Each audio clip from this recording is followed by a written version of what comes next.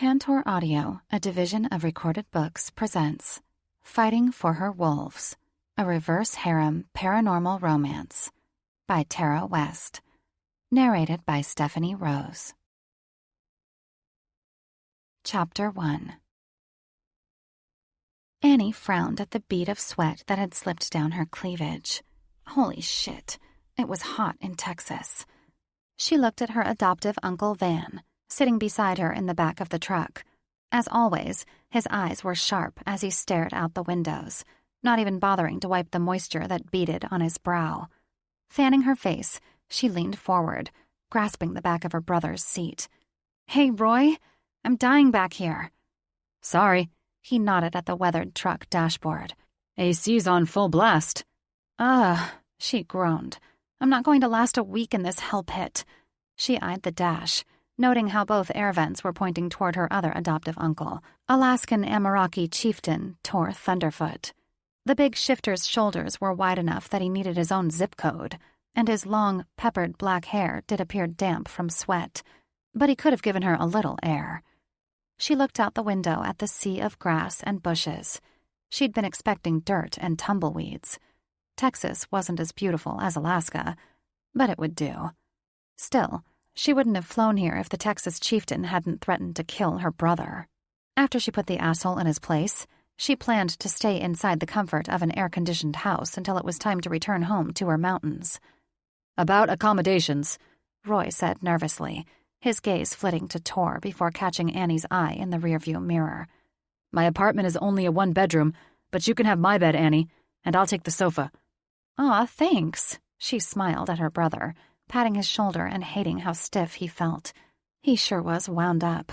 Then again, he was a brand-new federal agent, working as a liaison between the American government and the Ameraki species, and they had put him smack in the middle of a shifter civil war. Uncle Tor, who hadn't said more than 2 words since they'd disembarked from the plane, cleared his throat. "She's staying with us." When Roy's gaze darted to the grumpy shifter, Annie swore she heard him shart his pants. Though the cutting edge to Tor's voice had sliced through the air like a razor, she refused to be deterred. She hadn't seen her human half-brother in months. She wasn't about to pass up the opportunity to spend quality time with him. "Why can't I stay with Roy?" Instantly regretting the whine in her voice, she bit her lip when Tor turned and gave her a sharp look. "You know why, Annie." Damn. She turned up her chin, forcing herself to sound calm. "But I thought I was coming here to see him." Tor answered with a grunt, indicating the discussion was over. She got that the friction among the shifters in the Laredo tribe had caused a hostile environment, but this was their war, not hers. Tor had no reason to worry about her safety. Until the Alaskan tribe had discovered her and brought her to their reservation, she'd been living on her own. She loved being surrounded by her own kind, but she knew how to fend for herself, too. Folding her arms, she glared at the back of Tor's head, ignoring Van, the pack's tracker, when he chuckled. She shot him a glare. Though he was smaller than Tor, there was something more feral about him. It probably had something to do with his sharper canines and the way he could look at her as if he was looking through her. He unnerved her, though she wasn't about to show it. She held his gaze until Roy hit a pothole, forcing her to look away. At least she pretended she'd been forced. Resigned to her fate of death by boredom, she cracked the window, hoping the breeze would cool her. She sniffed the air, surprised when she caught the scent of something familiar, a musky smell more tantalizing than fresh-baked chocolate brownies. She sniffed again, the smell tickling her senses before disappearing. Strange. What was that? And how could she get more of it? She vigorously rolled down the window, stuck her head out, and swore when she could no longer smell that delicious scent. Whimpering her sorrow, she hung out of the truck, panting while her heart raced and her libido cried more, more, more. She gasped when she was jerked back by a strong hand, barking and snapping at Van to let her go. The fine lines framing his eyes deepened. "What the hell?" Her chest heaved like she'd been running a marathon, and for a moment, she forgot where she was or what she'd been doing.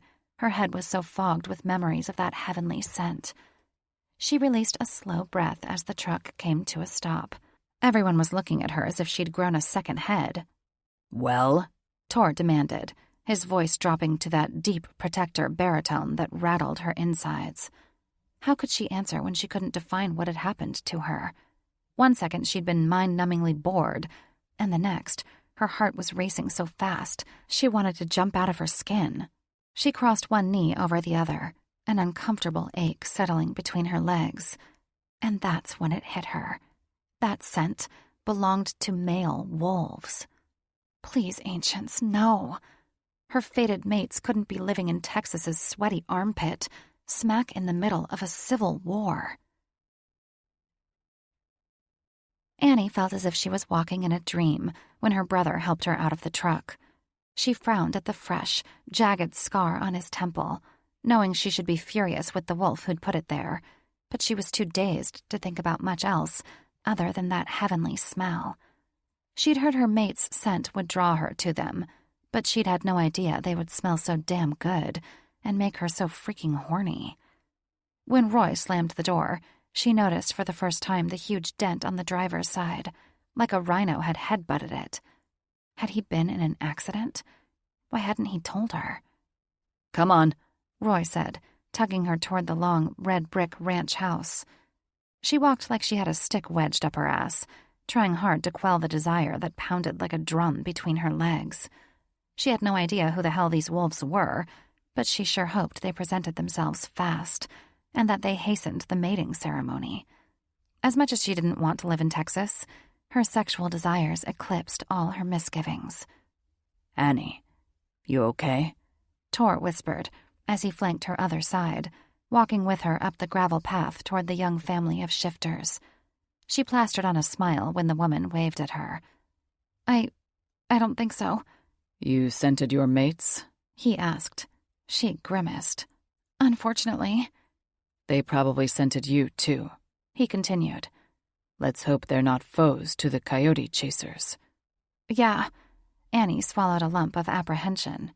She'd been so distracted by her libido, she hadn't even thought of that. The coyote chasers were the pack that had basically usurped the old chieftain. She and her uncles would also be staying with the coyote chasers during their visit. "Why didn't you tell me you found your mates?" Roy hissed. "I did," she snapped. "Why else do shifters try to crawl out of moving trucks with their tongues hanging out?" Before he could answer her, a broad-shouldered man with a mop of dark hair and skin the hue of rich Texas soil, whom Annie assumed to be the coyote chaser chieftain, called to them from the porch. "Welcome, Chieftain Thunderfoot and family." He descended the porch steps, looking pained, as if he'd returned home from war. Behind him were his 3 brothers, all similar in complexion, with tight lines framing their eyes. Even the Gamma had a haggard look. She wondered if Amara had been mistaken when she'd told Annie her aunt and uncles were in their 30s and 40s. They looked to be in their 50s. Their 4 sons, all with the same coloring as their fathers, stood behind them, chins held high and far too controlled for children. The oldest couldn't have been more than 13. Tor surged ahead of Annie and met the large alpha halfway up the porch steps. "Chieftain Coyote Chaser." Annie noted how the coyote chaser alpha stood 1 step below Tor, a sign of deference to the older chieftain. They shook hands, clapping each other's backs. "Call me Caesar," the coyote chaser alpha said, and nodded to the family gathered behind him. "My brothers, Alejandro, Ben, and Andre. And this is our mate, Iana." Iana, who had a little girl balanced on her hip, offered Annie a warm smile. Iana looked very much like an older version of Amara, a pretty blonde with dazzling silver blue eyes. Tor grunted, gesturing behind him. "My brother Van, and our niece, Annie." Annie was nervous when all eyes turned to her. She forced a smile, feeling heat creep into her cheeks, when Tor shot her a dark look. "Stay out of their heads," his warning reverberated in her mind. Annie wasn't sure how, but Tor always knew when she was reading minds, and he'd made it clear on more than one occasion that he didn't appreciate her magical gift of telepathy. Doing her best to block their thoughts, she waved, her feet rooted to the spot as she clung to her brother. "So nice to meet you all." Iana came down the steps, carrying her little girl with large hazel eyes and her father's dark hair and complexion. "Annie," she said in a thick Romanian accent, "my niece, Amara, has told me so much about you." "Oh," Annie bit her lip, then backed up a step as Iana approached, fearing the shifter would smell her heat. "Is something wrong?" Iana stopped, frowning. "You don't look well." She didn't know what to say. Her brain had been porridge ever since the incident in the truck. Tor scowled. "She scented her mates on the way here." "Oh?" Iana narrowed her eyes, plastering on a smile. "Where did you smell them?" "We'd just crossed onto Amaraki land," Tor said. "Far east side." Annie's heart hit her stomach when the coyote chasers' faces fell like dominoes. Chieftain Caesar dragged a hand down his face. "Vidar's side of the reservation." Annie struggled to speak past the ball of nervous tension clogging her throat. "Is that bad?" Caesar shared dark looks with his brothers. "Vidar was our chieftain before the split. Actually, his brother, Hodder, was, but he was killed 12 years ago." "Killed?" She clung tighter to Roy, her knees turning to jelly. "How?" "Shot by drug smugglers crossing the border," Caesar answered. Her hands flew to her mouth. "Oh no!" When Roy wrapped an arm around her shoulders, she pressed into him. She'd always considered herself a strong, independent wolf, but she clung to her human half-brother like a lifeline. Why had the ancients thought to pair her with Texas wolves in the middle of a civil war? Caesar scratched the back of his head, looking uncomfortable. "Are you sure it was on the east side?" Tor's face was a mask of stone. "Positive." Caesar crossed his arms, giving Annie an assessing look that made her want to crawl out of her skin. "Then let us pray to the ancients. Annie didn't send Vidar's sons." Iana turned to him. "It has to be them. None of Vidar's other followers are of age." "What's wrong with Vidar?" Annie blurted, then felt stupid for asking. Roy had already told her the old chieftain had attacked him and told him on many occasions he wanted to kill all humans. "He's gone mad." Caesar shook his head. "He's the reason we had to split." "But what happened?" "Long story." Caesar grimaced. "If I were you, Tor, I'd take her back to Alaska before they catch her scent." "But I just got here," she cried. "Good idea." Tor jetted a finger at Roy's truck. "Get back in, Annie." She crossed her arms, leveling Tor with a glare. "Seriously?" She wasn't leaving until she knew Roy was safe. Also, she couldn't help herself. She wanted to meet her mates, even if their dad was nuts. "Fuck me." Annie flinched when Caesar swore, his eyes narrowing on something behind her. Collective swearing and grumbling ensued as the coyote chasers grabbed shotguns from inside the house. Holy shit. She spun around, dread settling like a lead brick in her gut, and saw an old blue truck barreling down the winding dirt road leading to the ranch house. What's wrong?" she stammered, but she knew. Her mates were coming. Roy threw up his hands and rolled his eyes. "Here we go again." He brushed open his suit jacket and settled a hand on the gun at his hip. Her heart hammered. "What are you doing?" Shadows fell across Roy's features. "These wolves are dangerous." "Iana!" Caesar boomed, raising his shotgun. "Take Annie and the kids inside." Annie held her ground, shrugging off Iana when she grabbed her shoulder. "I'm not going anywhere," she glowered at Caesar. "Why do you need guns?" "Because they'll have guns," he said. "They always have guns." Tor pointed at the house, his voice dropping to an omnibus rumble. "Go inside, Annie." She raised her chin, refusing to be intimidated when his eyes flashed a blinding gold. "And let them think the coyote chasers are holding me against my will?" Tor swore and shared a look with Caesar. Caesar nodded to his mate and children, who disappeared inside. His 2 younger brothers guarded the door, shotguns raised, while the other alpha joined Caesar on the gravel driveway. She faced the truck when it screeched to a halt and 4 men jumped out. She thought her knees would buckle when they gave her feral looks. One word popped into her head. Mine. The one she assumed was Head Alpha, broad-shouldered and tall, with sun-kissed skin and dark, shoulder-length hair, aimed a shotgun at Caesar's chest. Give us our mate. He didn't flinch.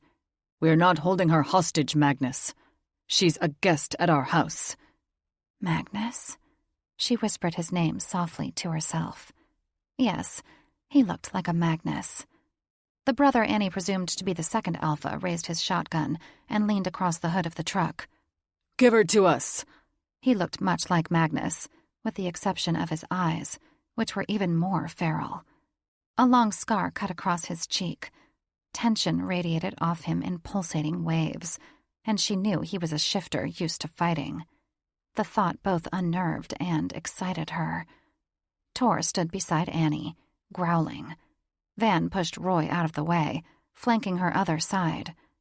Lower your weapon, Rain. Caesar boomed at the second Alpha. We will when you release her.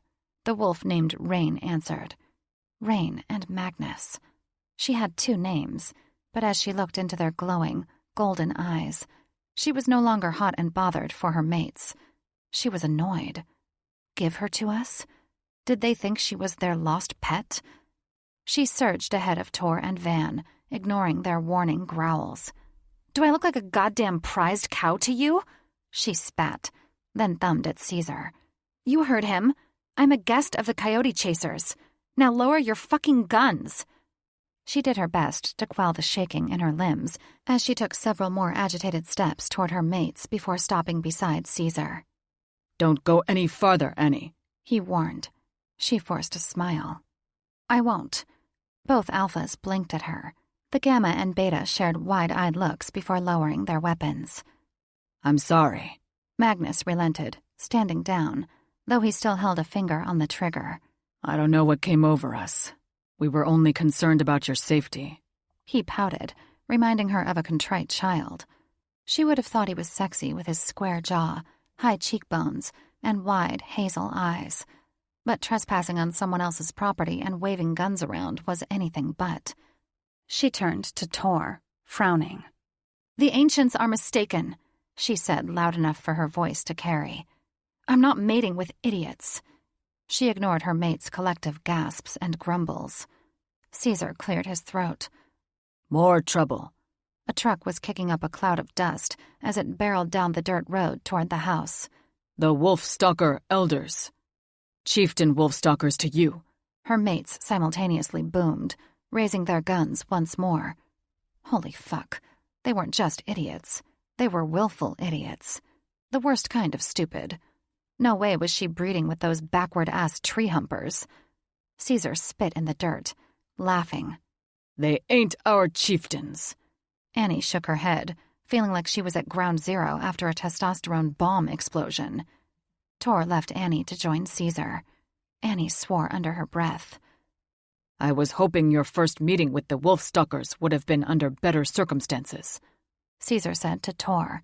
After the truck screeched to a halt, 3 men stumbled out. They barely resembled their sons, having long, scraggly hair and distended beer guts. One of them had an eye patch and dragged his leg as he walked. What in the devil's name is going on?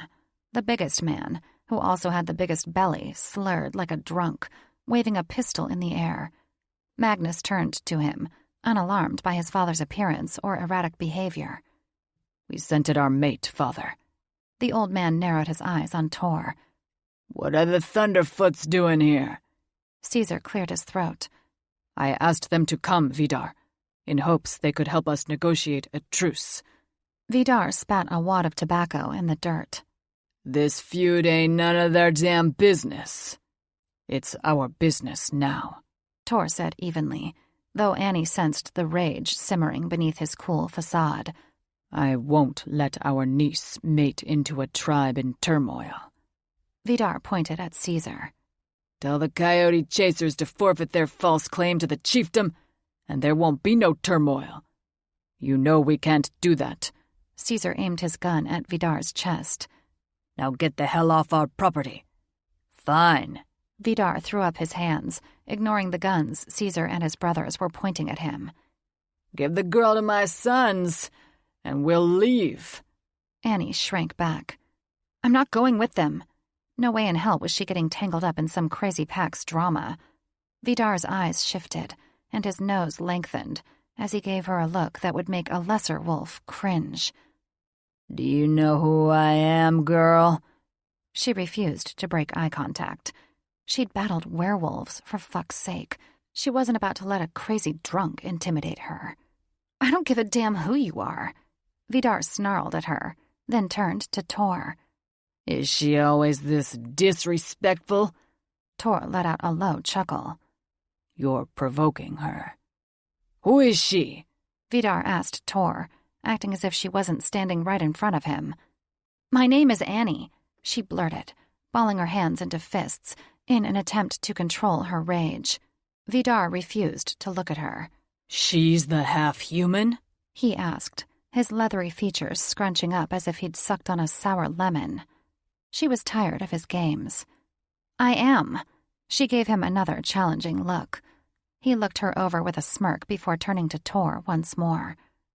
Does her human blood make her weak?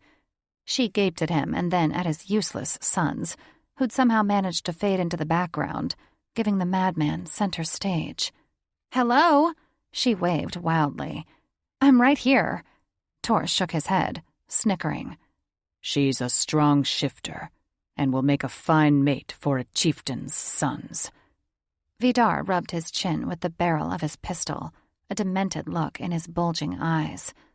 That is yet to be determined. I beg your pardon, she snapped, a wave of anger flushing her face. I'm a daughter of the ancients. Vidar shot Tor a pointed look. Is this true? Wow. Could the guy be any more of a chauvinist asshole? Tor nodded. She is their daughter. Our ancient Gamma mated with her mother. Interesting. Vidar flashed a grin. Come, boys, he said to his 4 slack-jawed sons.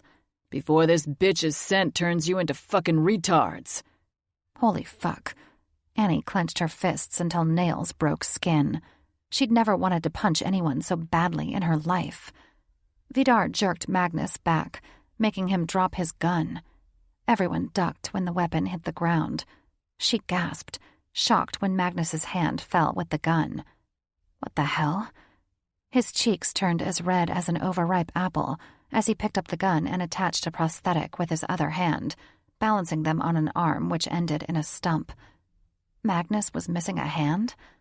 He turned away, eyes downcast, and threw the weapon and fake hand in the back of his truck. He climbed inside, followed by his brothers. They looked like naughty children who'd been caught pilfering the cookie jar. Balancing his stump on the steering wheel, Magnus backed out of the driveway, his cheeks still pink, and he tore off behind Vidar's truck without a backward glance.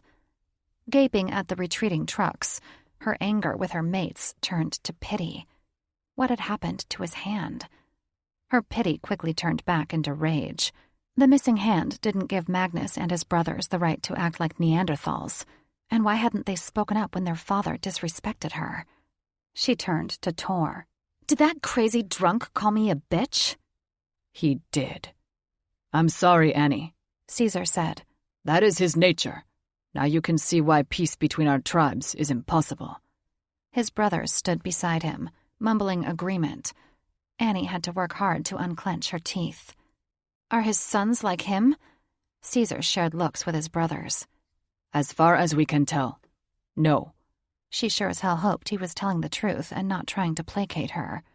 Squaring her shoulders, she watched the trucks turn onto the main road. They'd better not be, or I'm ripping off their balls and shoving them down their throats. Annie stared at her food and then glanced down the long table, made out of what appeared to be an old barn door. It accommodated the coyote chasers, their children, and their guests. The spread was amazing. Platters of steaming barbecue, pickled vegetables, tamales, and cornbread, as well as jugs of homemade tequila Caesar promised would burn their eyebrows off, were scattered across the table. After Roy, Tor, and Van spluttered and coughed on the fire brew, she refused a drink. She was too upset to eat much. She felt bad because the coyote chasers had worked so hard on the meal. She pulled a thin layer of cornmeal off the tamale husk and chewed. Texan food was delicious. She could definitely get used to tamales and brisket. Then again, she was going to have to if she mated with the wolfstalkers. She set down the empty husk and pushed away her plate. Iana balanced her daughter on one knee and placed a hand on hers. "Are you okay?" She frowned at the cornmeal crumbs by her plate. "My fathers chose fools for my mates." Legend was that the ancients were the ones who paired up wolf packs with their mates. "I'm sure they have their reasons," Iana soothed. She spoke around the lump of sorrow and fear wedged in her throat. What if they grow up to be like him? When Iana looked away, she wasn't reassured. Their head alpha, Hodder, was a fair and wise leader, Caesar said, and stabbed a piece of meat. Well, that was promising. Maybe her mates would turn out to be more like him. "And you said he was killed by drug smugglers?" Caesar nodded, his expression grim as he and his brothers set down their silverware. "We had a tradition among the Texan Ameraki. When young wolves first shift, they run the canyon with their parents." She shared curious looks with her brother. "You had the tradition? So you don't do it anymore?" "No, it's too dangerous. When Magnus first shifted, his alpha and gamma fathers and mother took him to the canyon. They stumbled upon drug smugglers. They were shot. Magnus and his gamma father, Sammy, were injured. Hodder and their mates were killed." Well, shit. The food soured in her stomach. "Is that how Magnus lost his hand and why Sammy has a limp and eye patch?" she asked. "Yes." The lines framing his eyes deepened. "Sammy's injuries go deeper. He hasn't been able to shift since that day." Alejandro, the coyote chaser's second alpha, shot his brother a scowl. "He turned into an incompetent drunk." Caesar let out a groan. "All the remaining Wolfstalker elders did." "What's worse is Vidar blames Magnus for their deaths," Iana added. The look of pity in Iana's eyes filled Annie with a mixture of shame and sorrow. Alphas weren't supposed to be pitied, especially not those destined to become chieftains. "What did Magnus do?" she asked, and held her breath, afraid to know the answer. Caesar shrugged. "Not enough, apparently, and Vidar has never forgiven him." "But wasn't he just a kid?" "He'd only just learned to shift." Caesar's expression hardened. "But Vidar still blames him for not doing enough to protect his mother." "He lost his goddamn hand!" She pounded the table, apologizing when Iana and her young daughter flinched. "I know," Alejandro said. "What's worse is that Vidar also blames all humans for his mate's death." "All humans?" Moisture evaporated from her throat. Roy laughed nervously and tossed back another shot of homemade tequila. "He's not too fond of us. He'd tried to cut ties to the American government," Caesar added. "How?" Annie asked. Caesar poured a splash of tequila into his shot glass and gazed at the amber liquid. "He ordered the betas serving in the army to abandon their posts." "Seriously?" She looked at Roy for confirmation and was dismayed when he nodded. "That's desertion." "I know," Caesar said. "Most of them refused to heed his orders." She eyed Caesar intently. "Then what happened?" He made a spluttering noise. "He tried to banish the betas who refused to follow his orders. There was no way we were standing by while our brother was banished." Alejandro nodded to his beta brother, who remained stoically silent. "We ordered an emergency meeting. About 2/3 of our tribe sided with us and elected us as the new chieftains." Tor grimaced. "I take it Vidar didn't handle that well. Every day there is some new drama." Caesar grumbled. "Packs are no longer allowed to split up. The Wolfstalkers have cornered smaller packs and beat them to bloody pulps. They've driven away the last 2 government liaisons. We went without a liaison for 6 months while we waited for Agent Miller." Roy laughed. his gaze nervously flitting about the table. Now we know why they sped up my training. You've handled your assignment better than men twice your age, Caesar said. We appreciate you sticking with us this long, even after Vidar tried to kill you. Annie laid a hand on Roy's arm. What did he do? That dent in my truck? He hung his head. That was him. Her hand flew to her throat. He ran into your truck? Yeah, with his fist. Roy wiped a bead of sweat off his brow with a trembling hand. He was in protector form. Obviously, Annie muttered. Alpha wolf shifters could transform into more than just wolves. They could also shift into giant Sasquatch beasts, standing 10 feet tall, with wide, barrel chests, and the power to rip out full-grown trees by their roots. Then what happened? All color drained from Roy's face. He jerked me out the window. I swear he was about to rip me in two, but Rain convinced him to let me go. She touched the scar on his forehead. Was that how you got that? Yeah. He shrugged. He'd shattered the window before he pulled me through it. Holy freaking ancients. Annie did not want to bond with that family. It didn't matter if his sons weren't like him. She didn't want to have to deal with a crazy father-in-law on a daily basis. I can't mate with them. Tor cleared his throat. I'll take you back to Alaska tomorrow. We can't do that. A growing migraine pounded the back of Annie's skull. Vidar tried to kill Roy. Roy stiffened. I can handle myself, Annie. He can crush you. He can pop off your head like you used to do to my dolls. All color drained from his face. What do you propose we do? Her gaze swept the table. If the ancients chose me for a reason, maybe it was to bring peace to the tribe. Caesar shared knowing looks with his family. There's no negotiating with Vidar. She already knew that. She didn't want to negotiate with that chauvinistic donkey-dong-sized douche nozzle. No, she clenched her hands to quell the tremors that made her heart race like a speeding train. But maybe I can negotiate with his sons. Again, the coyote chasers shared knowing looks. What? She asked Caesar. They're afraid of him. Caesar answered grimly. But, she cried frantically. Rain stood up to him when he tried to kill Roy. The table broke into a cacophony of noise. That one time, Caesar finally said.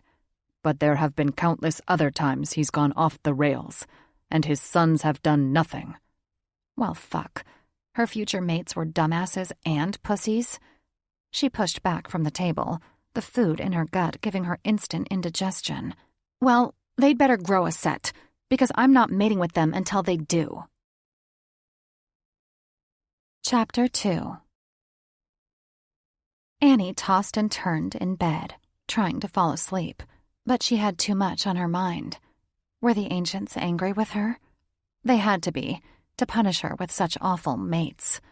She swiped away hot tears, wiping them on her pillow and cursing herself for crying. She'd survived the foster care system, rape attempts, and even ravenous werewolves. She could survive being mated to 4 idiots. Couldn't she? She didn't remember how or when she fell asleep, but surely she was dreaming. She found herself at the bottom of the most beautiful canyon, carved into a V with a waterfall splashing into a shimmery pond at the narrowest point. She sat on a rock ledge overlooking the water opposite the waterfall, smiling at her distorted reflection in the ripples. She gasped when a man's face showed up beside hers, but didn't jump to her feet and defend herself. She recognized his alluring scent and his handless shadow. Slowly, she turned to Magnus, saddened though not surprised by his frown. He held up the arm with the missing hand, and his thought projected into her head. I'm a useless protector. She stood and gently settled a hand on what used to be his wrist, now just a lump of angry, scarred skin covering misshapen bone. She searched his eyes, where flecks of gold, brown, and green swirled together like rare jewels. You are enough of a man for me, she squeezed, her heart clenching when he pulled away, tucking his arm behind him. I'll never be able to protect you like I should. He caressed her cheek with his knuckles. Love you like I should. You don't need 2 hands to love me. She grabbed his solitary hand and kissed the palm, her eyes fluttering as she looked up at him. You just need 1 heart.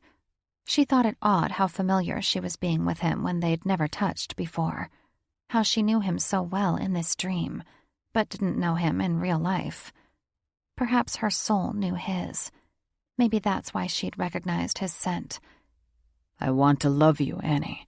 He spoke aloud, searching her face with a look akin to desperation, his irises swirling a blinding gold and back again. You don't know how badly. She pressed her hand to his chest, feeling the pounding of his heart beneath her palm. Then love me, she said with an urgent whisper. Don't overthink it, Magnus. Just love me. With a low growl, he dragged his fingers through her hair, skimming the back of her neck before tracing down her spine and cupping her ass. She shivered at his touch, instinctively wrapping her arms around his neck, sighing when his arms circled her waist. Her mouth sought his, pressing into his full lips with a groan, pleased when he opened his lips to her. She teased him with the tip of her tongue, clutching his collar like a lifeline while tasting his succulent essence. Great ancients, he tasted even better than he smelled. He deepened the kiss, then gently laid her across the rock. She cried out when his hand explored her chest, squeezing one breast before pinching the nipple into a hardened peak, then repeating the action on the other breast. She felt his frustration as he growled into her mouth. He wanted 2 hands to explore both breasts at once. Instead, he ripped open the buttons on her shirt, exposing her breasts to the elements. She arched her back while he rubbed one bare breast, then the other. The feel of his skin branding hers was so exquisite, so perfect. How could he think he wouldn't be able to please her?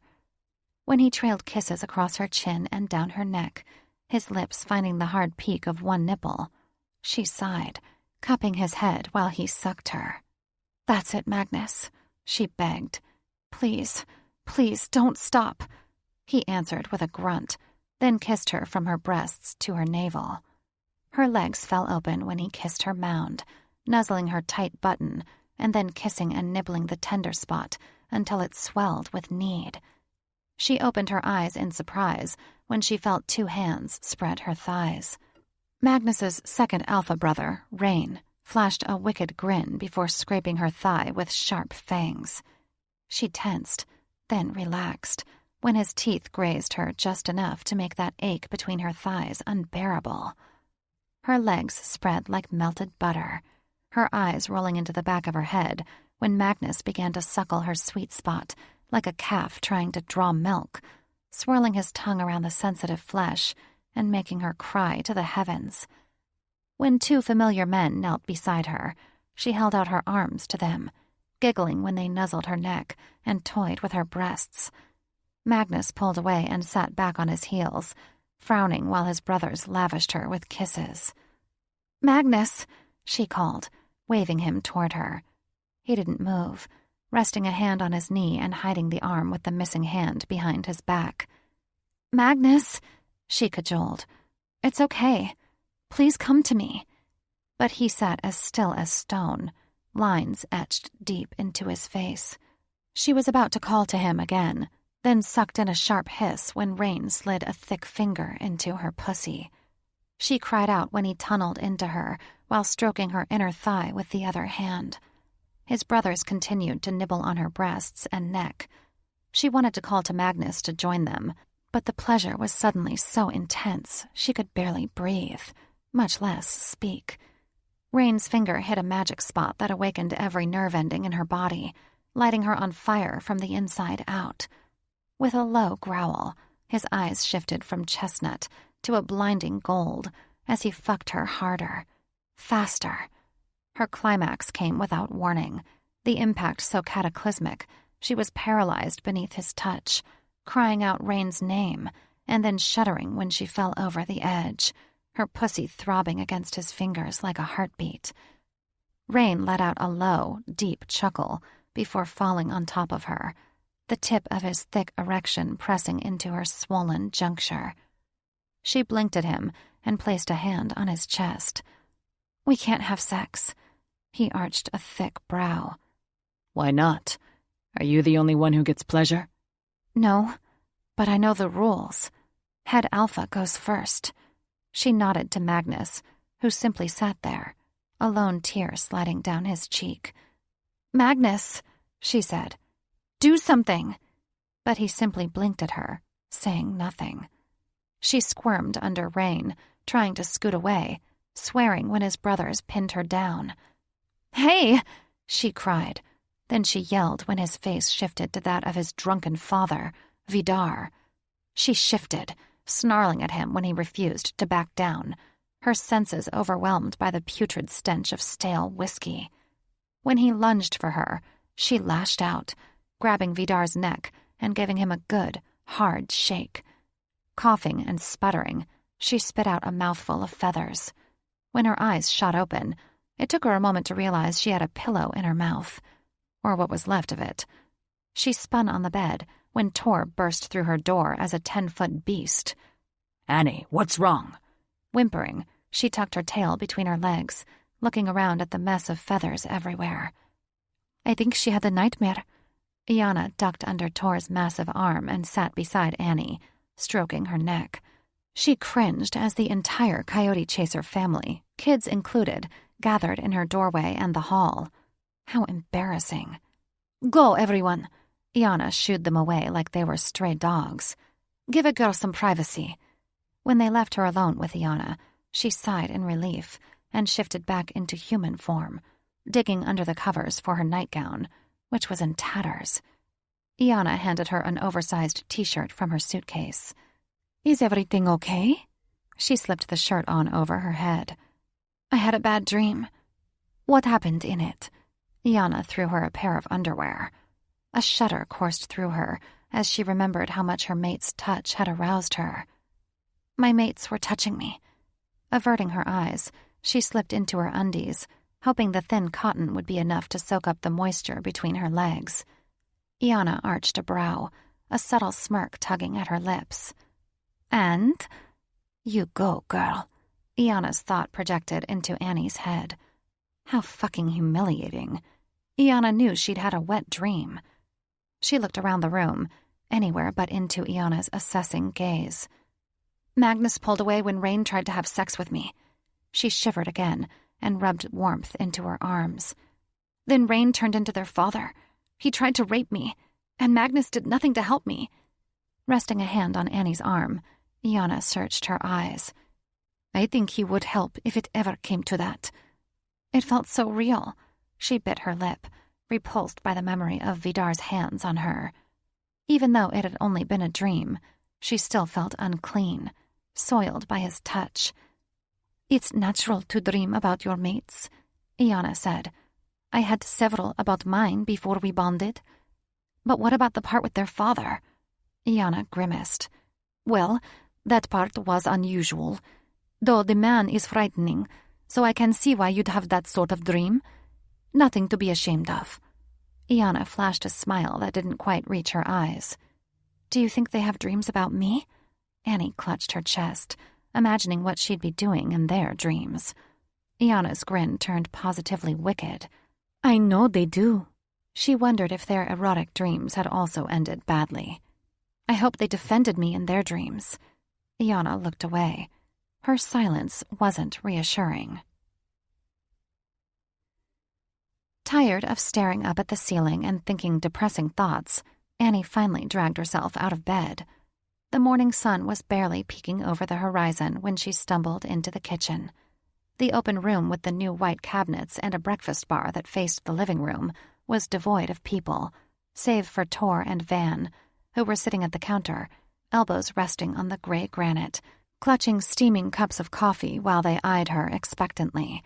Figured they'd be awake at the butt crack of dawn. She was beginning to wonder if they ever slept, or if they simply haunted her door, making sure the boogeyman didn't run off with her. She eyed the sofas where they'd spent the night. Their blankets were neatly folded on the edge of an armrest, their backpacks tucked away in a corner of the room. They'd hardly left a trace of their existence, while Annie had shredded her host's pillow, and woken everyone up in the middle of the night. "How did you sleep?" Tor asked. She shrugged, knowing full well they knew she'd had an erotic dream. There was nothing those two didn't know. Meh. Tor cleared his throat. "We've received word from the Wolfstalkers." Her breath caught in her throat, and she gaped at him like a deer caught in high beams. And? "We've been invited to dinner," Tor said without inflection. Her erratic heartbeat came to a grinding halt. When? Tor gave her a stony-eyed look. "Tonight." Annie stiffened. I'm not going over there. Van arched a brow. "You want to negotiate peace, don't you?" She crossed her arms, pent-up anger making her temples ache. I want better mates.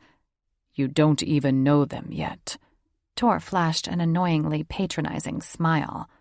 "You may like them once you get to know them." She fought the urge to roll her eyes. I doubt it. Tor's eyes narrowed to slits, and his voice dropped to a commanding rumble. "Dinner is at 8. 8? That was late. Not for her, but for a pack of drunks. If they were anything like her mother's boyfriends, the closer to nightfall it got, the worse their demons became. She wasn't looking forward to seeing Vidar at all, but the steely look Tor gave her made it hard for her to disobey. Fine. She threw up her hands. What do I do until then? "Roy will be here soon," Van said and took a long drink from his coffee. She glared at both of them, impatiently tapping her foot. But I'm not allowed to leave with him, right? Tor shook his head. "It's not safe." Not safe? Had he forgotten she'd killed a freaking werewolf? That she'd lived on her own for almost a year? Turning on her heel, she marched to her bedroom. "Where are you going?" Tor called. Back to bed, she called over her shoulder. Wake me up after the apocalypse. Though she'd wanted to slam the door, she feared the others in the house wouldn't appreciate being woken up by her tantrum. She needed alone time to regain her composure while she adjusted to the idea of dinner with her cowardly mates and their drunk, abusive father. What could possibly go wrong, other than Annie losing her cool and ripping Vidar's throat out? She flopped on the bed, mentally calculating the time difference between Texas and Alaska. Amara would be asleep and probably wouldn't appreciate a phone call, though she really needed someone to talk to. At the very least, she wanted to hear her dog Mako's sweet bark. How she missed him and wished she could have taken him with her to Texas. If she did end up mating with the Wolfstalkers, she'd send for him. She couldn't live in Texas without him. But she was getting ahead of herself. No way in hell was she mating with the Wolfstalkers until they learned to stand up to their father, until they proved themselves worthy of her. She looked at the ceiling through a misty haze. What if they didn't stand up to him? Or worse, what if they turned out to be just like him? She couldn't possibly mate with them if that was the case, which meant she would be destined to live as a lone wolf. How positively depressing. Annie sat on the porch swing, sipping a cold soda and watching the cows roam across the expansive field, munching grass. Beside her, Roy palmed a can of beer, looking like he had a lot on his mind. She thought about prying, but knew it was wrong. She had never found the right time to tell Roy about her mind-reading capabilities, so popping into his head would be worse than spying. Roy had to get the words out on his own. Finally, he cleared his throat. "I looked her up." She froze. Who? He grimaced. "You know who." Her shoulders sagged. Of course she did. She gave him an expectant look. And? His voice was flat. "She married a rich old man twice her age." What?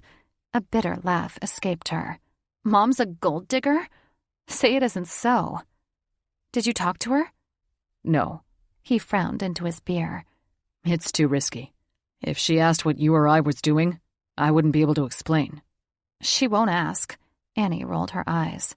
She doesn't care. A knife of rejection twisted in her heart at the mere thought of the woman who'd abandoned them, forcing them into foster care. "She had to leave." Roy's voice rose, and his cheeks reddened. She and Dad had a loveless marriage even before Dad's accident.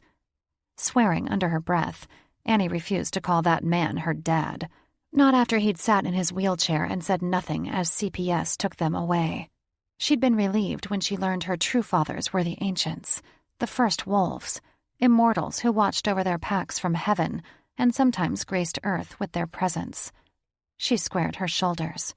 First off, he's your dad, not mine. Second, she could have taken us with her. Roy's face fell. That's cold, Annie. He thought you were his child. He loved you like you were his. That was a lie. He'd loved nobody. His only purpose in life was to pop pills and feel sorry for himself, even though it was his bad karma that put him in the wheelchair. After her grandparents died, he'd taken her cousin Amara's inheritance on the grounds that he was to raise her. Instead, he left her with her abusive, druggy mom, and then turned his back on her when she was forced into foster care. The ancients had punished him for his selfishness. Amara told her that the car crash that had left him paralyzed had been no accident.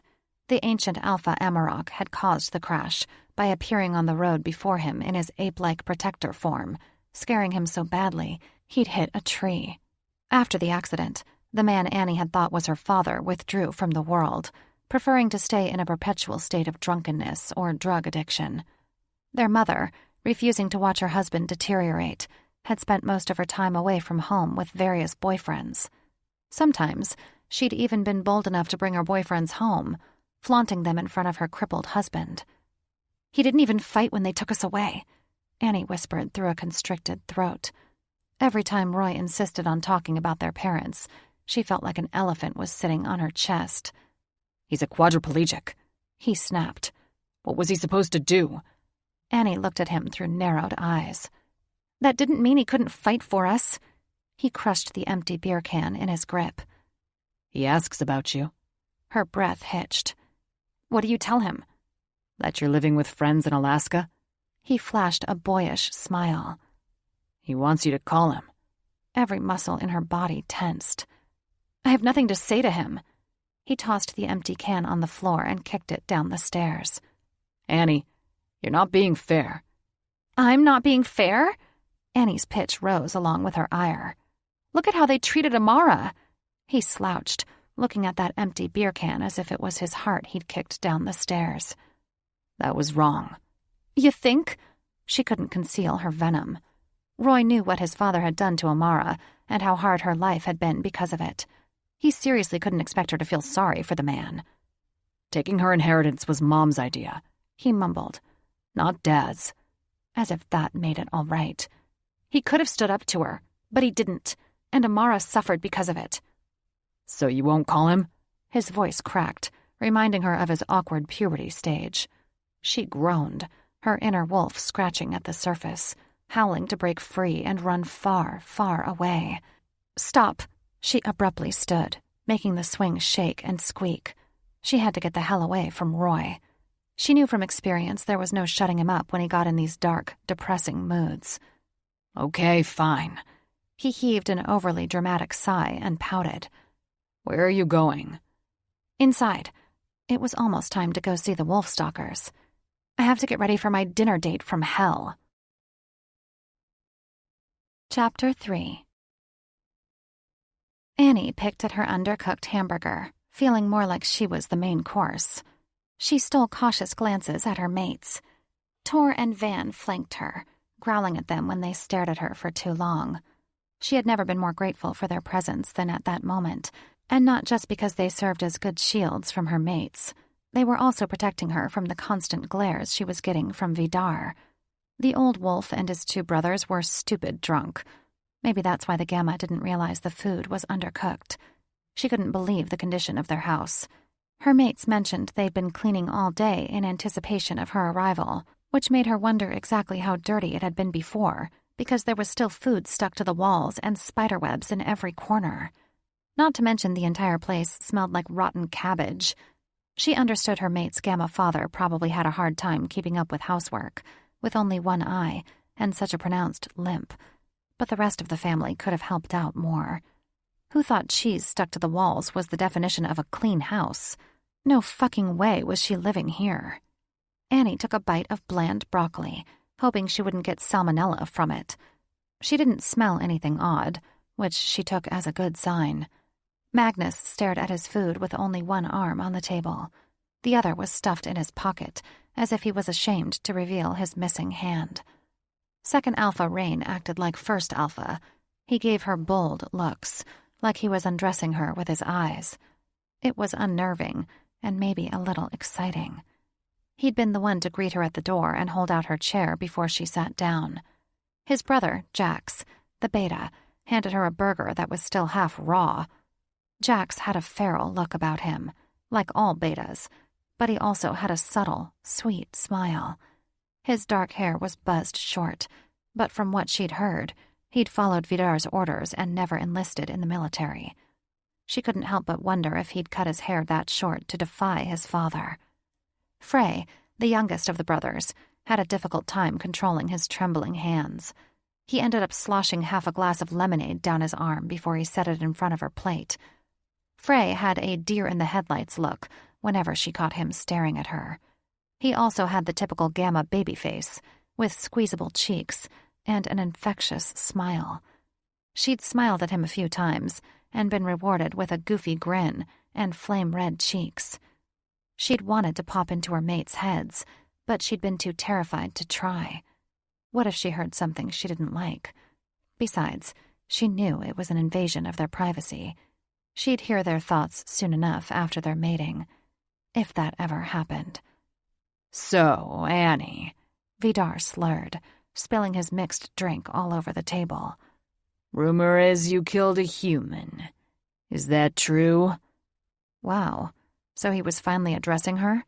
He hadn't said 2 words to her since she'd sat at the table, and now he wanted to talk about the time she was forced to defend herself against a rapist?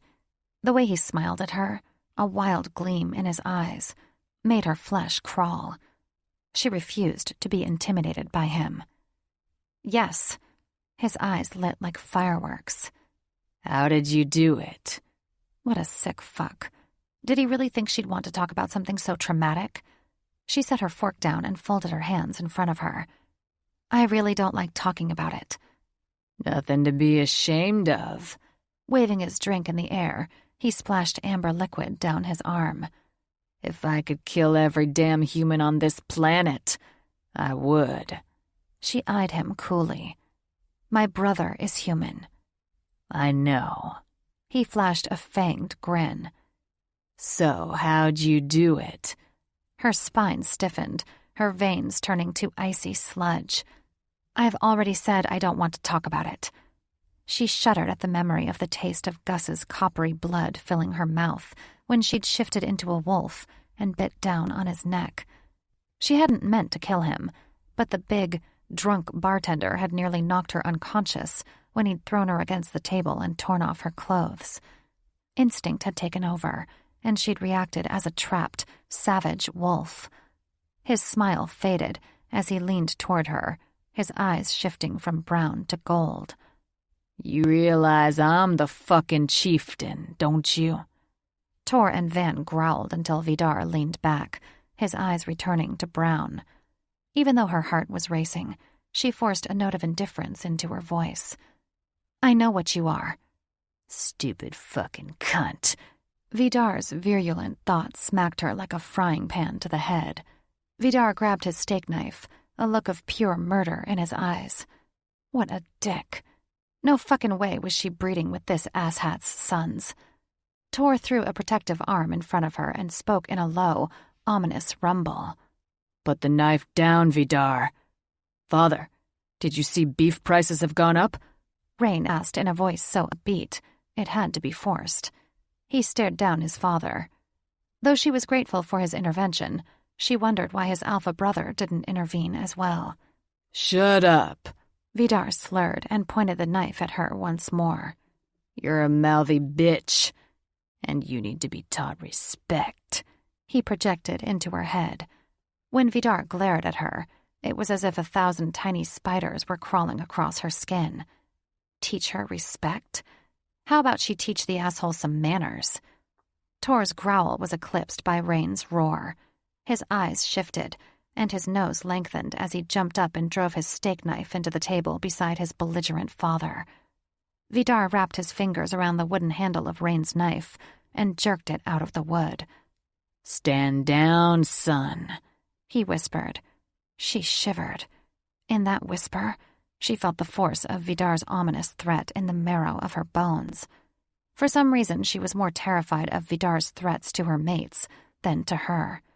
The hair stood up on the back of her neck, and her protective instinct roared to life.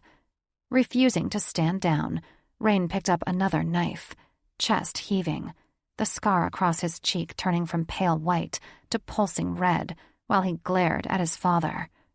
When Vidar pushed back his chair, Annie knew she had to act. "I ripped his goddamn throat out." She jumped up, pointing her fork at Vidar's chest. "Call me a bitch again, and I'll show you how I did it." Vidar's red-rimmed eyes turned murderous. He picked up a fork and snapped it in two. Tor and Van stood, too, flanking her with steely expressions. Holy shit.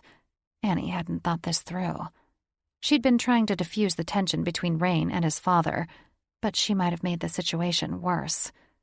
Vidar gazed at her for a long, tense moment, his drunken brothers stumbling to their feet, clutching their knives as well. Rain's brothers got up, though Magnus was the last to stand, hanging back and warily eyeing his family. Annie clutched her fork like a lifeline, tension a knot in her gut. The testosterone in the room reached an all-time high. Every wolf shifter was growling, and she had no idea how to get Vidar to back down. Despite her nervousness, she narrowed her eyes at Vidar and read his thoughts. "Goddamn bitch. She'll turn them against me if I'm not careful." So he was scared of losing his son's loyalty. Good. She refused to break eye contact and let him intimidate her. He did something unexpected. He tossed back his head and let out a hearty laugh. Whatever was so funny, she had no idea. Vidar's thoughts hit her like a gust of wind, nearly knocking her back. He had many thoughts at once, and they were too jumbled to make sense. That's when she realized he was beyond batshit crazy. He let out a chuckle so deep, it reverberated through her bones. Losing control of the knife, he bent over, clutching the table. His brothers soon joined in while everyone else stared at him as if he'd lost his fucking mind. After wiping moisture from his eyes, he pointed at Annie. "She's got bigger balls than my son's. They're going to have a hell of a time taming her." Anger flushed her cheeks. "Nobody's taming me," she said through clenched teeth. "You think so?" The words rang with humor and condescension, making the wolf inside her want to snap him in half. Still holding the fork, she crossed her arms. "I know so." She knew his bout of manic laughter was a way to diffuse the tension, and she should have followed his lead if she wanted peace between her mates and their fathers. But she couldn't help herself. It suddenly dawned on her that she hated the man more than any of the sleazy boyfriends her mother had paraded in front of the family, while her father said nothing from his wheelchair. Rain lowered his weapon, clearing his throat. "Annie, would you like us to show you around the ranch?"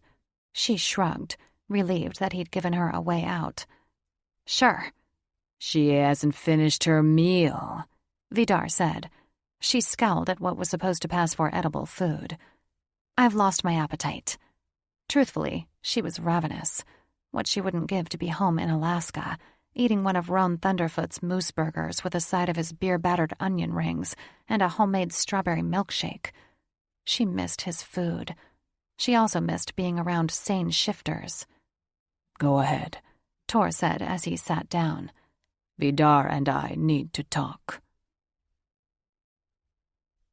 The ranch was in the same condition as the house. Fences needed mending, and the barn was full of holes, making it look like a big red block of Swiss cheese. Annie didn't have much, but she took pride in what little she did have. She understood the fathers were drunks, but couldn't their sons have repaired things? Noting how Magnus trailed behind them like he was the pack leper, she kept her distance from the other three brothers as they showed her a field with several dozen grazing cows. At least their livestock appeared to be healthy. She cast several wary glances over her shoulder, noting how Magnus always looked away, keeping his stump stuffed in his front pocket. What was wrong with him? Was he that self-conscious over his missing hand? Or was it something more? And why the hell had he let Rain do all the heavy lifting with their father? Wasn't he supposed to be head alpha? His inaction meant he didn't care, or he was a chicken shit. Either way, it didn't bode well for her. "Did you want to see the stables?" She blinked up at Rain, who motioned to an old, dilapidated building that looked like it should have been condemned. "Or maybe the barn," the beta named Jax said, a smile tugging at his mouth. "We've been rebuilding a '65 Chevy." Twice now he's called me a bitch. She glared at them, including Magnus. Jax thumbed at his second alpha. "Rain stood up for you." Crossing her arms, she focused on Magnus, who leaned against the fence, staring out at the field as if she didn't exist. "Not enough." Frey cleared his throat, voice shaking like wobbly glass. "We'll talk to him later." "Not enough." Rain threw up his hands and shared a hopeless look with his younger brothers. "What is enough?" "You're men," she spat, poking Magnus's side while brushing past him. "You figure it out." Anger fueling her movements, she strode to their rental truck. Magnus hadn't even grunted when she'd jabbed him. What the fuck was wrong with him? She'd just reached the truck when a strong hand spun her around. She blinked up at Rain. "There's something you need to know about our dad," he said. "He's a major fucking asshole," she snapped. The frown lines around his eyes made him look far older than mid-20s. She briefly remembered him telling her at the table that he was 25, and Magnus was 26. Jax had just celebrated his 23rd birthday, and Frey was 22, 2 years older than her. They were hardly boys, so what was the problem? Releasing a slow breath, Jax said, "Yeah, he's an asshole, but he wasn't always this way. He's been like this since our mother and father were killed." "That's no excuse." Rain held out both hands in an apologetic gesture. "We're sorry for his behavior. He's not usually this bad, but he's been drinking." Seriously? As if that was an excuse for poor behavior? Disappointment in her mates widened a hole in her heart. "You need to quit making excuses for him." Jax frowned. "We're not making excuses." "You are." She lunged toward him, poking his chest. "You can call a monster by another name, but he's still a monster." Eyes widening, Jax stared down at the spot where she'd jabbed him, a hurt look in his eyes, as if she'd just shot him through the heart with an arrow. "What are you doing?" Rain asked as she climbed into the back seat. "Waiting for my uncles to come out." "Don't you want to see the ranch?" "Not really." She scowled at Magnus, who'd stayed by the fence. He was still gazing at those cows as if in a trance. He didn't give a damn about her. "I won't be mating with you, so it doesn't matter." She angrily wiped away a tear while the sun set behind a copse of oak trees. "What do you mean you won't be mating with us?" Rain cried urgently. "Do you honestly think I want to marry into this family? Bring up kids in the middle of a civil war?" "It won't turn into a civil war," Rain said. "Our father will cool down." "Yeah, he does this from time to time." Jax's smile appeared forced. "The tribe will make up." She pulled back her shoulders, more resolved than ever to put distance between her and these pathetic shifters. "They should have never split." Rain dragged a hand through his hair. "You're right, but the coyote chasers—" "Make better leaders than your dad. Isn't it obvious that your father is out of his fucking mind?"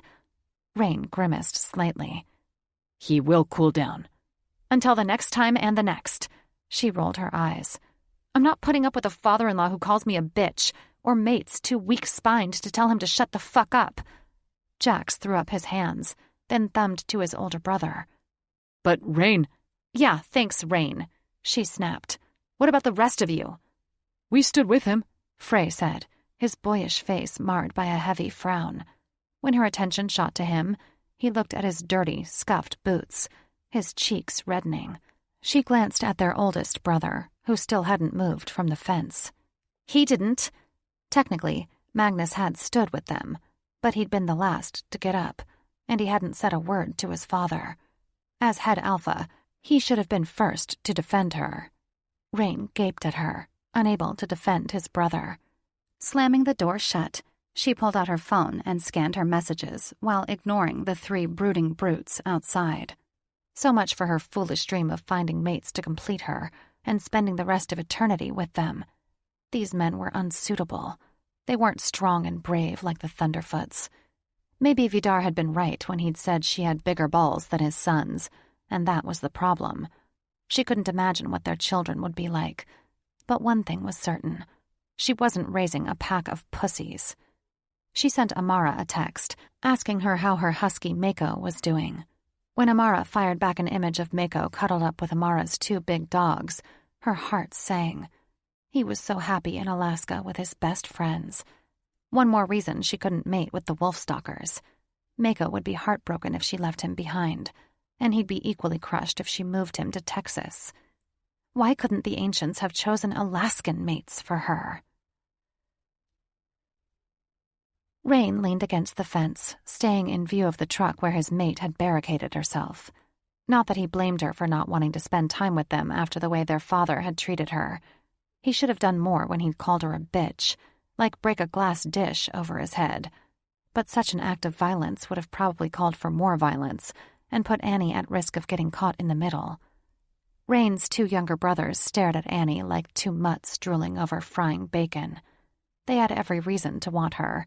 She was a beauty, with long, smooth hair the color of midnight, alabaster skin, and bright blue eyes.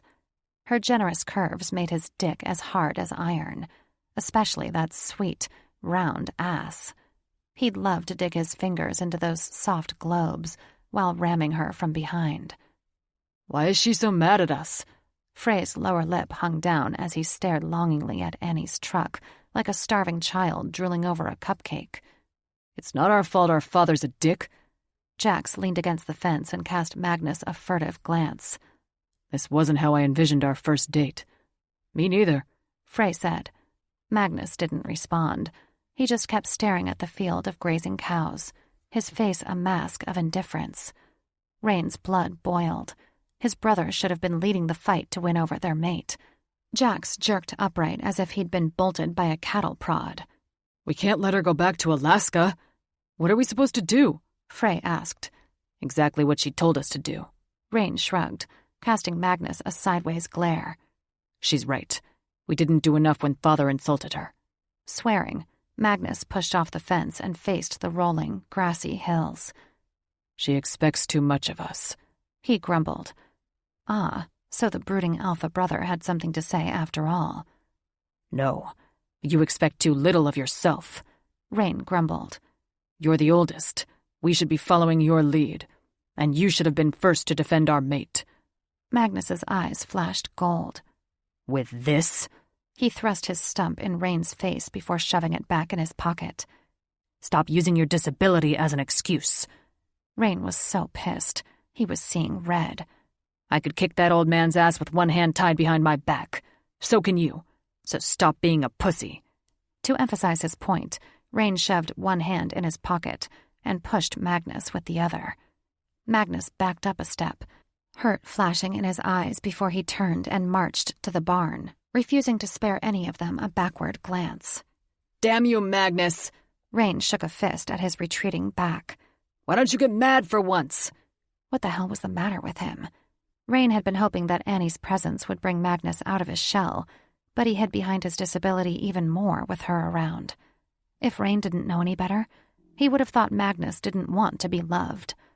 Don't fuck this up for us, he hollered, and a moment later Magnus slammed the rusty doors shut. Rain started to go after him, but Jax latched onto him. Leave him alone. I can't. Rain shook him off. Don't you see we need Magnus on our side? He won't help us until he's ready. We can't do it without him. He scowled at Annie's truck. Stay here and keep an eye on her. Then he marched to the barn with purposeful strides. Throwing open the door, he waited a moment while his eyes adjusted to the dim light. Magnus was at the workbench, slamming tools around while tearing apart an old carburetor. Feeling Magnus's tension radiating across the dirt floor, Rain approached his brother cautiously. We can't stand up to father without you. Crashing a wrench on the counter, Magnus looked up at him with blazing eyes. What good do you think it will do? He called our maid a bitch. We can't let that slide. Magnus let out a bitter laugh, tapping his head with the end of a screwdriver. You don't think his words are burning a hole through my skull right now? Something about the hopeless look in Magnus's eyes made Rain's anger deflate like a popped balloon. She thinks we're cowards. The creases in Magnus's brow deepened. Maybe she's right. Damn you. How could his brother be so apathetic? Get mad at that asshole for once. You think I'm not mad as hell? Magnus roared, punching the wooden bench and creating a fist-sized hole. Every time I stand up to him, he just reminds me of what I am. Half a wolf. He gazed at the damage Magnus had done. Their fathers had destroyed everything else they owned, but Rain and Jax had spent days building and sanding that bench. Was it too much to expect one thing in this shithole to stay intact?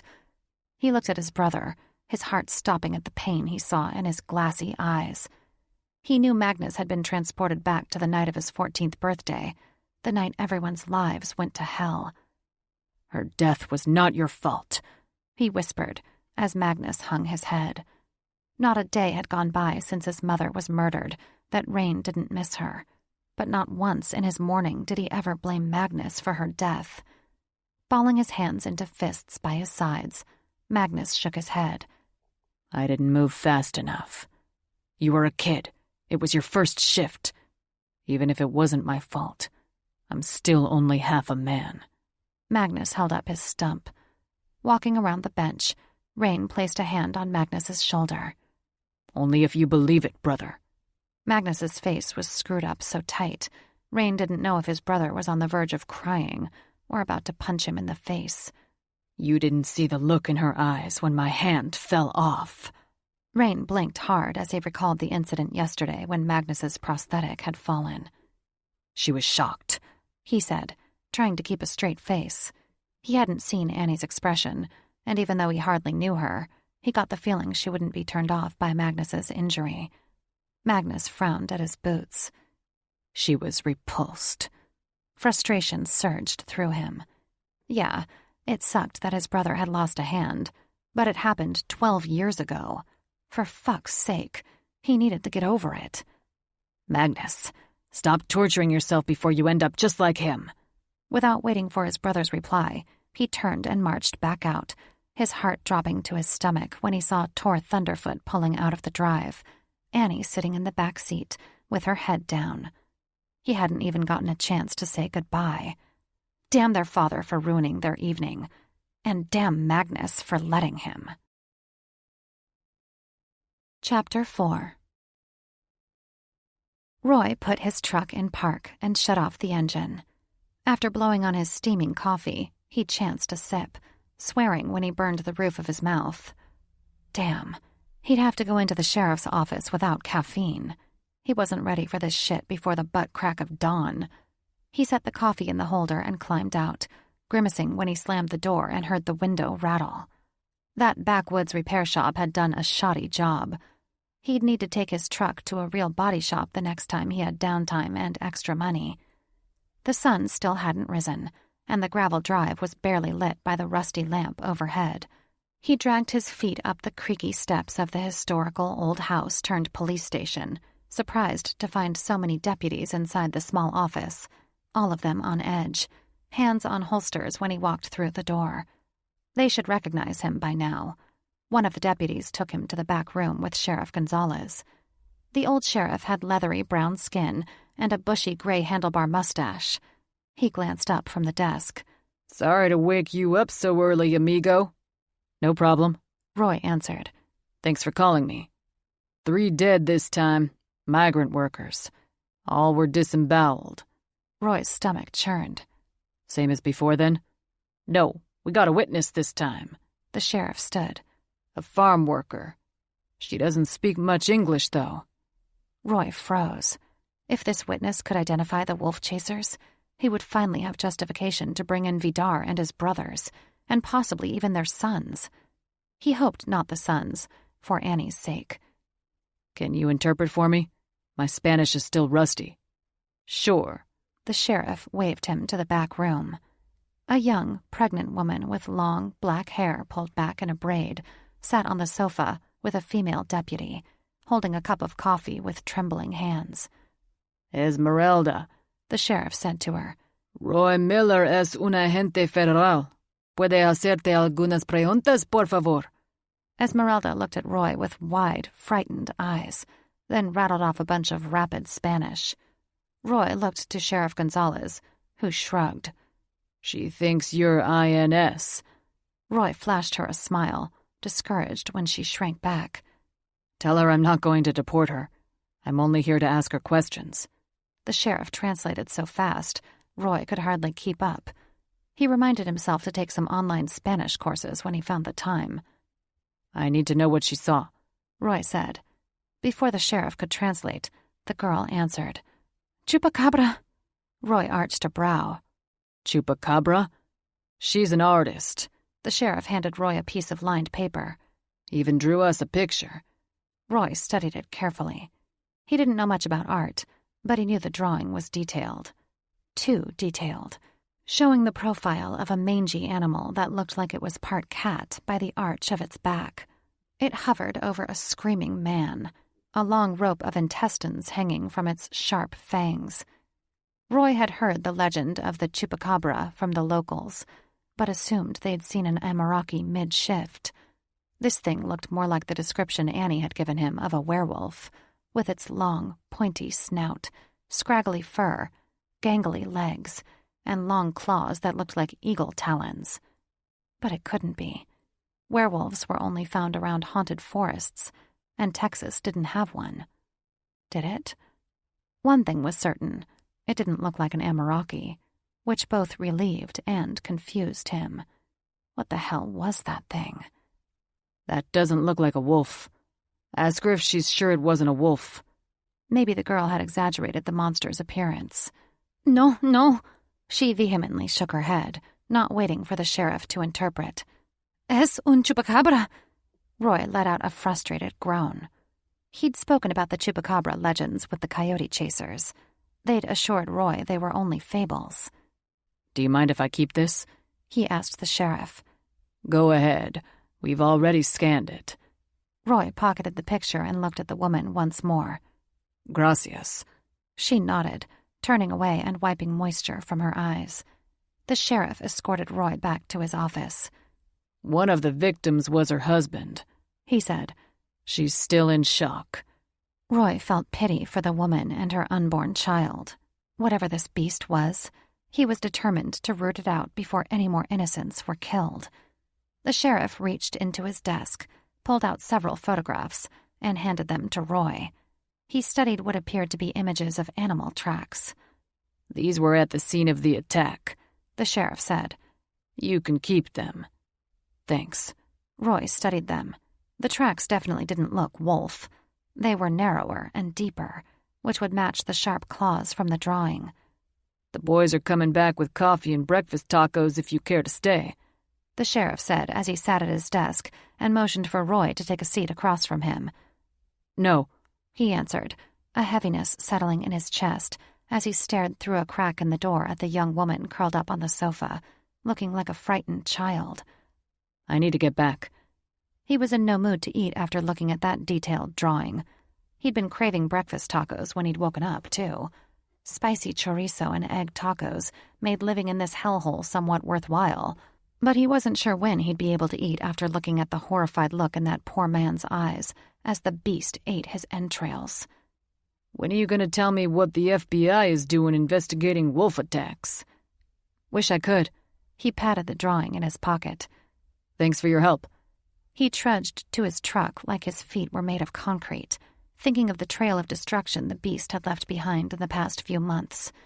An eerie howl resounded in the distance, making him pick up his pace while resting a hand on his holster.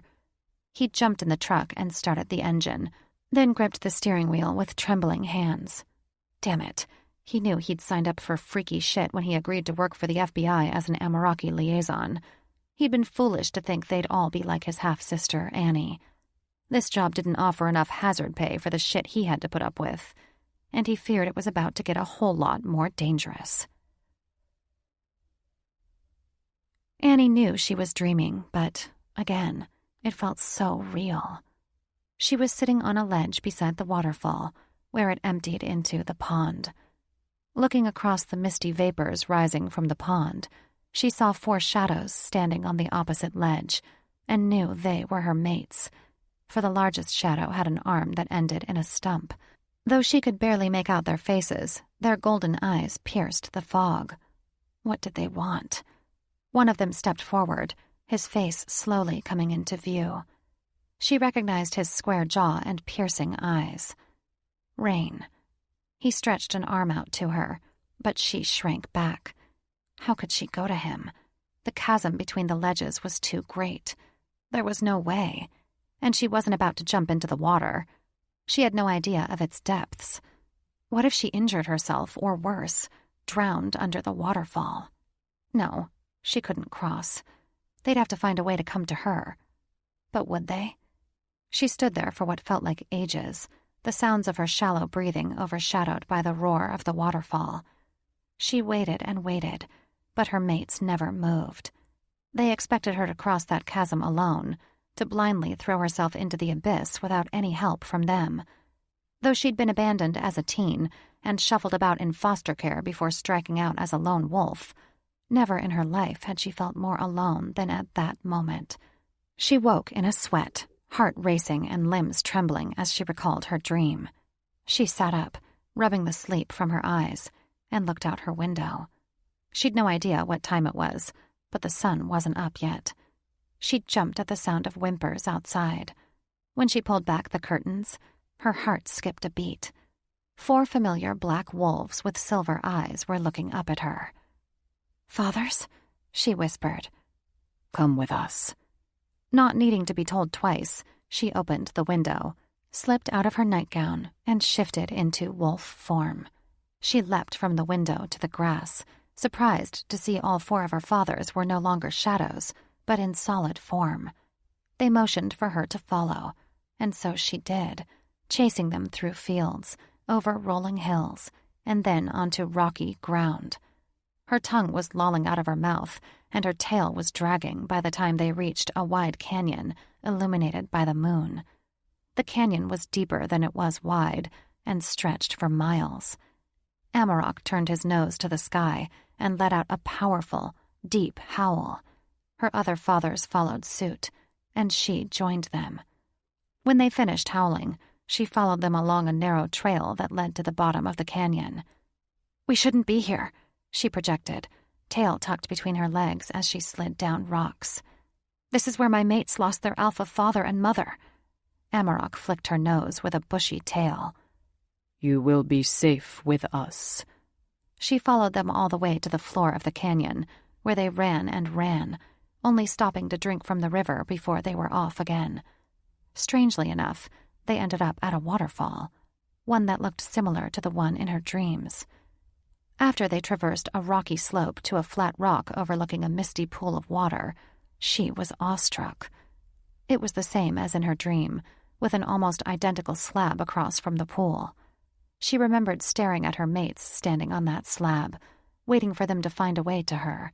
She sat, wrapping her tail around her legs. How could she have dreamed this place when she'd never been there?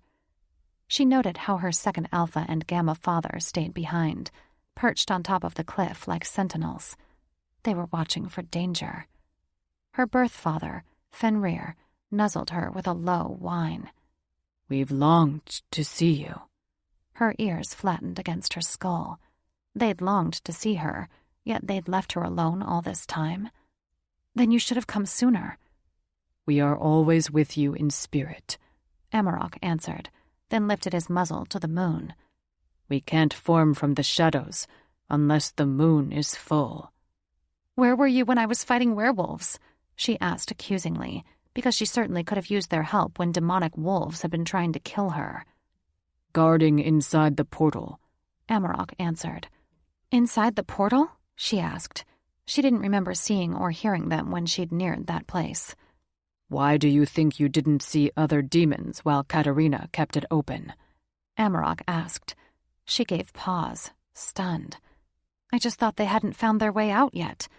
Amarok let out a low growl. the black hair on the back of his neck standing on end.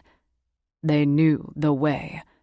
We fought them back day and night until the witch closed the portal. All moisture from her mouth suddenly evaporated. Oh, did any escape? Amarok and Fenrir puffed up their chests, and their laughter reverberated in her ears. One, Amarok answered. But we tracked her down and dragged her back to hell. Her ears twitched as she recalled the vengeful ghost who could transform into a snake. Was it Katerina? No, and Katerina wasn't a demon. Not yet. His gaze swept the sky. She was still in spirit form, or we would have been able to send her back to hell ourselves. Fenrir licked his paw. The demon was a tricky bitch who led us on a hunt across North America. Annie's heart thudded loudly in her ears. Did you catch her? Amarok flashed a fanged smile. Of course. She heaved a breath of relief. Oh, thank the ancients. You're welcome. Her fathers answered in unison, their tails simultaneously thumping. Annie's tail instinctively thumped. She'd used that expression so many times, she'd forgotten the ancients were sitting in front of her. Her tail thumped harder, warmth flooding her when Fenrir nuzzled her again. Now that the portal is closed, there won't be any more risk of demons? Fenrir sat back on his haunches, his lips pulling back in a snarl. There's always risk of demons. We've been guarding portals these past 1,000 years, and in that time, a few have slipped through, Amarok said, the words dark and deadly. Annie froze. Where are they? If we knew where they were, Amarok answered, we'd have captured them by now. But do not fear. They are afraid of Amaraki. Her chest deflated with a groan of relief. That's good. They can't control us like they can humans, Amarok added. Annie swallowed. They control humans? Amarok solemnly nodded. Some of them can possess humans, but they cannot possess Amaraki. They can't break our magical barriers, not unless an Amaraki ventures beyond the veil of a haunted forest. How can we tell which humans are possessed? Annie asked apprehensively. You have the unique ability to read minds, Fenrir answered. That is how you tell. A demon's thoughts are dark and self-centered. You may also notice an occasional flash of red behind their irises. But again, do not worry. They fear the Amaraki. I do not worry for myself, Annie said. I worry for my brother. We understand, Fenrir answered. But like I said, demons fear the Amaraki. Your brother is safest when he's close to us. She let out a low whimper. Are there demons nearby? Is that why you're telling me this? We picked up the scent of one on our run, Fenrir growled. We can't tell how old it is. And can't you consult those ancient scrolls of yours to see what will happen with the demons? Who do you think wrote the scrolls? Amarok chuckled. We cannot see what the future holds when demons are involved. Their dark magic muddies the water. Annie's heart thudded so loud, it sounded like a freight train driving through her ears. I think we've had enough demon talk for one day. Amarok's tail went limp. Our purpose wasn't to upset you. I've fought werewolves before. Annie willed her racing heartbeat to slow. I can handle demon talk. His tail thumped again, brushing dirt and debris into the water below. We saw you fighting the werewolves. Her ears perked. You did? You were very brave, he answered, his deep voice softening. We are so proud of you. Really? She tilted her head, whimpering. So you're not mad at me? Amarok jumped to all fours and rubbed her neck with his thick muzzle. Why would we be mad? You paired me with idiots, she blurted, an ache stabbing her chest at the thought. Why couldn't they have paired her with brave mates who didn't have a douchey father? Amarok sat, his brow drawing low. It's true we do have a hand in bondings, but not like you think. Oftentimes we cannot deny an obvious bond, Fenrir explained. just as you cannot deny your instincts when you find yourself attracted to the wolf-stalkers." She looked down at the waterfall splashing into the pool. "They are cowards." She knew she was being harsh. Rain had stood up to his father for her, but he hadn't done enough. None of them had. "Their fear of their father is a deep-rooted seed. It is not so easy for them to dig it out." If she'd been in human form, she would have laughed out loud. "Is that a nice way of calling them pussies?" Amarok pressed against her, while Fenrir flanked her other side. "Your youngest mates are ready to stand up to their father," Amarok said. "but they cannot do so without Magnus." She bristled. "He's the biggest pussy of them all." "He carries a heavy burden of guilt," Fenrir answered. "It is wrapped around his heart like a noose." "He's being ridiculous," she said, refusing to allow Magnus to get a pass so easily. "To you, maybe," Amarok said. "An alpha's primary job is to keep his women safe. He failed with his mother. He thinks he's not worthy because of it." She turned to him with a whimper. "He was just a child." Amarok shook his head. "He was a man." "Barely." The irony that she was making excuses for Magnus wasn't lost on her, but it had been his first shift. How could they hold him responsible? When Amarok gave her a fanged smile, she knew she'd been set up. He'd wanted her to defend Magnus. Damn him. "Until he can forgive himself, believe in himself," Amarok said. "he will not have the courage to face his father." "How does he forgive himself?" she asked. His mother had died over a decade ago. If he hadn't forgiven himself by now, would he ever? Amarok gave her a pointed look. "He needs the support of a strong woman." Fenrir nuzzled her once more. "And you are the strongest woman in all the Amaraki." Anger and resentment welled in her chest. She couldn't help feeling like she was being punished for her bravery. "So that's why you paired me with them? You want me to teach an alpha how to be a leader?" "No." Fenrir's voice softened. "Teach him he's worthy of love." "How do I do that?" "Let your heart tell you what to do," Amarok said. Her heart? What kind of bullshit was that? How was she supposed to let her heart guide her when she felt only resentment toward the wolves who were destined to be her mates? A warning howl from above interrupted her thoughts. Amarok's nose wrinkled as he sniffed the air. "We must be on our way." She scented the air, too, thinking she smelled the blood of humans mixed with something else, something she couldn't place. Her fathers flanked her while they ran back to the coyote chaser's home, never letting her get too far ahead or behind. By the time they reached the lawn, she was mentally and physically exhausted. She turned to them as the morning sun peeked over the horizon. "Will you visit me again?" She hated the note of desperation she projected, but she so longed to spend more time with her fathers. "Of course," Amarok answered wistfully. Her heart sank when their solid forms became shadows, then faded into nothing. She crawled back through the window, slipped into her pajamas, and sank into bed. Too tired to grieve their absence too long, she fell into a deep slumber, wondering if she'd dream about her fathers or her mates, and praying she'd find the strength to help Magnus. Annie woke to the sound of Roy's low murmurs, followed by Caesar's heated whispers. The sun had risen. She got out of bed and cracked open the door. "None of our shifters look like this," Caesar said. "What about the wolf-stalkers?"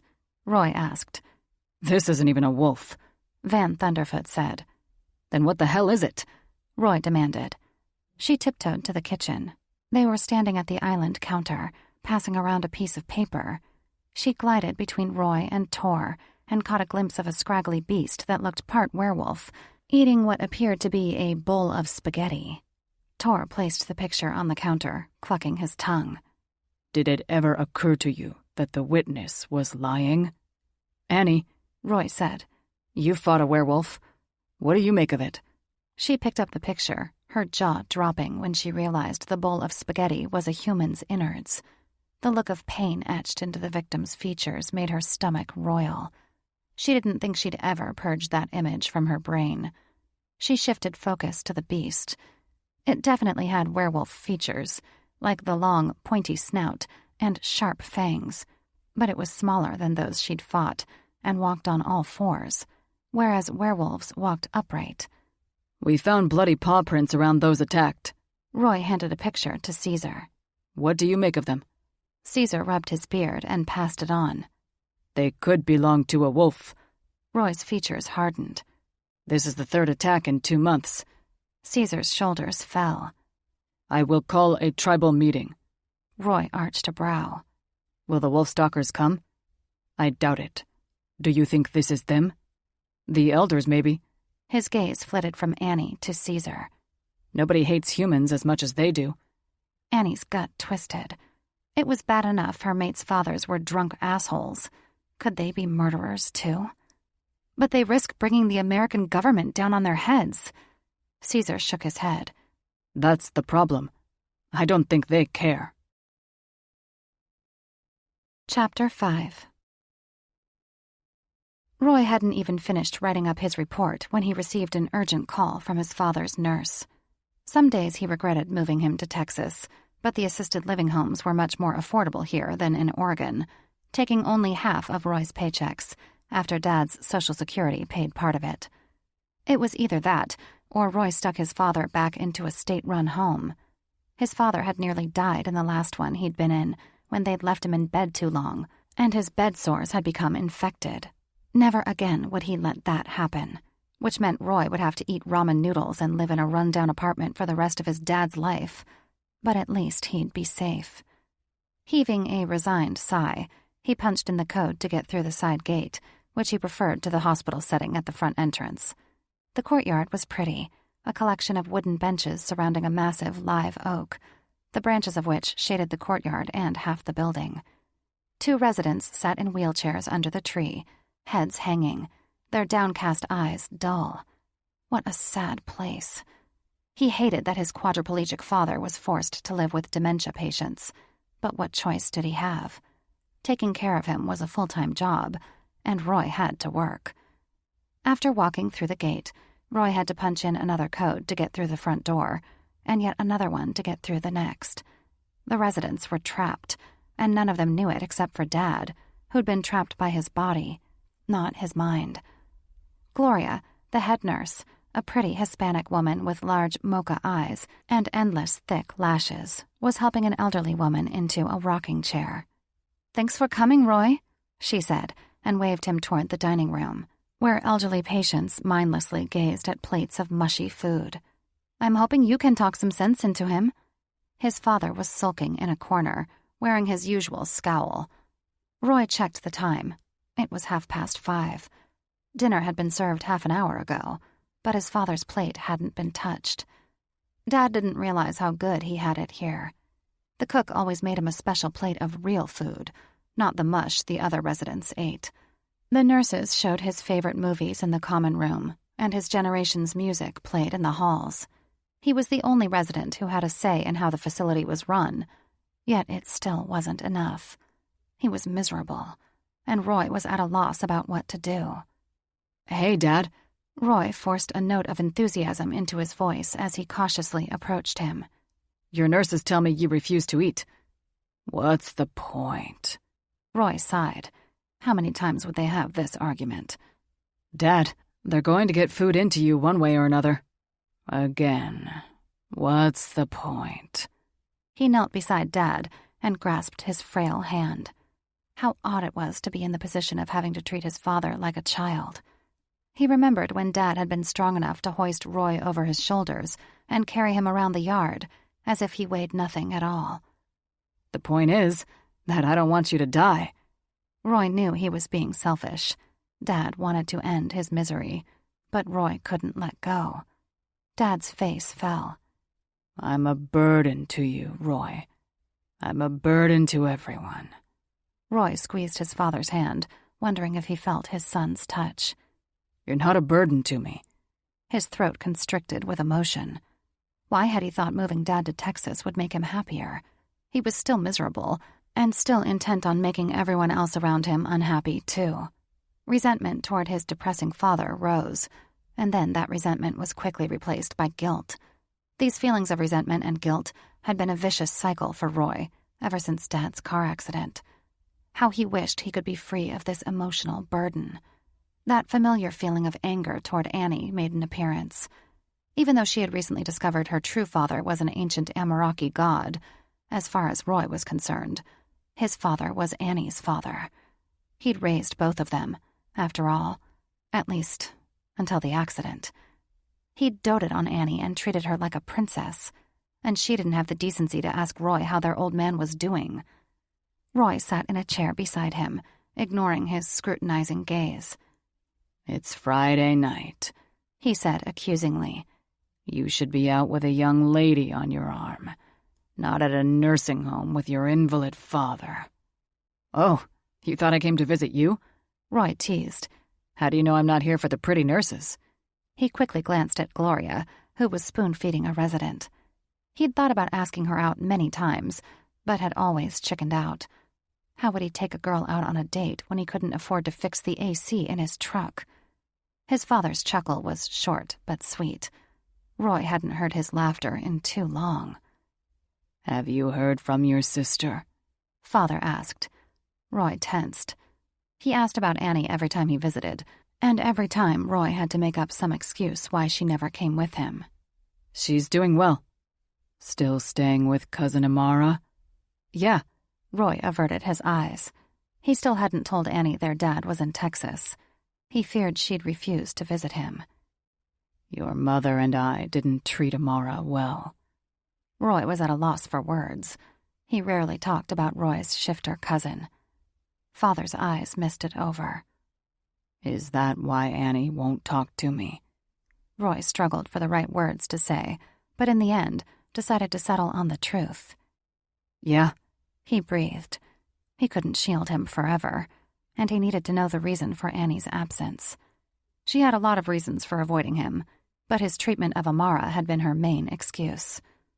Father's eyes radiated even more despair, and he swallowed a visible knot in his throat. "How is Amara doing?" "Really well," Roy said. "Married, with kids." He decided to leave out the part about Amara's 4 husbands and her shifting and healing abilities. Father wouldn't believe him, and Roy had been sworn to secrecy. Father arched a brow. "What's her husband like?" "Treats her like a queen," Roy answered, summarizing the traits of all of Amara's mates into one fictional husband. "Good job. Great with the kids." "That's good." He gave a pained smile that didn't mask the sadness in his eyes. "She deserves happiness." "She does," Roy agreed. He thought of Amara often, especially her magical ability to heal. Too many times he'd tried to summon the nerve to ask her to heal Dad, but he had no idea what to say to her. Annie had said their father's car crash was no accident, that he'd been run off the road by one of their ancients as punishment for his treatment of Amara. Roy agreed Father had needed to be taught a lesson, but a lifetime in a wheelchair seemed a bit harsh. "I wasn't a good uncle," his father continued. "I shouldn't have let your mother."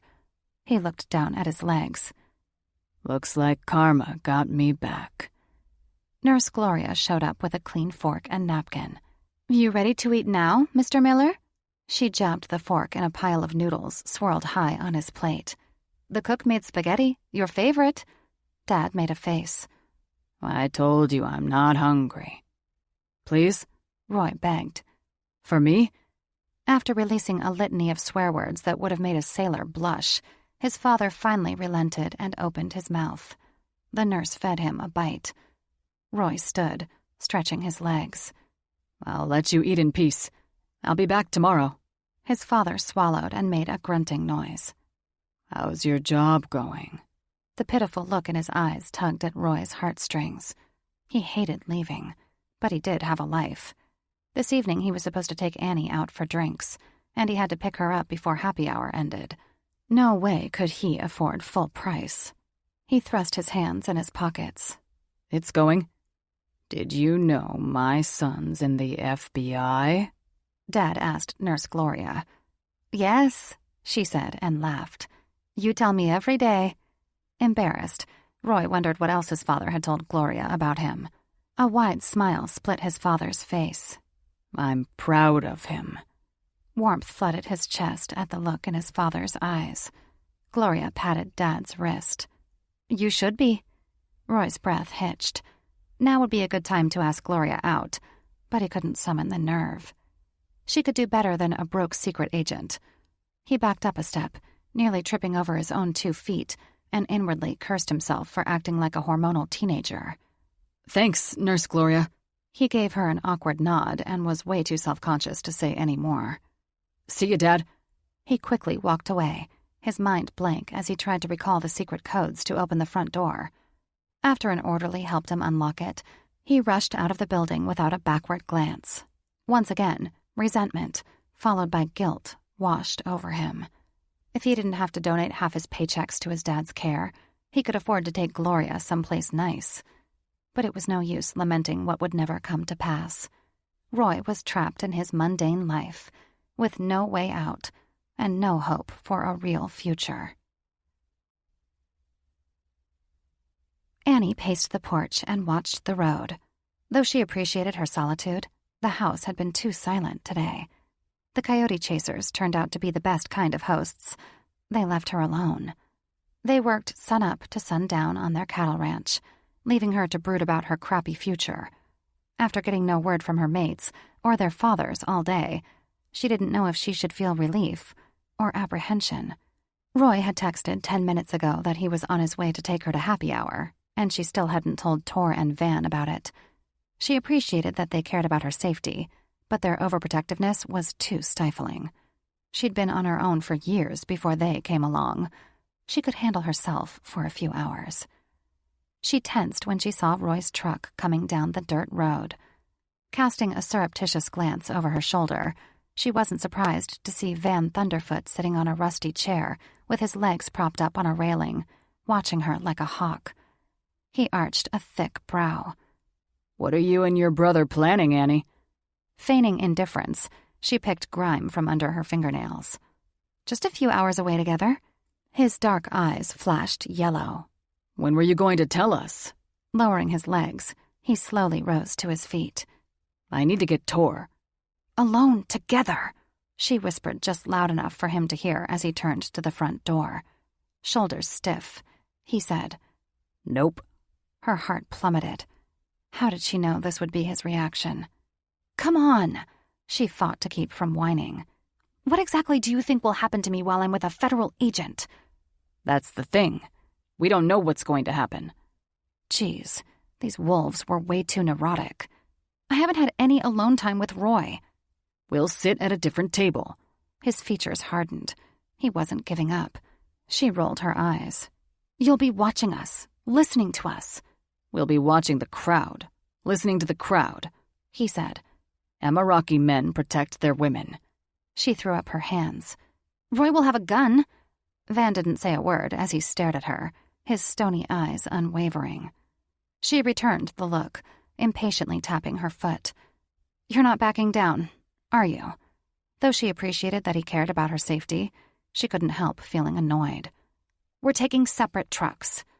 You can't ditch us. A muscle twitched in his jaw. I will find your scent. Of course he would. He was the second best tracker in all the Amaraki, right behind his son, Luke. She flashed a wicked grin, innocently batting her lashes. I wouldn't dream of ditching you, Uncle Van. He growled as she brushed past him and grabbed her purse off the kitchen counter. Rain had given Magnus enough time to sort out his mood. He'd waited all day for Magnus to say something, anything, about Annie and their father, but his brother never said much beyond a few grunts. Rain's patience had finally worn out. He refused to let Magnus's cowardice interfere with his chance to have a mate and children. He tracked Magnus to the stable, where he was saddling up his horse, Bulwark, a big, black steed with a stubborn streak and a fiery temper. Bulwark only listened to Magnus, and only with gentle coaxing. Too bad he wasn't as patient with his brothers as he was with his horse. Rain couldn't deny that he was jealous of the time and attention Magnus gave to the animal, isolating himself from his family for hours, while riding Bulwark alone in the desert. He frowned at Magnus when he mounted Bulwark one-handed. "Where are you going?" "Bluebell got through the fence again. I'm going after her. Want to come?" Rain was surprised by his brother's request. "Sure." He quickly saddled up his horse and met Magnus outside. Bulwark was impatiently trotting along the fence. Rain nodded to his 2 younger brothers, who were busy repairing the broken fence. The entire perimeter needed new fencing. Hell, it had needed to be replaced for ages, but their father refused to spend the money. When a piece of wire snapped and lashed Frey's cheek, he cried out, then clamped his lips shut, quickly looking around. "He's inside watching TV." Rain projected. Frey's shoulders slumped, and he rubbed the bloody welt. "Thank the ancients." Rain shook his head, frowning. Frey shouldn't have been afraid of his natural reaction, but father would have called him a pussy and whacked him upside the head. Sadly, Vidar was Rain's birth father, a second alpha just like him. Back before his alpha father and mother had been killed, Rain remembered Vidar had been strict, but he hadn't been an asshole. Now he was a bitter old drunk, a cancer destroying his family's happiness. They found Bluebell on the outskirts of their 1,000-acre ranch, grazing beside a large live oak. Bulwark let out an angry neigh to let the longhorn know he was unhappy with her desertion. She swished her tail once and turned her back on him, not caring what he thought of her. Magnus swung off his horse and grabbed a bucket of feed, rattling the pellets inside and calling to the cow. She looked over her shoulder and then returned to her grass. Magnus threw the food down, kicking the can. "Goddamn stubborn female." Rain bristled at Magnus's tone. "You talking about the cow or Annie?" Because if it was Annie, he and Magnus would have a problem. Magnus shrugged and grabbed his rope. "Both." Rain dismounted, eyeing his brother coolly. "You want a mate who hangs her head while our father abuses her?" "No." "You want our father to treat our mate the way he treats you?" Rain prodded. Magnus's cheeks turned as red as a Texas sunset. "I didn't say that." Rain threw up his hands. "Then how the fuck do you expect her to act? Did you come here to help with the cow, or bitch at me?" Rain refused to relent. "She'll go back to Alaska if we don't do something." Magnus expertly threw a rope around the cow's head, deftly landing the loop around her horns and cinching it around her neck. "What do you expect me to do?" Tying the rope to his saddle horn, Magnus climbed back on Bulwark. Rain mounted his horse. "It's time to put that madman in his place." Magnus let out a sinister chuckle. "And do what with him?" Rain's vision tunneled, and something inside him snapped. "Did you lose your fucking hand or your fucking spine, Magnus?" Magnus's face went from red to purple, and his eyes looked ready to bulge from their sockets. "I lost my fucking mother. She was my mother too, and we've never blamed you." Rain's heart clenched at the hopeless look in Magnus's eyes. But pity quickly turned into resentment. He was sick and tired of catering to his father's anger and his brother's depression. This was no way to live, and their mate deserved better. He turned away, unable to stand the pathetic look in Magnus's eyes another moment. Steeling himself, he resolved to try to reach him once more. "Stop punishing yourself. Stop punishing us. Only the madman blames you. He's our father," Magnus whispered. "He's an ignorant drunk." When Magnus hung his head, Rain was unable to contain the litany of swear words that escaped his lips. "Fine," he grumbled. "Our brothers and I will take care of him. But when the time comes, you'd better damn well back us." He trotted back to the house. Let Magnus stew in his misery another night. Rain wanted no part in it. Chapter 6. Annie sat at a table in the bar, pleased when nobody asked her for her ID. Not that she was intending on drinking anyway. Her 21st birthday wasn't for a few more months. She hid a smile when Roy ordered a beer, and the pretty waitress carded him. Though he was barely 22, he had the same baby face from his middle school days. Roy slouched in his seat, casually looking around the place, which was covered with vintage memorabilia like cookie tins, old magazine covers, and license plates. He puffed up his chest. Do you need me to buy you a beer? Aw, how cute, she teased. No thanks. One of us needs to be the designated driver. Truthfully, that wasn't the reason she'd rejected his offer. Roy had been obsessing about paying for their night out all evening. Not out loud, but he'd been thinking it. She couldn't help but invade his thoughts. He'd been so on edge when he'd picked her up. He was broke, thanks to having to pay for his dad's room and board. Annie wondered if Roy's father appreciated his son's sacrifice. Annie couldn't count the number of times she'd spoon-fed Roy Sr. or changed his shitty colostomy bags. He hadn't thanked her once.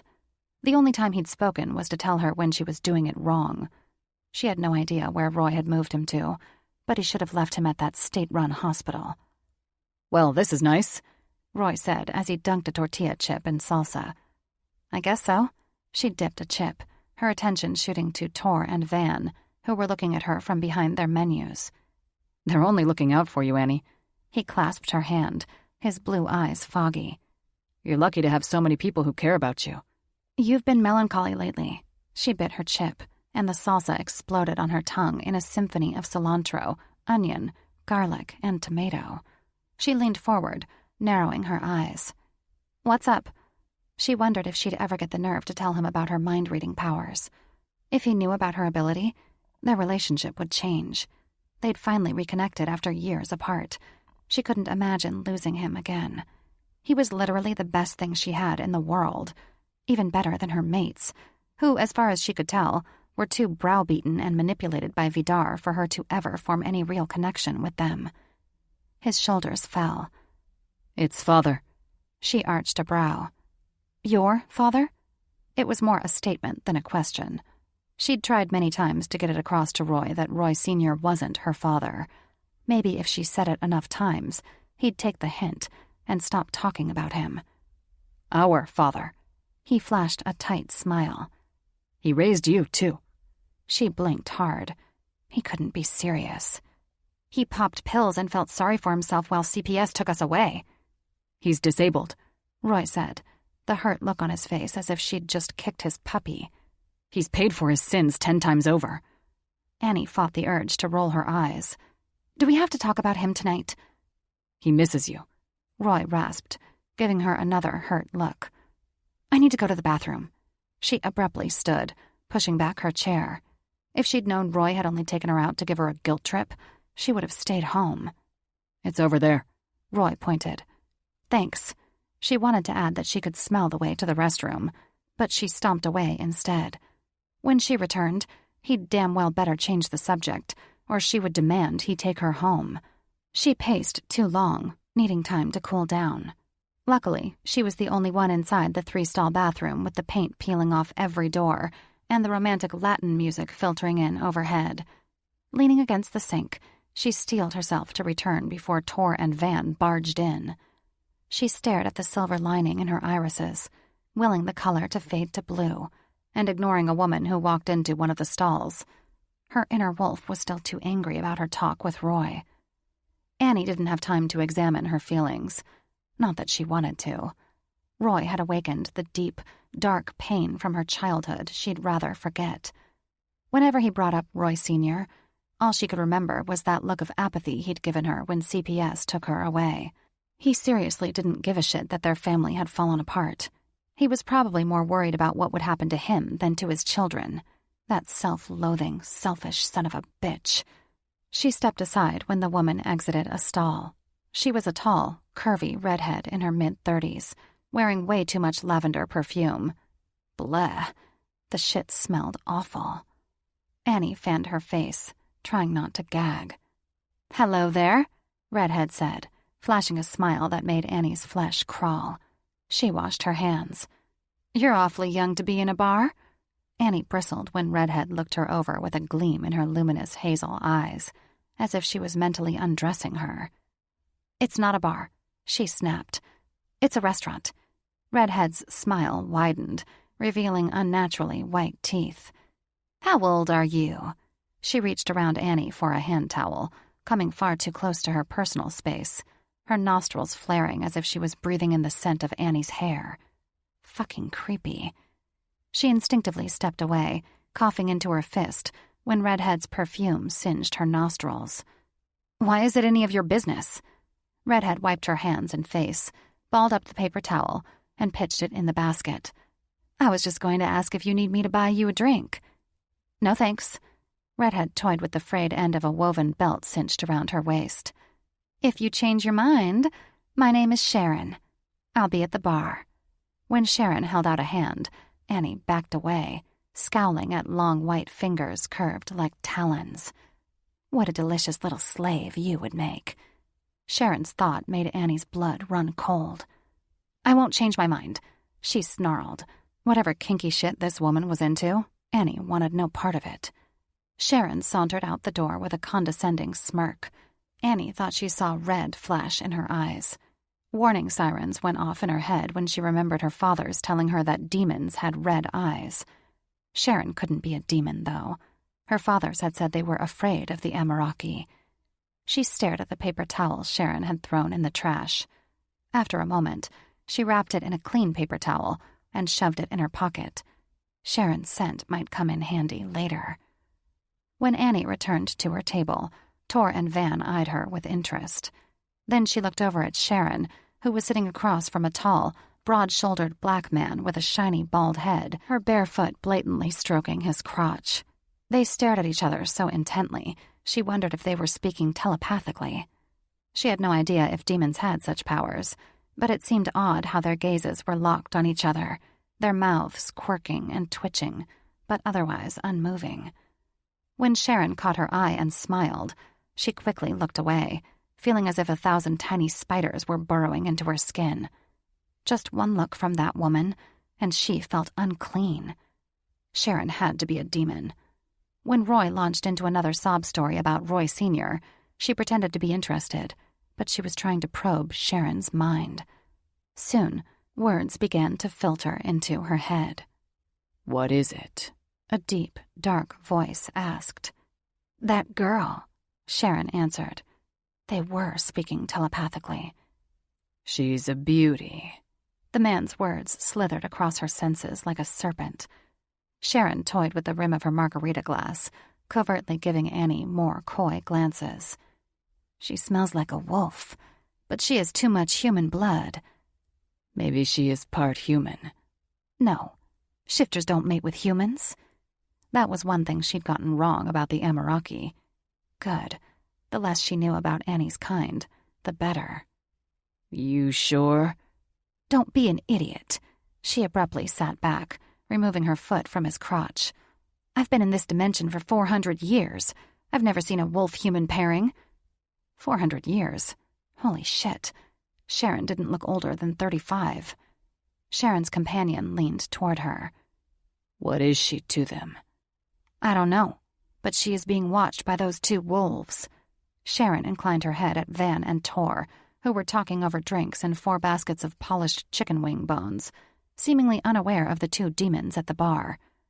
"We have enough human slaves." The man latched onto Sharon's wrist. "Do not think about it, Balban." Balban? Was that Sharon's demon name? Sharon pouted. "But she is so pretty, Eosoth." The veins in his neck popped out.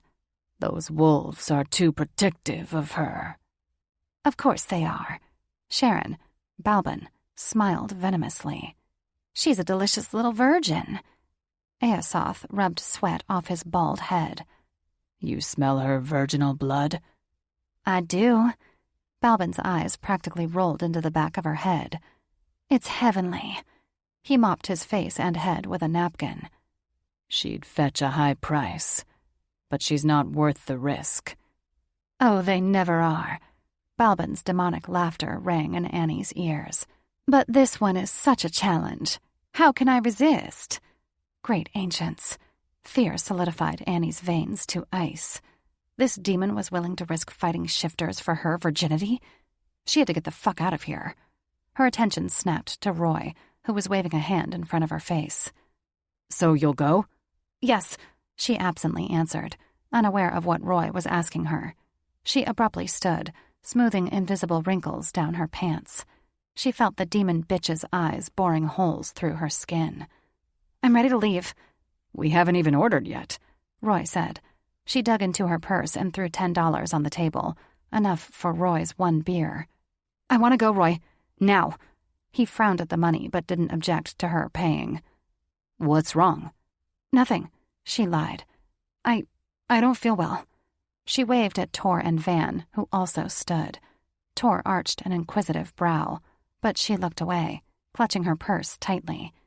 She marched to the exit, pleased when Tor and Van followed. She just prayed the demons wouldn't follow, too. Roy gripped the steering wheel with whitened knuckles, staring at the winding pothole-filled road. "Annie, are you going to tell me what's wrong?" "Nothing's wrong." She looked over her shoulder, relieved when she saw Tor and Van were close behind them. "I just don't feel well." "Did you catch their scent?" She gaped at him. "Whose?" "Your mates?" "Oh." She heaved a sigh of relief. "Yes, that's why I wanted to leave." She wasn't ready to tell him a demon wanted her. He'd probably get himself killed going after her, or worse, be forced into slavery. Her head snapped back when Tor honked his horn behind them. She watched in horror as an old pickup truck with monster tires nearly ran Tor and Van off the road, spinning dust in its wake as it barreled toward Roy's truck. "Watch out!" she screamed, clutching his arm. Roy slammed on the brakes as the truck swerved into his lane, nearly clipping his front end. A familiar redhead was behind the wheel. Roy sped up, tailgating the driver and shaking his fist. "Goddamn crazy drivers!" Annie looked back at Tor, whose glowing golden eyes shined bright in the dark cab as he closely followed Roy's truck. The guy looked seriously pissed off. "Are you okay?" Roy asked with concern. "Yeah?" She absently nodded. The demon's truck left them behind in a cloud of smoke. "I've seen her around town. I'm calling the local sheriff." He jabbed a finger at the windshield. "He'll handle that crazy bitch." "Just let it go, Roy," she mumbled, a chill racking her. She suspected the sheriff was no match for two ancient demons. He emitted a few curse words, and she knew he wouldn't listen. She had to let Tor know before the demon caused harm to innocent civilians. Not that Balbin probably hadn't already caused harm, considering she and her demon friend had been talking about human slaves. By the time Roy pulled into the drive, Annie's limbs were mush from the nervous tension that had zapped all her energy. She'd fought werewolves, for ancients' sake. A couple of demons shouldn't have frightened her so much. Then again, werewolves were mindless eating machines, easily taken down with a well-aimed silver blade. How the fuck was she supposed to kill a demon? "I'm going to bed." She cracked open the door. "Be safe, okay?" He gave her a stony look. "What's gotten into you?" She shrugged, unable to answer. "I'll be by tomorrow morning to pick you up." "Okay." After she got out and slammed the door, she turned back. Wait, what the hell had she agreed to? Roy was already pulling out of the drive, his cell phone to his ear. Damn it, he was calling the sheriff. Even more reason to tell Tor. He'd know what to do. When Tor and Van parked and got out, grumbling and red-faced, she knew they were still pissed off about the demons who'd tried to run them off the road. Her legs felt encrusted in ice as she bridged the distance between them, her heart thudding in her ears. "That damn crazy human," Tor grumbled. "And she was on Amaraki land," Van added. Tor rubbed his face. "I'll alert Caesar. She passed several no trespassing signs to end up on that road. She could have gotten us killed." "I think that was her intention," Annie said, twisting her fingers. "And she isn't human. She's a demon." Tor lifted a brow. "How do you know this?" "I listened to her thoughts. Her name is Balbin, and her partner is Aosoph." Tor's eyes widened. "Those are demon names. I saw them sitting at the bar," Van said. "I didn't like the way the woman was looking at you." Though the relentless evening sun beat down on them like they were shriveling pieces of meat under a heat lamp, a chill went through her. She was acting strangely in the bathroom. She wanted to buy me alcohol. Remembering the paper towel, she pulled it out of her pocket and handed it to Van. "Here's her scent. I took it after she wiped her face."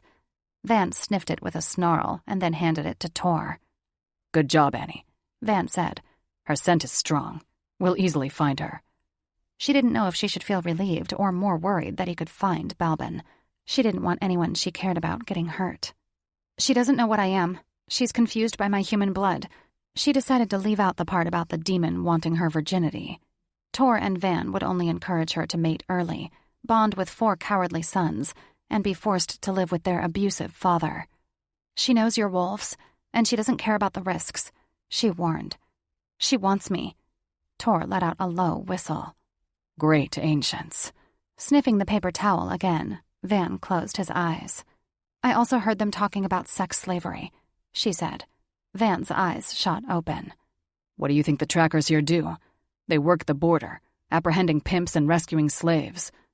But there's a new ring, and they haven't been able to apprehend their leaders, Tor said. Now we know why. She said she's been on Earth for 400 years. Annie wrapped her arms around herself and scanned the horizon. She could hear the coyote chasers inside the house, eating dinner, and she wanted to join them. She felt too exposed outside, as if the demon was nearby, watching her. I don't understand why she'd want me. My father's told me demons were afraid of Amaraki. Tor thoughtfully rubbed his chin. The ancients visited you? The other night. She turned toward the direction of the canyon, longing to be with her fathers once more. They took me on a run. He frowned. There will be no more running, Annie. She hung her head. I understand, but she was far from happy. Her life was going in the wrong direction, and she had no control over it. She felt like she was stuck in a speeding car with faulty brakes, and she'd crash any moment. Let's get inside. Tor held out a hand to her. I need to consult with Raz. She knows more about demons than I do. She took his hand, comforted by his strength. He wasn't her father, but he made a good surrogate. Van flanked her other side, sweeping the horizon as they walked up the porch steps. She blinked up at Tor when they reached the porch. Maybe it's best if I go back to Alaska. His features seemed to melt. Either that, or bond with your mates. She jerked away and stepped back. I'm not bonding with them. Was he crazy? Had he forgotten the way Vidar had treated her? And Magnus's cowardly inaction? Tor shrugged, his cheeks coloring. They would keep you safe. She jerked open the screen door. I seriously doubt that. She walked into the front room with a heavy heart. Tor was trying to shove her off on her mates. Clearly, she was a burden. Marching straight to her bedroom, she wiped away hot tears and flopped on her bed, angry with herself for crying. Hell, she didn't even know why she was crying. She'd been rejected by her parents. Tor's rejection shouldn't have been any different. So why did it feel like he'd wedged a knife in her chest?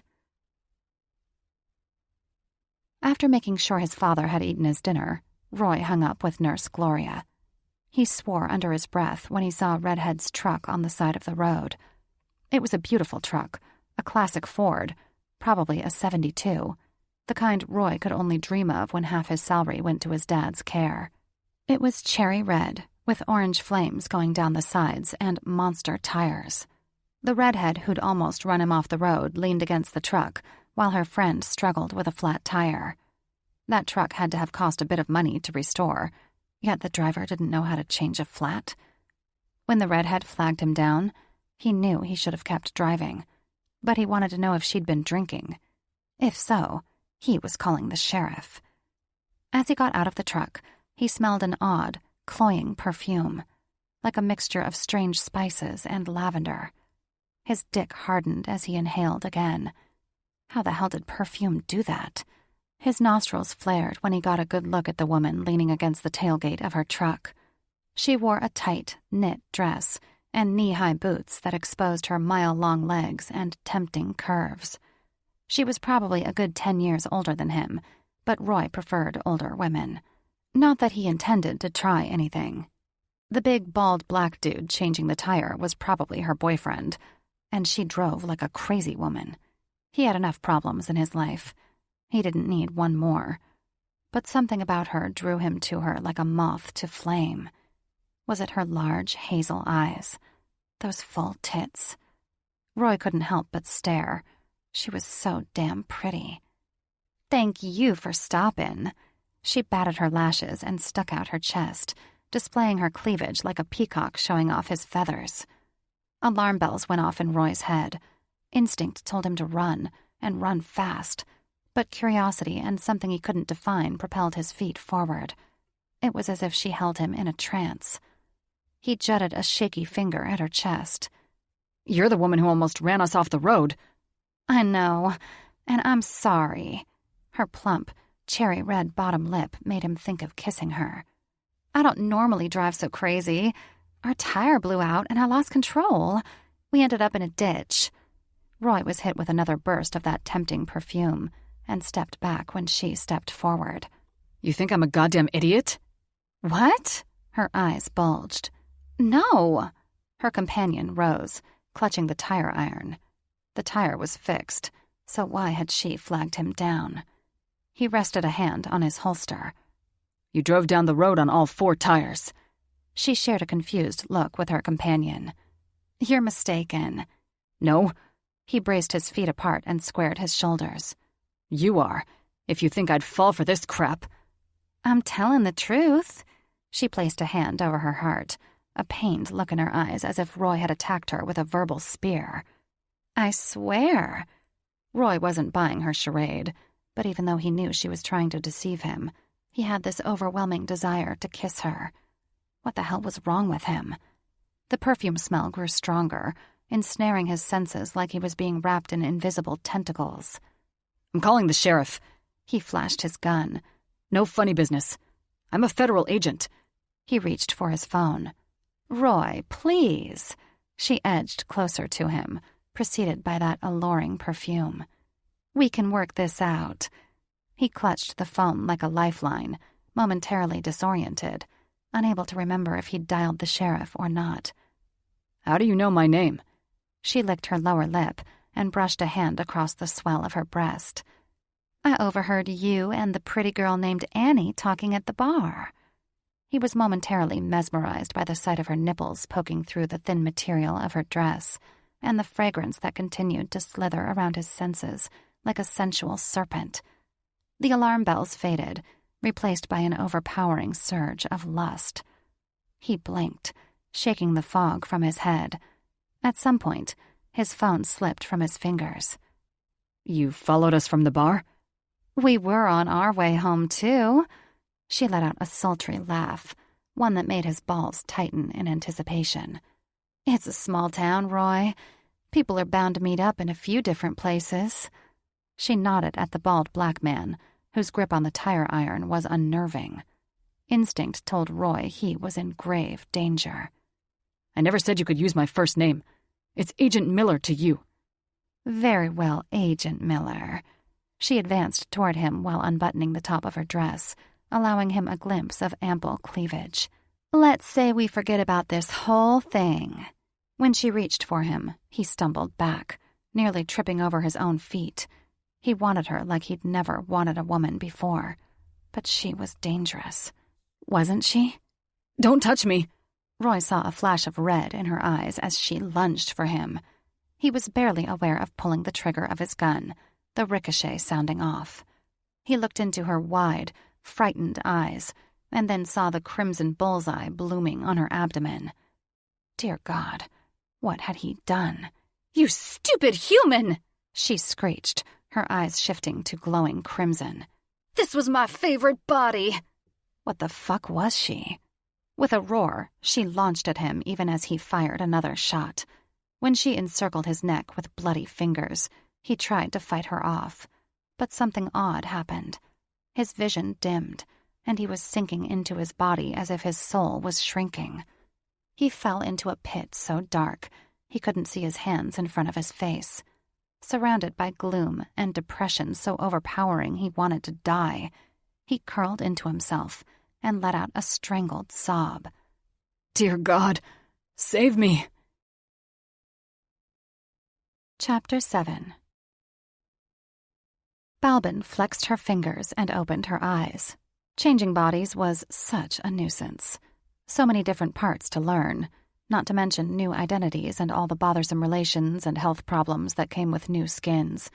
Though Balbin was a succubus, stealing bodies wasn't her favorite pleasure. She preferred sex and drugs to swapping skins. This one came with awkward dangly parts, and Balbin identified as a woman, preferring large, smooth tits to a hairy chest. She had been using the pretty redhead for well over 3 years, and had had many satisfactory sexual partners with such a fine figure. Balbin was sad the man-boy had made her lose such a valuable human skin. She blinked up at the red eyes of her companion. "Balbin?" Eosoth asked. "Is it you?" "Of course it's me," she snapped. "You idiot!" Eosoth crossed meaty arms over a broad chest, giving her a derisive look. "Damn." After Eosoth helped her sit, she scowled at her flat chest. "I don't like male bodies." "I liked your other body better, too," Eosoth said. Of course he had. Eosoth had made her generous cleavage his personal playground, probing it with his tongue and dick. Now he would have to settle for male-on-male sex, unless he rejected her as a lover. She couldn't risk that happening. He had been her best lover since she lost Citri. He was nothing compared to Citri, but he had been gone a century, cursed to hell by cruel shifters who'd cut his life on Earth too short. Somewhere deep in the pit of her new body, she thought she heard the sounds of a human demanding to be let out. She ignored it. Discarded spirits usually gave up the fight after a few days. She frowned. "I will have to steal a slave." "Good." He helped her stand. "I don't think I could fuck you like this." Balbin laughed. "Everyone knows you'll fuck anything." She scanned the agent's memories for useful information, quite pleased and somewhat terrified with what she saw. Her jaw dropped when she realized this human knew the wolf shifters. Not only did he know what they were, he knew their secrets. "What is it?" Eosoth asked. "This agent's memories are interesting." She thoughtfully rubbed her jaw. "The pretty virgin is a shifter. Her mother was human." Eosoth's eyes widened. "I thought you said shifters didn't mate with humans." "I did," Balbin snarled. "Her fathers are their gods." The same gods, she wanted to add, who'd killed her beloved Citri. "They bred with humans to create fresh blood." "So the virgin is a wolf?" He stepped back, his muscular arms visibly shaking. "Then we shouldn't pursue her." "Of course we should." Balbin laughed as a plan formulated in her mind that involved infiltrating the shifter race and finally enacting revenge for Citri's demise. "But our magic can't penetrate their defenses." Eosoth threw the tire iron, sweat dripping down his brow. "We have no way of defeating them." "We do now." She rubbed her hands together. "I know their kryptonite." Red flashed in his eyes. "What is it?" "Amethysts." He scratched his head. "Amethysts?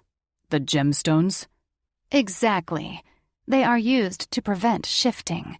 This human has them in case of an emergency." Balbin stumbled to the human's truck on shaky legs, then lifted the back seat. Beneath it was a long black box titled Emergency Supplies.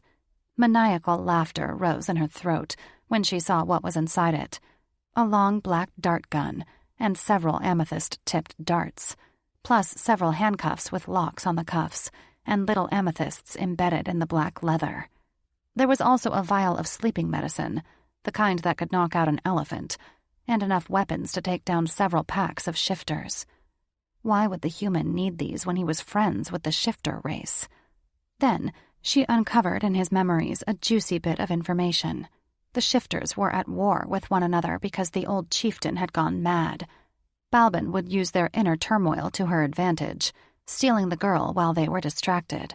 Not only would she claim this virgin's blood, she would take her body and become a shifter succubus. With such power, Balbin could infiltrate the shifters and teach other demons how to do the same, taking over their race so they no longer posed a threat to demons. Most importantly, she would enact her revenge on this she-wolf's fathers for killing her beloved. For after she stole this she-wolf's body, she would send her soul to the abyss, a cold void of loneliness and pain, not hot like hell, but equally maddening. A strange howl sounded in the distance, followed by another, and another, each one louder than the last, indicating whatever was out there was closing in on them. Eosoth froze. "What is that?" Sounds like a wolf. We need to go." She searched the agent's memories, dismayed when she saw images of a mutant wolf who ate humans. "But the body," Aosoth cried. "Leave it." Jumping in the agent's truck, she tore off down the road, not bothering to see if Aosoth had followed her. Only when his truck caught up to hers did she heave a sigh of relief. Mutant wolves? Ancients mating with humans? What was happening to the shifter race? This madness was almost enough to make her give up on the delicious virgin. Almost. With moonlight lighting their way, Annie got out of Caesar Coyote Chaser's truck and followed him, his brother Ben, and Tor along the side of the dirt road. Even though the sun had set, it was still too hot for her liking. Her feet were sweating in her borrowed boots, and even more sweat dripped down her cleavage. About 20 yards from the truck was the drape, presumably covering the demon who'd wanted to kidnap Annie. If this demon was dead, was she safe? Or did that mean the other one would pursue her? Tor watched the road while Caesar uncovered the body with a stony face. Rigor mortis had already set in, and the stink of decay was strong as flies buzzed around the corpse. "Annie," he asked. "Is this her?" Releasing a shaky breath, she scanned the familiar thick band of red hair and knit dress with the matching belt. She looked pretty much the same, except for the pool of blood under her back, soaking into the dirt. "Yes." Annie clutched her gut when the smell of death hit her like a brick to the head. "What happened?" "Bullet wound. We found her dead at the side of the road." Annie didn't know if she should feel relief or shock that Balbin was dead. "Who killed her?" Caesar pulled the blanket back over the body. "We're not sure." "Did you call Roy?" Annie asked. "Yes. He said to leave the body until he could send reinforcements. Said he's handling something bigger at the moment." Weird. She waved at the corpse. "What could be bigger than this?" Caesar shrugged. "Probably that chupacabra." She cringed and hoped the strange animal hadn't killed any more humans. Caesar's tracker brother, Ben, knelt beside the body, his nostrils flaring. "You sure she was a demon, Annie?" She vehemently nodded. "I saw her eyes. I heard her thoughts. Why?" He stared at the corpse. "She smells entirely human." "What do demons smell like?" she asked. "Like dark magic." Annie didn't remember any dark magic, just awfully strong perfume. She knelt next to the body, noting now that the overpowering fragrance was gone. "Huh. I don't smell the lavender anymore." But she did smell Roy. She sniffed her shirt, which had his scent on it, too. Was Roy's smell coming from her? Ben arched a brow. "She smelled like lavender?" "Yes." Annie made a face. "It was so strong, I wanted to puke." Ben looked at Caesar. "Dark magic usually smells like old blood." Tor cleared his throat. "The perfume is meant to lure her victims." Ben blinked at him. "What does that mean?" Tor crossed his arms, his eyes shifting from yellow to brown. "It means she was most likely a succubus." "Any idea why the scent would be gone?" Caesar asked. Tor gestured at the ground. "The demon has gone back to her pit." Annie's throat suddenly felt as parched as the Sahara Desert. "What about the other demon? The big bald guy?" "Our trackers are looking for him," Caesar answered, looking away. She slowly stood, clenching her fists. "There's something you're not telling me." "We scented Roy on her. His smell was stronger earlier, but it's fading," Caesar said. "The tire tracks next to her body match his truck." Roy had been here? These demons could have killed him. Bile rose in the back of her throat. Did you ask him what happened?" "Yeah," Caesar answered. "He said they waved him down because they had a flat tire. But when he stopped, she tried to seduce him, so he got back in his truck." "So he didn't see who killed her?" Caesar crossed his arms, looking out across the horizon at the moon as it dipped behind the clouds. Tor dragged a hand through his peppered hair with a growl. "None of this makes sense. Maybe the two demons had a fight." Ben said. Tor said, Why would he leave the evidence? I don't know. Caesar straightened. They shouldn't have been on tribal land to begin with. Tor scowled. No, they shouldn't. Something definitely isn't adding up. What should we do with the body? Caesar asked him. Annie wondered why Caesar kept looking to Tor for advice. Wasn't Caesar the chieftain of the Texas tribe? Shouldn't he have been making the decisions? This didn't bode well for the Texas tribe if none of their leaders had a backbone. Or maybe Caesar relied on Tor's advice because he was older. Tor shrugged. Leave her, like Roy said, but set trackers to watch from a safe distance and follow the feds when they take her. Caesar arched a brow.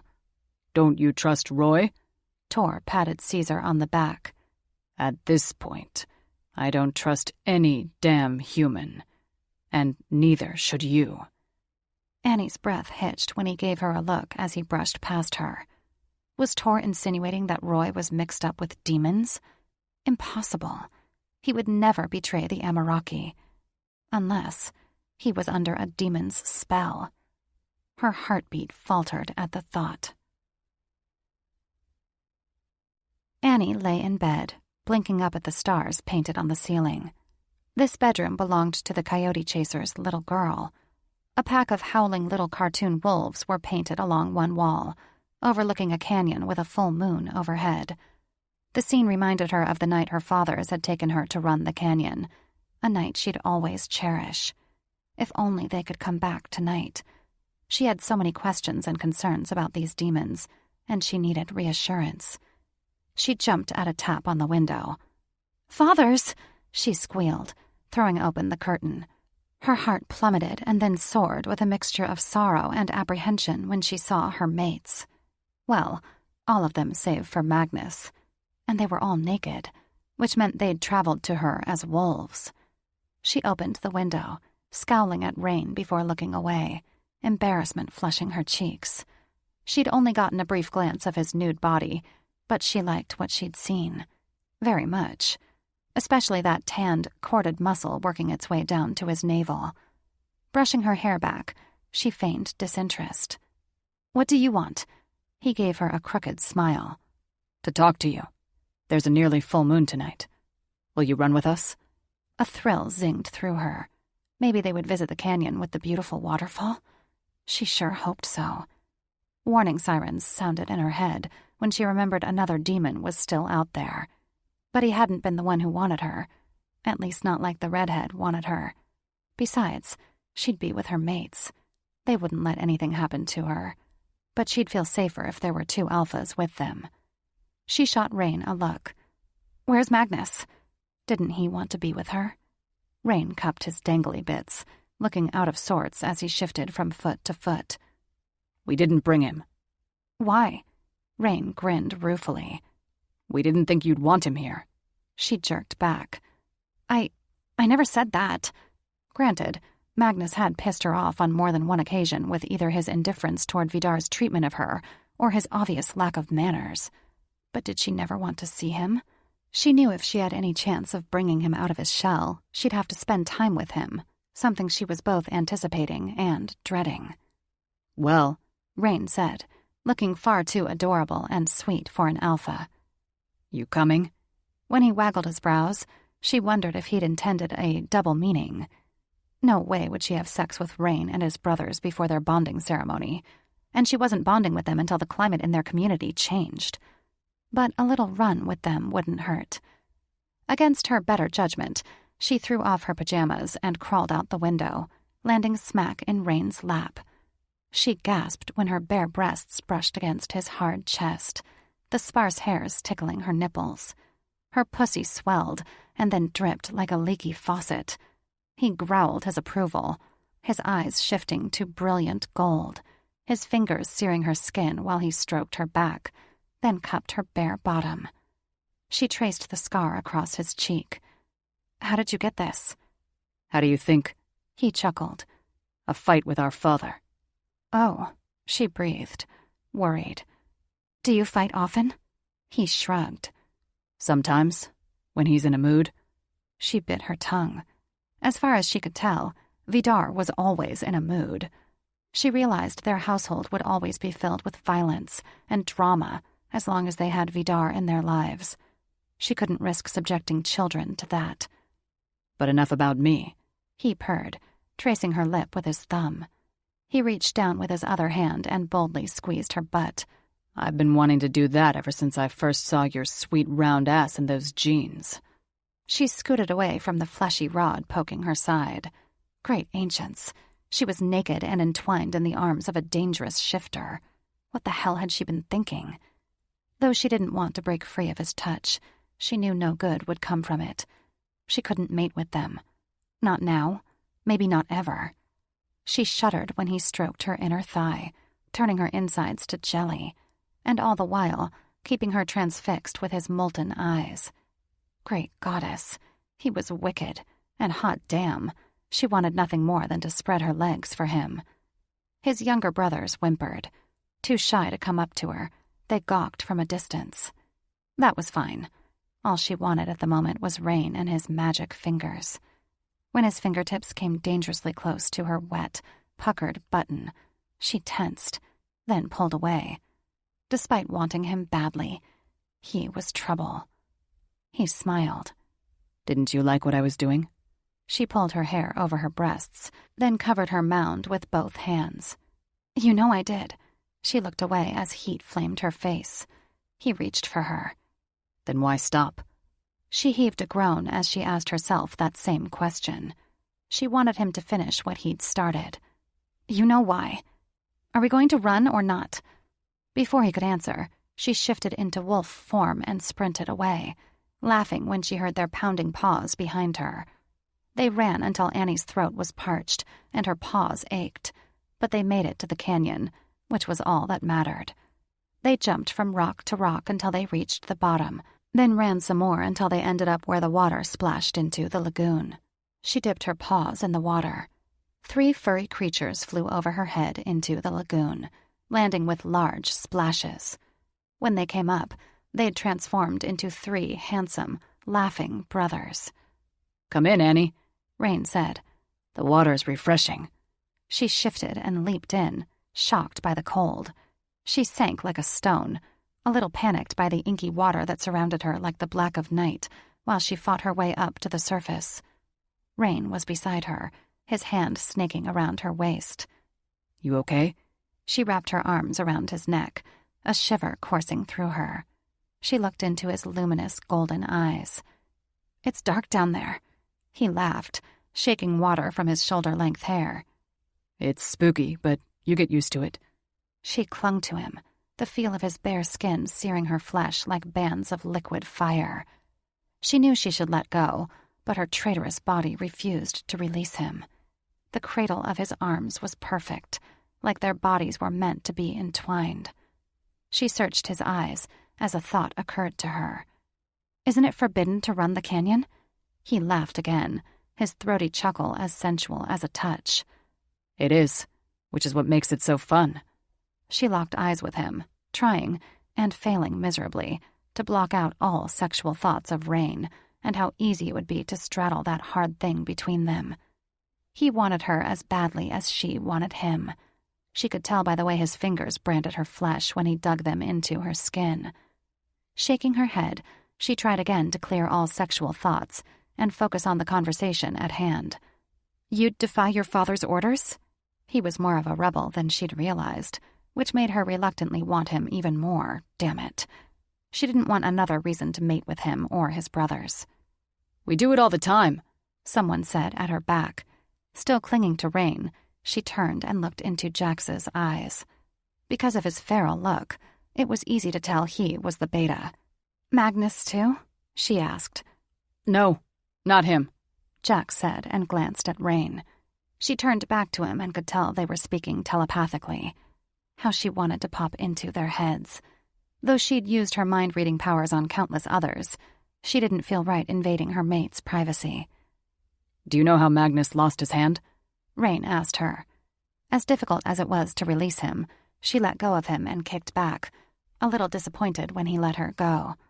Treading water, she faced the 3 brothers, their yellow eyes glowing in the moonlight. I heard about it. But you didn't hear the whole story, Frey, the Gamma, said. Even in the dark, she saw his cheeks flush. Gammas were usually the shyest in any pack, and Frey was no exception. She couldn't deny she was attracted to his baby face and big, sad eyes.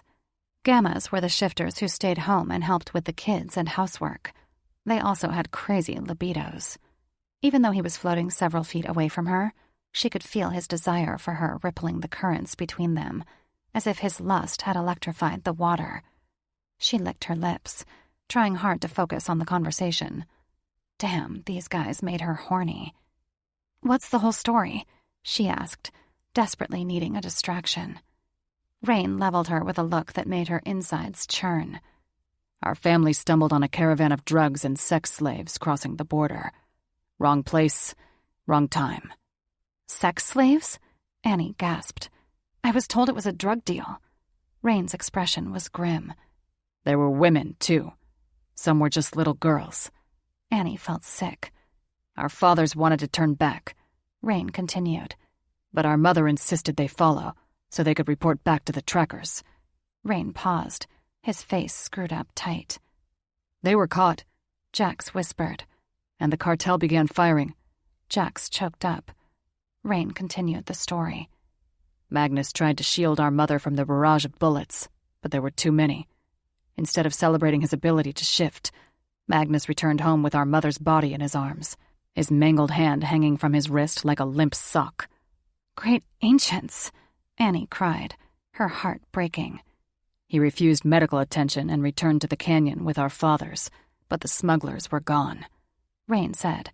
They could have tracked them and enacted their revenge, but they found our youngest father, Sammy, missing an eye, and still clinging to life despite being shot 7 times. Annie wiped away tears. "So they returned home with Sammy?" Rain nodded. Vidar wanted to leave Sammy and go after the drug smugglers, but our beta father, Tyr, convinced him to take Sammy and Magnus to the hospital instead. "I'm so sorry," Annie said, too choked up to say more. Rain ducked under the water. She watched, waiting for him to resurface. Physical recovery for Magnus and Sammy took months, Jax said, his eyes simmering with cold rage. But the damage to their souls has never been repaired, and now the rest of our family is paying for it. She was at a loss for words. She'd known the story was tragic, but she hadn't expected the heart-wrenchingly painful details. Rain resurfaced with a roar, shaking water droplets from his hair. She barely managed to speak through a constricted throat. "Guys, I'm so sorry about your family." Rain swam to her, reaching her in a few strokes. You don't need to be sorry. He cupped her cheek, his eyes glossy in the moonlight. It wasn't your fault. I know. Her skin lit on fire at his touch. I just feel so bad. The hard angles of Rain's face softened. We don't want pity, Annie. We just want you to understand why Magnus is the way he is. What can I do to help him? She asked, suddenly feeling an overwhelming urge to leave them and run to Magnus. We've been fighting for him the past 12 years. Jax swam over, treading water while his eyes seared holes through her skin. You can join the fight. Make him believe he's worthy of love. She swallowed a knot in her throat. I will try, but I don't know if I'll be good at it. What if she couldn't bring Magnus out of his funk? Would they be able to make their pack whole without Magnus? Of course you will. Rain snaked an arm around her waist again, pulling her against his hard chest. Your smile lights up our world. His wicked, fanged grin seared her insides, making her want to go limp in his arms and wantonly spread her legs. What the hell was happening to her? She'd never felt the urge to surrender to any man. But just one look from Rain, and she was melting like a scoop of ice cream on hot pavement. She placed a palm on his chest, her vision tunneling on his perfectly sculpted face, made even sexier by the scar that cut across his cheek. When he bent his head to hers, she didn't stop him, and she loathed herself for it. Wasn't she supposed to put up a fight? When he brushed his lips across hers ever so softly, she threaded her fingers through his hair and opened her mouth to his. Cupping her chin, he claimed her more intimately, their tongues melding as he deepened the kiss. She gasped when the tip of his thick cock slid across her slippery barrier. How easy it would be for him to slide into her, taking Magnus's place as head alpha by claiming her virginity. Her ribbon pulsed while he probed her swollen button. Even though the more sensible part of her was yelling at her to swim away, she surrendered to her mounting passion and sank against him, needing him to enter her. "Enough, you two," Jax warned behind them. Rain pulled away, releasing her like she was a hot potato. She reached for him in a lustful stupor. "Come back." He put more distance between them. "I have to stop." As the reality of what they had almost done settled in the pit of her stomach, she was overcome with a wave of shame. What the hell was the matter with her? She wasn't ready to mate with them. Not until Magnus put their father in his place and helped heal the rift in the tribe. Why had she caved so readily? Humiliation burning her cheeks, she swam back to the rock, wishing that sensitive spot between her thighs would quit throbbing. "Where are you going?" Jax swam up behind her, his voice a heated whisper, his mouth dangerously close to that sensitive spot beneath her ear. She turned halfway toward him, avoiding eye contact, knowing the possessive look in his eyes would be her undoing. "We should go back." "Why?" He caressed her shoulder. She shivered and grabbed hold of the rock. "You know why. I can't control my stupid lust." He shoved a firm erection into her buttocks. "You have nothing to be ashamed of. It's natural to want us." "Jax," she said with a gasp. "You shouldn't." But her body betrayed her words as she pressed into his erection. "I just want to touch you." He boldly slid a hand between her legs, cupping her crotch and resting one fidgety finger on her nub. Her eyelids involuntarily shut as he stroked her. Falling back against him, she spread her legs, giving him easier access. He had one hand on her breast, squeezing and pinching her nipple while he fucked her with the other hand, banging against her tender button until she thought she'd expire. As his tempo increased, the sound of water splashing around them and her labored breaths were drowned out by his ominous growls as he clamped down on her neck with his teeth. She spread her legs wider, a prisoner to her lust, as he continued his assault on her weeping pussy. Her euphoria rose to a feverish pitch as he stroked her harder, faster, stopping only to dip his fingers into her well and spread creamy moisture across her swollen bud. She climaxed without warning, her button rebelling against his fingers with angry thuds. She groaned his name when he shoved his fingers inside her, holding her while she convulsed around him. This intimate touch was the best feeling in the world, more beautiful than a dozen sunsets, and more euphoric than 1,000 tender kisses. He cradled her in his arms, kissing her forehead. Wow, she could definitely get used to this. Sex with Jax almost made up for the asshole father-in-law. He carried her to the shallow end of the pond and laid her on a bed of grass. With a giggle, she laid back and stretched out while his brothers swarmed her, their cocks jutting toward their chins. She heaved a satisfactory sigh when Jax and Frey trailed hot kisses down her neck and breasts, stopping to suckle her nipples like newborn babes. She felt like a goddess as they worshipped her nude body with their hands and tongues. When Rain trailed kisses from the crook of her knee to her thigh, she willingly spread her legs for him without giving her virginity another thought. She was doomed, but at the moment, she didn't care. Her giggles turned to gasps when Rain swirled his tongue across her tender bud. Her dripping pussy bloomed like a flower, opening to him. Circling her swollen nub with his thumb, he gently fucked her pussy with his long tongue, probing and thrusting until another orgasm claimed her, this one rolling through her like a wave. By the time Rain released her, they were both breathless. His face was smeared with her juices. "You taste delicious." Too exhausted and spent to speak, she stretched her arms over her head while her mates continued to shower her with kisses, rubbing their swollen cocks against her. She languidly sat up and cupped Rain's heavy balls. His eyes rolled back while she circled the base of his thick cock. She moved her hand up and down, pumping him, fascinated at the way his balls tightened and his cockhead swelled before he let out a roar, spurting creamy liquid all over her breasts and neck. Rain's eyes lit like twin suns as he rubbed his essence into her breasts, then smeared it across her tender pussy. "You're ours," he growled in her ear. She nodded, then took Frey and Jax in hand and stroked them. Frey came quickly, spurting a prodigious amount of fluid across her chest. Jax jutted his cock at her mouth. She took the hint and kissed up and down the shaft, gasping when he spurted down her neck. Jax nudged her onto her back and rubbed sperm into her pussy until she swelled and burst like a balloon.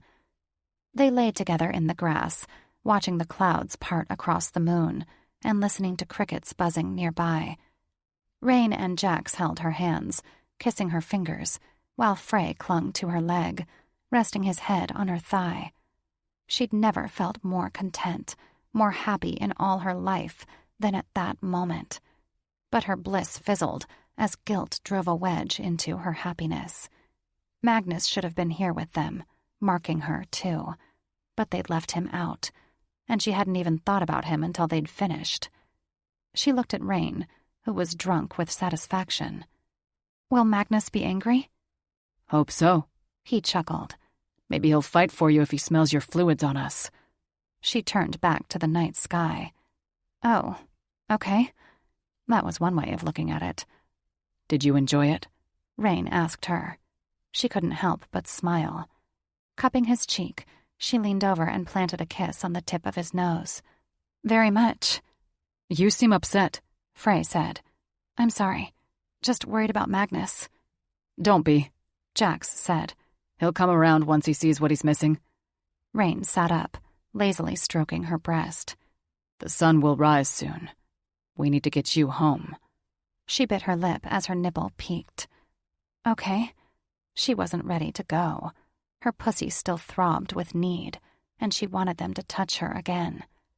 They washed off in the pond, playfully splashing and teasing each other, until she found herself groaning into their mouths.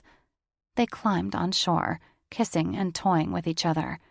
She had 3 more orgasms, and they ejaculated in her hair and on her tits. After another bath, they made the long trek home, sated and spent, their tails dragging. Day was breaking by the time she reluctantly climbed inside her bedroom. Leaning out the window, she gave them each long, languid kisses, groaning when they pulled back. "May we come to you tomorrow night?" Rain asked. She eagerly nodded. "Yes, please." Rain paused. "May we bring Magnus?" "Of course," she answered without hesitation. A small voice in the back of her mind told her she was being a lovesick fool, that she'd capitulated too easily. But another voice argued she hadn't capitulated at all, that the struggle wasn't with her mates, but for her mates, and the fight had just begun. Rain held her hands, his eyes darkening as he desperately searched her eyes. "Annie, I swear to you we will do everything in our power to make you happy. We will not let him ruin us." Without realizing she'd been holding her breath, she released a shaky sigh. "Thank you." "I'm damn sick of the sorrow," he continued. "But now that you are in our lives, the ancients have blessed us with a new start. I'm not about to let my father or Magnus blow it." When his brothers voiced their agreement, she smiled. "That's good, because I'm in this fight now too, and I'm not going to let them blow it either." She blew them kisses, then closed the window, not even cringing over behaving like a love-struck pup. Feeling like a gutted fish, she fell into bed, surrendering to exhaustion and thanking her fathers for her mates. Now that she'd gotten to know them, they were actually amazing, and she couldn't wait to see them again. Chapter 8. Balbin woke from a much-needed nap and stretched, saddened to find that cumbersome set of testicles sticking to her thigh. She hated male bodies, even though they were generally stronger. She identified with women more. Their soft curves and sensitive nipples brought her great pleasure, and Eosoth liked touching them too, which meant he was always in the mood to fuck. And Balbin loved to fuck. So far, Eosoth had not expressed interest in fucking her new body. This made Balbin sad. Though she could never replace her long-dead mate, her beautiful and brave Citri, who had been the demon to rescue her from the fiery pit, she thought of Eosoth like a mate. She would never admit it, but she found comfort in his presence. She couldn't risk losing him. She needed him to want her, so she needed a different body. Speak of the devil. Eosoth was waiting for her in the hall with a lineup of dirty, chained girls. She looked over their dejected, frightened faces with derision. None of them spoke English. What had they been expecting when they crossed the border? Did they really expect their bleak lives to get any better? Eosoth's white smile was a contrast to skin that shone like onyx. Balbin, I have picked several fresh bodies for you. She folded muscular arms against a flat chest, frowning at her lack of curves. Why? You don't wish to remain in this man's body, do you? He said with a sneer. She stiffened, not wishing him to see how much his rejection stung. Of course not. This is my first choice. He yanked on a chain, pulling the girl forward. The girl stumbled, then hung her head. Balbin shot him an accusatory glare. I knew you'd pick her. She had the largest tits of the bunch. Plus, she had a pleasing, wide mouth and thick, pretty lashes. When a sickeningly familiar smell wafted toward Balbin, she backed up with a hiss. I can smell her venereal disease. He shrugged.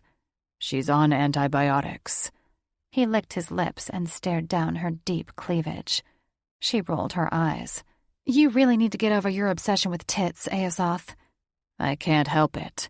He pulled the girl to him, grabbing her tits so hard, she cried out. You know I like squeezing them. The girl turned away, cringing when he licked her cheek. A blade of jealousy stabbed Balbin's gut. He was going to fuck the girl, and she wouldn't get to partake in the pleasure. Don't worry, she said. I will not be in this body for more than a day. Lines of his bald forehead scrunched. Do you have a new body in mind? Yes, she said casually. The half-human she-wolf. His mouth fell open. You still think the amethyst darts will work? She tapped her head. According to this human's research, they are very effective. He latched onto her arm. What if he's wrong? She stiffened. He's not. How dare he question her judgment? She had been in this agent's body for more than 12 hours.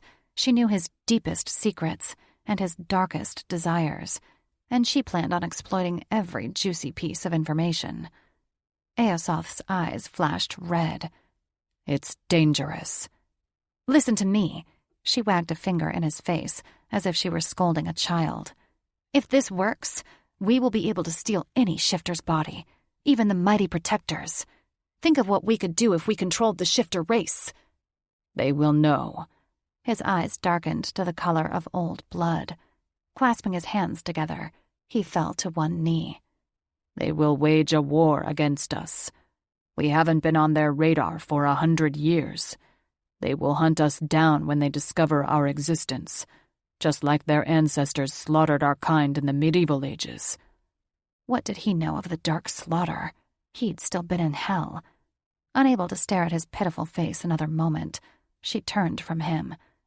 I'm sickened by your cowardice, Eosoth.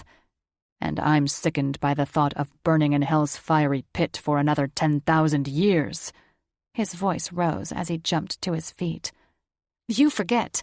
We know their weakness now. She broke into a slow, seductive smile and fingered the large amethyst stone around her neck.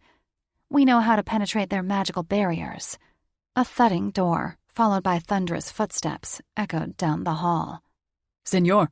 Their armed guard, a big Mexican named Miguel, with arms covered in skull tattoos, stood at attention while addressing Eosoth. He did not recognize Balbin, which was good, as she wouldn't be in her current body much longer. What is it? Eosoth snapped. You told us to tell you if we saw any lobos. She stifled a gasp. The wolves were here? They must have followed her men when they picked up the body, which meant they no longer trusted the agent Roy Miller. Aosof's eyes bulged. How many? Where? About 3 dozen a quarter mile from the compound. Miguel pointed at the small window at the end of the hall. Shoot them, Aosof said. We can't. Miguel looked at his dusty boots. They're gone. Shaking a fist at Miguel, Aosof roared, a sign of the wild, horned beast that lurked beneath his stolen mortal skin. Hunt them down. The girls behind him whimpered, their chains rattling. Miguel's jaw slackened. In broad daylight? Bring me the guards who were watching the perimeter. Aosof's voice dropped to an ominous baritone. The color drained from Miguel's face. They're dead. Balbin's knees weakened, but she refused to make a sound. Aosof couldn't know she was afraid. Dead? Aosof's voice cracked. Miguel frowned. Mauled. Double the watch, he ordered. And shoot anything that moves. Miguel nodded and hurried back down the hall. Aosof turned to her, eyes wide with fear. They're on to us. What do we do? She feigned indifference. We relocate. You need to get out of that body. Crossing her arms, she leveled him with a smirk. You have no faith in me, do you? I have no faith at all, Balbin, he said over his shoulder as he dragged his slaves back down the hall. You should know that. Annie woke up with a groan and stretched while rolling onto her side. Slowly, she remembered last night's events. Great ancients. What had her mates done to her? What had she let them do? Crossing one leg over the other, she did her best to quell her growing desire as she recalled Rain's intimate kisses. Whatever they'd done to her, she was determined they'd do it again and again. After a much-needed cold shower, she trudged into the kitchen, weary and sore. Iana and Caesar were there, along with Tor. Judging by the sly look Caesar gave her, she had a feeling he knew what she'd been up to last night. Have a good rest? Iana gave Annie an exaggerated wink, a humorous lilt to her voice. Cheeks flushed, she slumped in a seat at the kitchen bar and set her phone in front of her. Yes? Tor looked up from his coffee. You slept in late. Did I? She feigned innocence, thanking Iana as she handed her a glass of orange juice. She drank and greedily ate a double serving of pancakes and sausage. She was so consumed with breakfast, she hadn't noticed they were sitting stoically, backs stiff, as they watched the front window. What's wrong? She asked. Iana turned to her. Our trackers haven't returned. She sat on a stool beside Annie. They've been gone all night. Annie tensed. Where did they go? They followed the feds who took the redhead's body, Tor said gruffly. Oh. Annie felt 10 shades of selfish for forgetting all about the fact that demons had invaded their reservation. She'd been so consumed with her mates, she hardly thought of anything else. Iana jumped off her seat and ran to the door. They're back! Annie watched with envy as Iana threw herself into Ben's arms, plastering his face with kisses.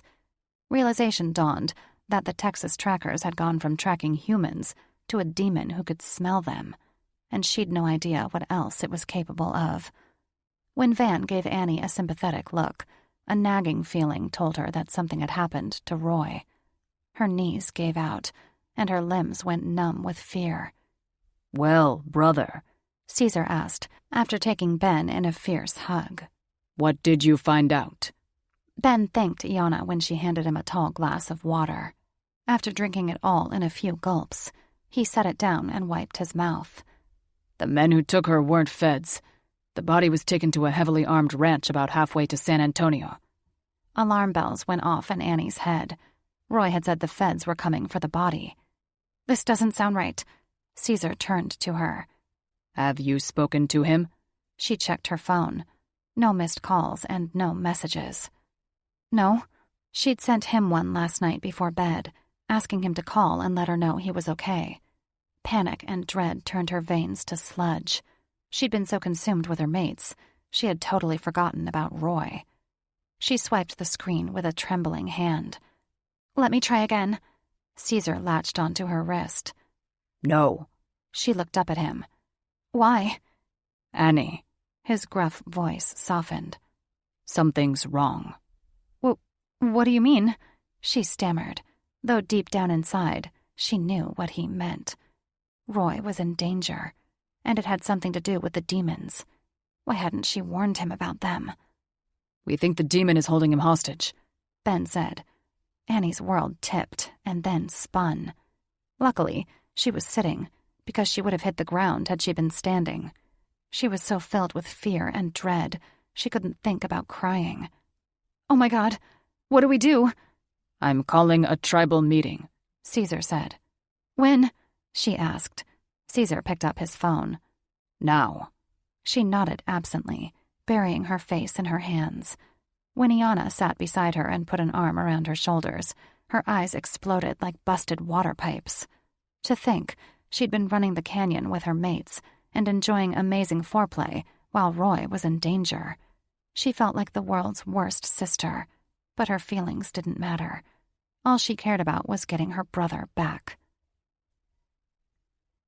Magnus furiously whittled a piece of wood in the barn and tried not to think of the nightmare that had woken him, the same nightmare he'd been having several times a month for the past 12 years. Each time he'd tried to jump in front of the gunfire, and each time he couldn't move fast enough, as if his legs were stuck in quicksand. The bullets had sliced through his hand and pierced his mother's head. She'd crumbled to the ground without so much as a whimper, spasmed once, then shifted from wolf to human, her brains leaking out into the dirt. Magnus had scooped her up and run, tears streaming down his face as he howled for help while attempting to hold her brains in place with his one good hand. Fool that he was, he'd thought he could still save her, but her spirit had already passed. And just like all the other times, he'd awakened in a pool of sweat, crying to the ancients to take him instead of his mother. But they never did let her come back, though he'd have given anything to trade places with her. Because of his incompetence, his younger siblings had grown up without a mother, and his remaining alpha father had reminded him daily that her death was his fault. His baby sister had gone to live with their Romanian uncles at age 8, preferring to grow up in a third-world country rather than spend another day in their miserable house. Not that he'd blamed her, but he hadn't seen her in 11 years, and he missed her almost as much as he missed Mother. She'd had her kind smile and gentle heart. His family had badly needed a woman's soft touch. For too long, they'd lived with their father's abrasive cruelty. He sniffled, willing the tears to subside while he whittled the piece of wood into oblivion. Damn, he'd been trying to carve a wolf. Cursing, he threw the mangled wood into the fire and picked up another. Usually his brothers soothed him after a nightmare, but they were nowhere to be found. Dawn had already broken, yet where were they? Their absence made his heart hurt even more, so much that he could hardly bear it. They'd gone to Annie without him. He jumped when he heard footsteps outside. Throwing his tools on the bench, he stomped to the barn doors, throwing them open and blinking against the blinding glare of the morning sun. His brothers, naked and in human form, wiped dirt off their hands, their satisfied smirks shooting 1,000 tiny bullets into his heart. "Where have you been?" Rain shrugged, sporting a smug smile. "Out with Annie." A drum pounded so wildly in his head, he could hardly hear his own thoughts. "With Annie? And you didn't think to include me?" Rain looked away, his cheeks coloring. "We didn't think she'd want you there." Magnus's world imploded, and he let out an ear-splitting howl. Jax and Frey were smart enough to back up, but Rain had the nerve to hold his ground, looking Magnus in the eye. That's when he knew Rain was trying to assert himself as first alpha, maybe even the only alpha. Would his brothers really abandon him? Leave him to the desolate life of a lone wolf? His throat was so tight, he could only speak with a strained whisper. "Where did you go?" "We ran the canyon." Magnus's head swelled with rage. "Are you trying to get her killed?" "We're not fools. We kept her safe." Magnus heard the censure in his brother's voice. Even though Rain had always asserted their mother's death hadn't been Magnus's fault, It was clear Rain blamed him now. Magnus ignored the throbbing from phantom blade wounds in his back. As opposed to me?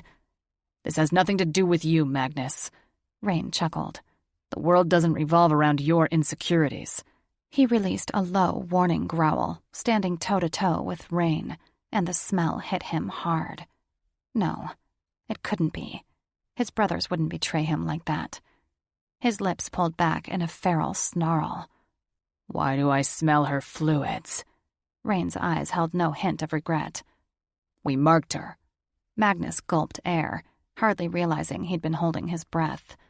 All this time his brothers had stood by him, defending him, while their father blamed him for their mother's death. Never had their support wavered until this night. Why? He clutched his chest, his heart feeling buried beneath an avalanche. And she let you? Rain licked his lips. She begged for it. Clenching his fists tight, Magnus fought the urge to pummel Rain's face into oblivion. Instinct took over, and he shifted into a giant, hulking protector, panting like a wounded animal while bearing down on Rain. He'd expected his brother to shift too, but he only blinked at him, unmoved. A roar erupted from his chest so powerful, the ground shook under their feet, and the barn doors rattled. What's next? You'll take her virginity without including me? You'll vote me out of the pack? Rain was impassive. I never said that. Why not? Magnus pounded his chest, anger clouding his vision. Then you could be head alpha. Rain went up on his toes. I already am head alpha. Magnus stumbled back, his jaw going slack as he gaped at his brother. No, he stammered. Still in human form, Rain advanced on him. I am as long as you refuse to stand up to Father and continue to blame yourself for our mother's death. He sucked in a breath. In an instant, he transformed into a giant hulking beast, eye level with Magnus. I am head alpha. Magnus could scarcely hear anything above the torrid beating of his heart and his shallow breaths as he stared into his brother's golden eyes. He'd expected to see the usual pity there, but this time he saw only revulsion. Something deep inside Magnus snapped, and he let out a deep, dark roar, feeling as if he was expunging not just his breath, but his very soul. Panting heavily, he grabbed the barn door and ripped it off its hinges. The door had his mother's name carved on it inside a heart and was surrounded by the names of her mates and sons. His heart plummeted. Gently leaning the door against the wall, he turned from Rain, unable to meet his eyes. Rain was right. He'd never have a future unless he let go of the past. He thought of carving Annie's name into the other side of the door and how much he wanted his name to be joined with hers. He wanted to find a little piece of happiness in his bleak existence, even if he was only half a man and hardly a protector. A familiar roar cut through the silence, and he spun around, exchanging an apprehensive look with Rain. Where are those goddamn boys? Father slurred drunkenly. Their father stormed into the barn in human form, not even noticing that the door had been pulled off its hinges. We have to go, he said, buckling his belt. Magnus frowned at him. Where to? Father looked at him through a scowl. The coyote chasers called a tribal meeting. You've never followed their orders before, Magnus said. Caesar says it's urgent. Father threw up his hands. We have to hear him out. How odd that he was suddenly taking commands from the coyote chasers. This was not like him, which made Magnus suspicious. And if it's not urgent? Father rubbed his hands together, flashing a fanged grin. Then we kick coyote chaser ass.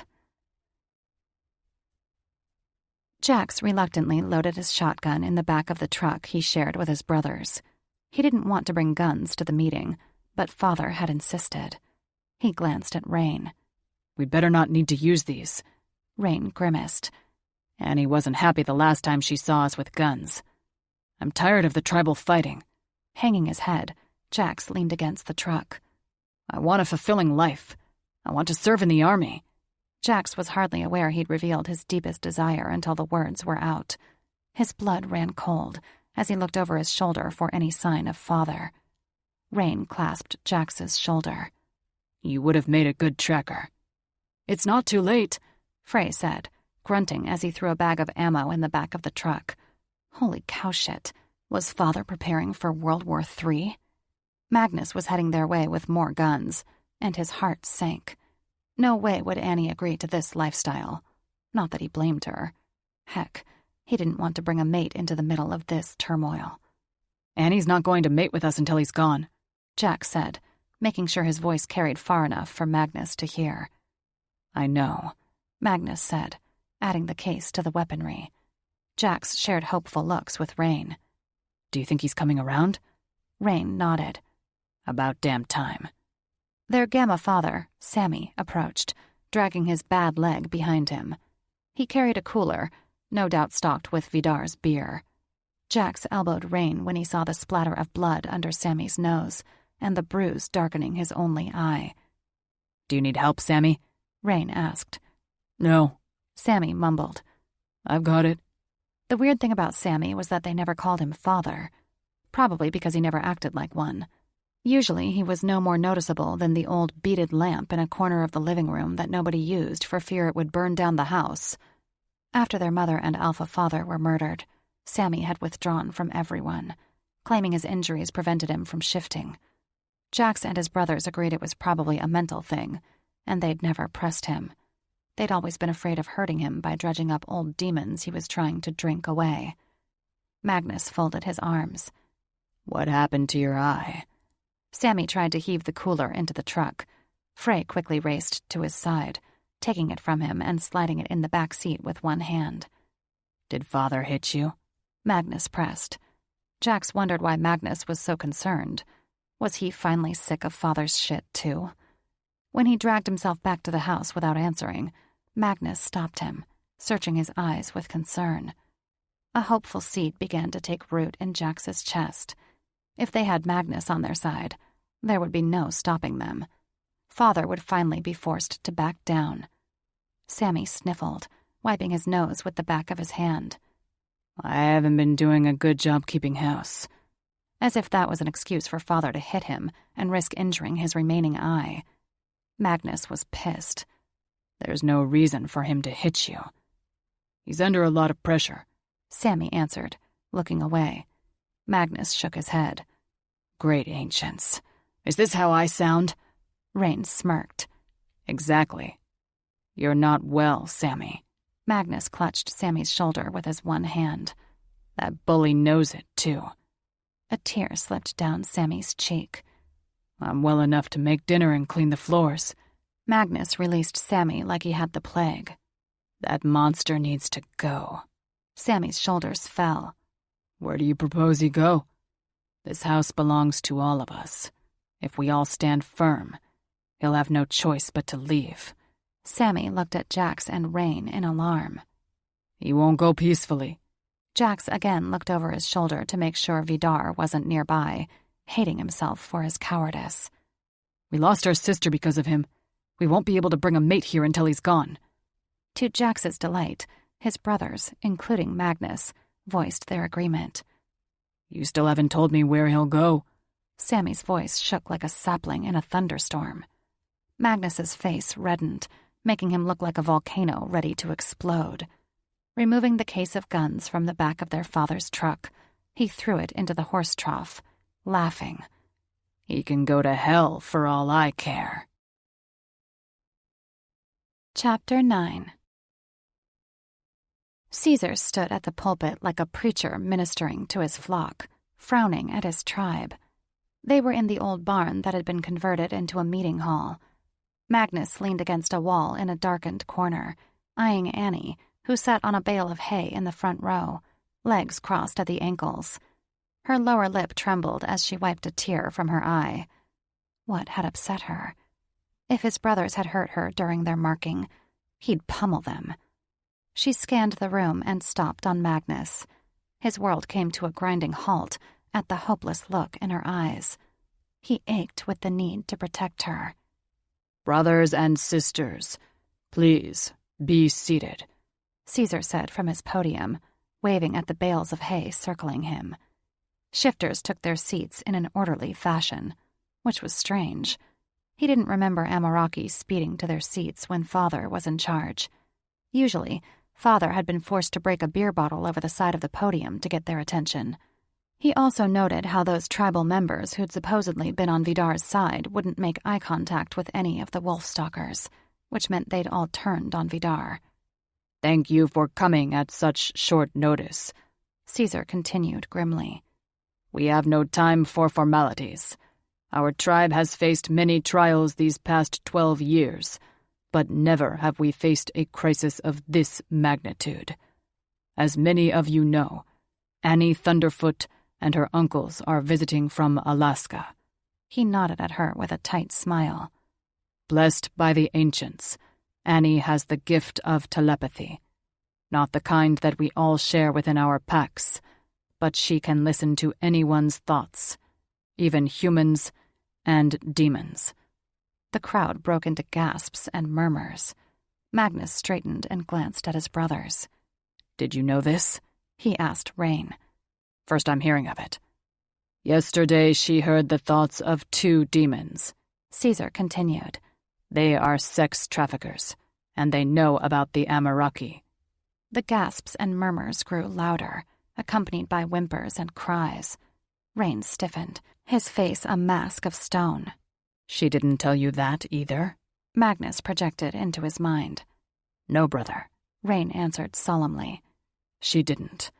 Magnus jerked when Caesar banged on the podium. Quiet, please. He held his hands out, trying to control the crowd with a calm voice. Their magic can't harm us. One of the demons was found dead yesterday, but the other is still at large. He held up a picture of a large black man with ripped jeans and a bald head that shone like marble. This is what he looks like. We have strong reason to believe this demon killed his partner and kidnapped Agent Roy Miller, Annie's brother. The trackers traced them to a heavily guarded ranch. We think that's where they're keeping Agent Miller hostage. Pushing off from the wall with a curse, Magnus shared dark looks with his brothers. Father let out an ominous, deep chuckle while smacking his open palm with a fist. Why is that our concern? Caesar looked at Vidar like he was a wayward toddler who'd been caught stealing cookies. Agent Miller may be in trouble. Let me guess, Father said with a sneer. You want Amaraki to risk their lives for a human? Annie jumped to her feet, hands fisted by her sides. He's my brother. So? Father chuckled. No good can come of this, he warned the others, his gaze sweeping the room. When we risk our lives for humans, we risk everything. Caesar gave him a long look of derision. I need every available tracker. I will also need protectors. Breaking into this compound will get ugly. Jax pushed off from the wall and stuck a hand in the air. I'll go. Like hell you will, Father roared, facing down Jax. Surprisingly, Jax stood his ground, snarling at Father. Rain held up a hand, smirking at Father. I'll go too. We're not sitting on our asses while our mate's brother is in danger. Father threw back his head with a roar, his brothers ducking behind him while he swung his fists. You goddamn worthless pussies! Worthless? Rain chuckled. You're slap-ass drunk every day by noon, and you call us worthless? Look around. Rain gestured at the rest of the tribe that had gone eerily silent. Your tribe has abandoned you. Nobody respects you, least of all your sons. I'll kill you. Father shifted, bursting through his clothes and pounding his chest like an ape. With a roar, he launched at Rain, who shifted and matched Father's blows, letting out a howl when Father raked long nails down his face. Jax and Frey shifted into angry wolves, nipping at Father's feet and crying out when he kicked them. Magnus's other fathers slunk into the shadows, saying nothing. Tor Thunderfoot and Caesar Coyote Chaser transformed into protectors, too, roaring as they tried to pull Father and Rain apart. "Stop!" Annie cried, racing toward them. Magnus's vision tunneled on Annie, and he ran toward her. Time seemed to slow, and he felt as if his feet were once again stuck in quicksand, just like in his dream, as he dodged flying bales of hay to reach her. He couldn't let anything happen to her. Scooping her up in his arms and then draping her across his back, he ignored her protests, taking a glancing blow to the head when he ducked under his father and carried her to the exit. "Go help your brothers, you goddamn coward!" she cried, punching him. He winced, his heart splitting in two at her admonition, but he refused to release her until she was safe. "Let me go!" she screamed. "Rain! Jax! Frey!" Magnus's cracked heart shattered in a million pieces when she called for his brothers. Couldn't she see he was helping them by keeping her safe? Didn't she understand his job was to protect her from harm? That he'd failed before, and he was determined not to fail again? Once they were safely outside and sheltered inside a nearby set of old stalls, he lowered her to the ground, painfully aware of her tempting smell and the feel of her soft skin, and especially of her denim-clad leg grazing his groin when she slid down the length of his body. He smelled something else on her, too. His brothers. Their trace was all over her, from her hair to her feet. It seemed they'd left no part of her untouched. Bastards. "You're not leaving my side until the fighting is over." He sat on a hay bale and forced her to sit beside him. The sound of women and children screaming, wood splintering, and bodies slamming into one another made him cringe. He hoped his father didn't kill anyone. Other shifters ran out of the barn, women clutching babes to their chests and alphas shielding them. They fled in the other direction when they saw him. He wondered if they ran because they feared or loathed him. He supposed it didn't make much difference. The wolf stalkers had become the tribe pariahs, thanks to Father. "Magnus, let go!" Her lower lip quivered. "Your grip is too tight." He instantly released her, feeling like a 10-pound bucket of dog shit for upsetting her. "Sorry. I didn't want you to get hurt." "I'm not hurt." She touched his forehead. "You're bleeding." Her gentle caress electrified him. He looked into her eyes, a beautiful mixture of silver, violet, and blue. "I'm fine," he breathed. He wasn't lying. Pain was irrelevant when he was so near this tempting woman. He badly wanted to kiss her soft, plump lips, and wondered how it would feel to have them wrapped around his cock. He wanted to mark her as his brothers had done. He hardened at the thought, and then hardened even more when she released a wave of pheromones. Angry with himself for his lust, he stood, turning from her, and adjusted himself. When he turned back to her, she was looking away. Crossing one leg over the other, she toyed with a loose thread on her top. Was she turned on as much as he was? She had to be. That's why she smelled so good. "Sit down," she frowned. "Let me take a look." Magnus was about to protest, but treating him would keep her busy and away from the violence. Besides, he longed to feel her fingers on his skin again. "Will Vidar really kill Rain?" she asked, fingering the injury on his head. He winced when she touched him, then swore at a sharp pain that felt like she was removing a nail from his scalp. Removing a shard of wood as long as her index finger, she showed it to him. "What the hell, Magnus?" He remembered being struck by his father's glancing blow. Had Vidar hit him with a board or stick? "Guess my father fights dirty." Blood dripped into his eye, and he wiped it away. Pulling a pretty scarf from her hair, she wrapped it around his head. "This will have to do until we can get you to a hospital." "I don't need a hospital," he said, feeling bad that she'd ruined her scarf for him. "It will stop." "You're going." She looked around in alarm when a thunderous roar shook the ground. "Do you think your brothers are okay?" "They're faster than Vidar, and they'll be able to focus without worrying about you getting hurt," he said. "I hope you're right." She chewed her lower lip and winced when they heard another boom. Magnus knew it was wrong to be envious of his brothers, but he couldn't help the wave of jealousy flowing through him. "You care about them?" "Of course." When the slightest of smiles tugged at her lips, a fire lighting in her eyes, he knew she was thinking sexual thoughts. She was probably remembering their wicked night of pleasure without him. "Did you have fun with them last night?" he asked, unable to keep the note of accusation from his voice.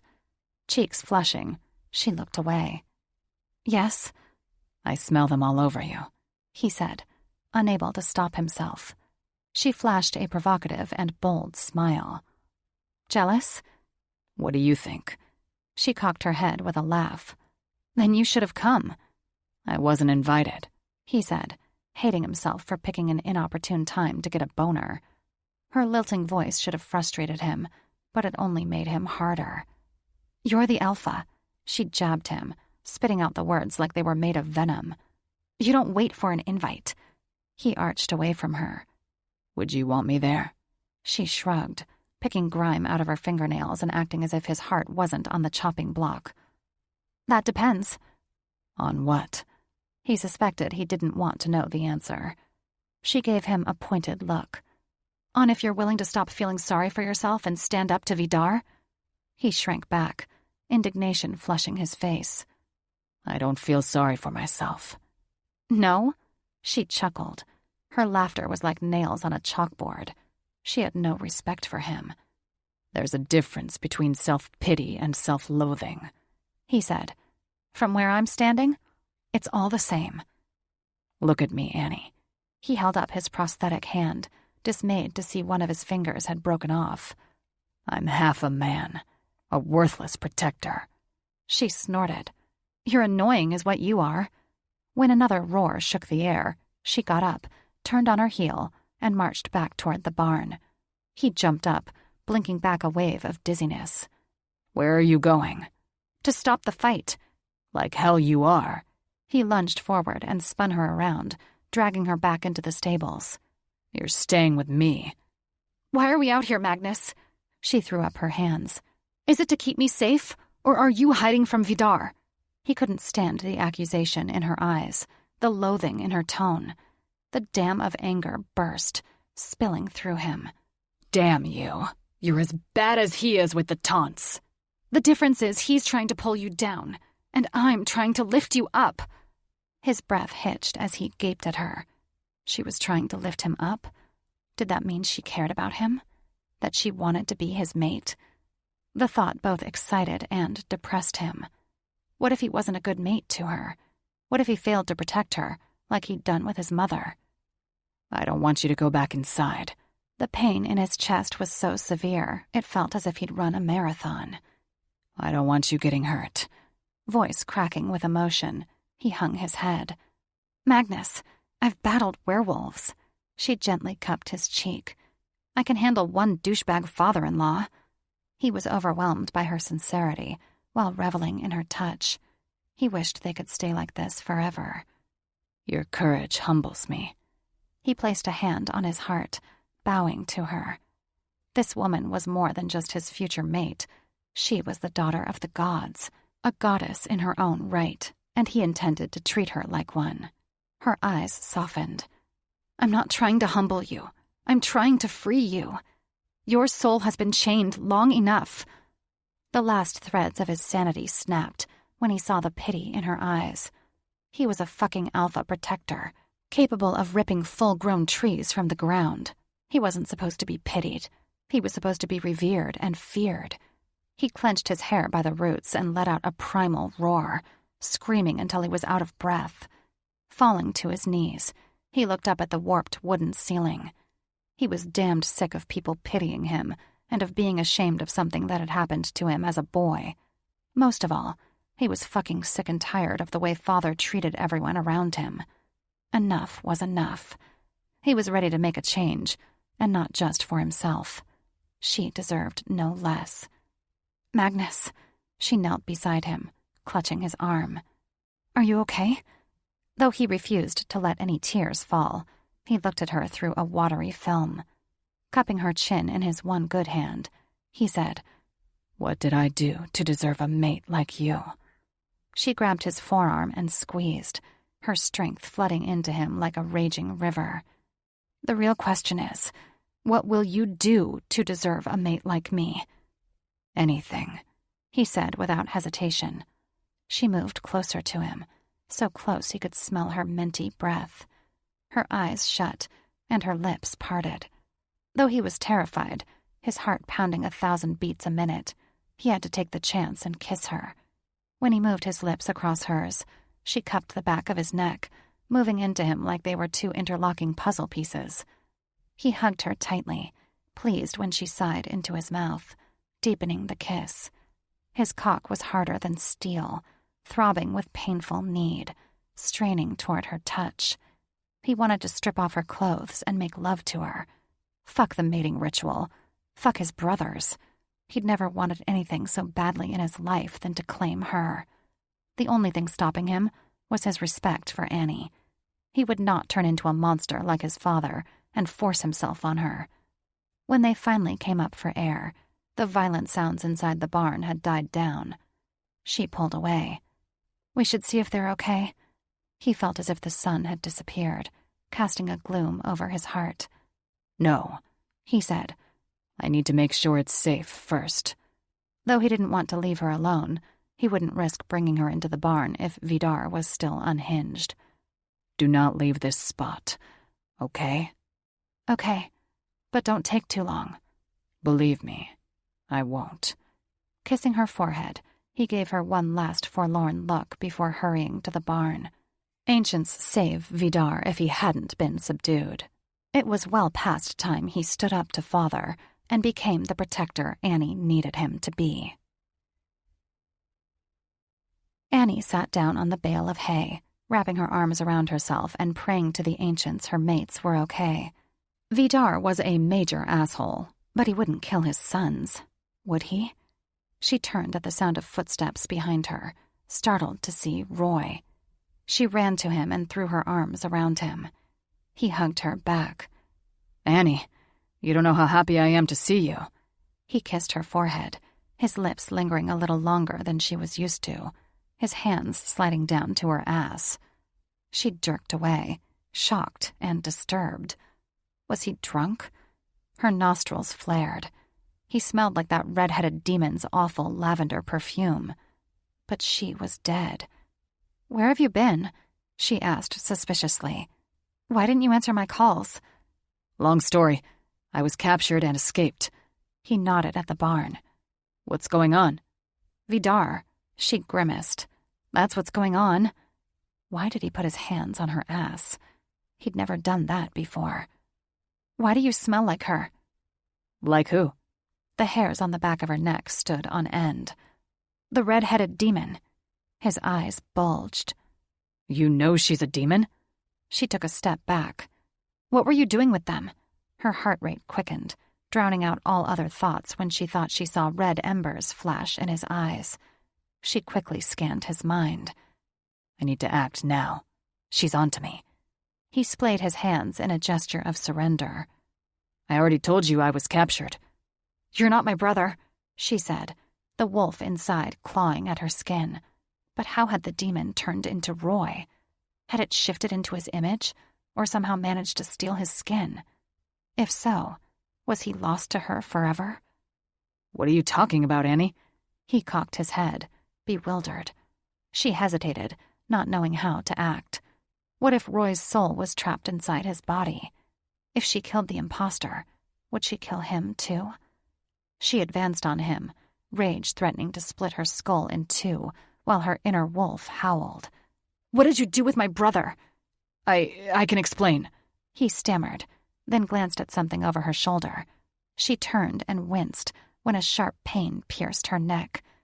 She yanked a dart out of her skin, then fell to her knees when her legs gave way. Her veins turned to sludge, and she fell on her back, blinking up at the demon in Roy's skin. He flashed an evil smile and laughed. "Good night, little wolf. When you wake, your shifter skin will have a new owner." A scream died on Annie's lips as she succumbed to darkness. Magnus burst into the barn in protector form. He wasn't taking any chances with Vidar. So what that he was missing a hand? He could still take on an old, stumbling drunk. He pushed his way through a circle of protectors, all beating their chests and hurling insults at Vidar, who'd been pinned to the ground by Rain and Tor Thunderfoot. Rain looked up at him, his nose bleeding and swollen to twice its size. "Where's Annie?" "She's safe," he said, feeling bad that Rain had taken the brunt of their father's abuse. Magnus puffed up his chest, resolved that this would be the last time. Vidar gaped at Magnus and let out a primal roar. "Tell them to release me!" Rain dug his furry knee into Vidar's throat. "Not until you promise you'll calm down." Vidar roared again. "Let me go, you son of a bitch!" Rain threw back his head with a deep bellow. "You do realize you're calling my mother a bitch, don't you?" Vidar thrashed beneath him. "You damn worthless piece of coyote dung! Tell us how you really feel, father." Rain chuckled. Tor grunted, nearly falling over when Vidar managed a good kick between his legs. Caesar helped Tor up, and Magnus took his place, sitting on Vidar's heavy legs and wedging an elbow above his groin. Magnus pressed his elbow deeper until his father grunted in pain. "Here's what's going to happen," he said in a surprisingly steady voice. "You will promise to behave yourself, and then Rain will let you go. Then your brothers will take you home, where you will sober up." Vidar lifted his head and spit at Magnus. "Fuck you." "Wrong answer." Magnus was sorely tempted to slam his elbow down hard enough to make Vidar's nutsack black and blue for a month, but he refused to stoop to his father's level. Instead, he stood, holding his one hand down to him. "Let him go," he said to Rain. "You sure?" Magnus solemnly nodded. Rain jumped back as if Vidar had the plague. Their father stumbled to his feet and roared at Rain. Magnus pounded his broad chest. "Over here, father. 1-on-1. Turning back toward Magnus, Vidar let out a demonic chuckle. "You?" He sneered at Magnus's prosthetic. "I'm not fighting a cripple." Of all the insults Vidar hurled at him, Magnus hated cripple the most, and Vidar damn well knew it. Flexing his arms, Magnus locked gazes with him, knowing exactly what to say to get him riled up. "Tell the truth, father. You're not afraid of hurting a cripple. You're afraid of losing to one." Father charged like an angry bull, falling into Rain with the grace of an armored vehicle plowing through a wall before pushing him aside and rushing Magnus. He sidestepped his father, knocking him to the ground with his crippled arm, not even caring when the prosthetic flew from his wrist and shattered against the wall. Father hit the ground so hard, he shattered the wood under him and landed in the crawlspace below in a plume of dust. Growling and cursing, he climbed back out, slapping his hands together before charging again.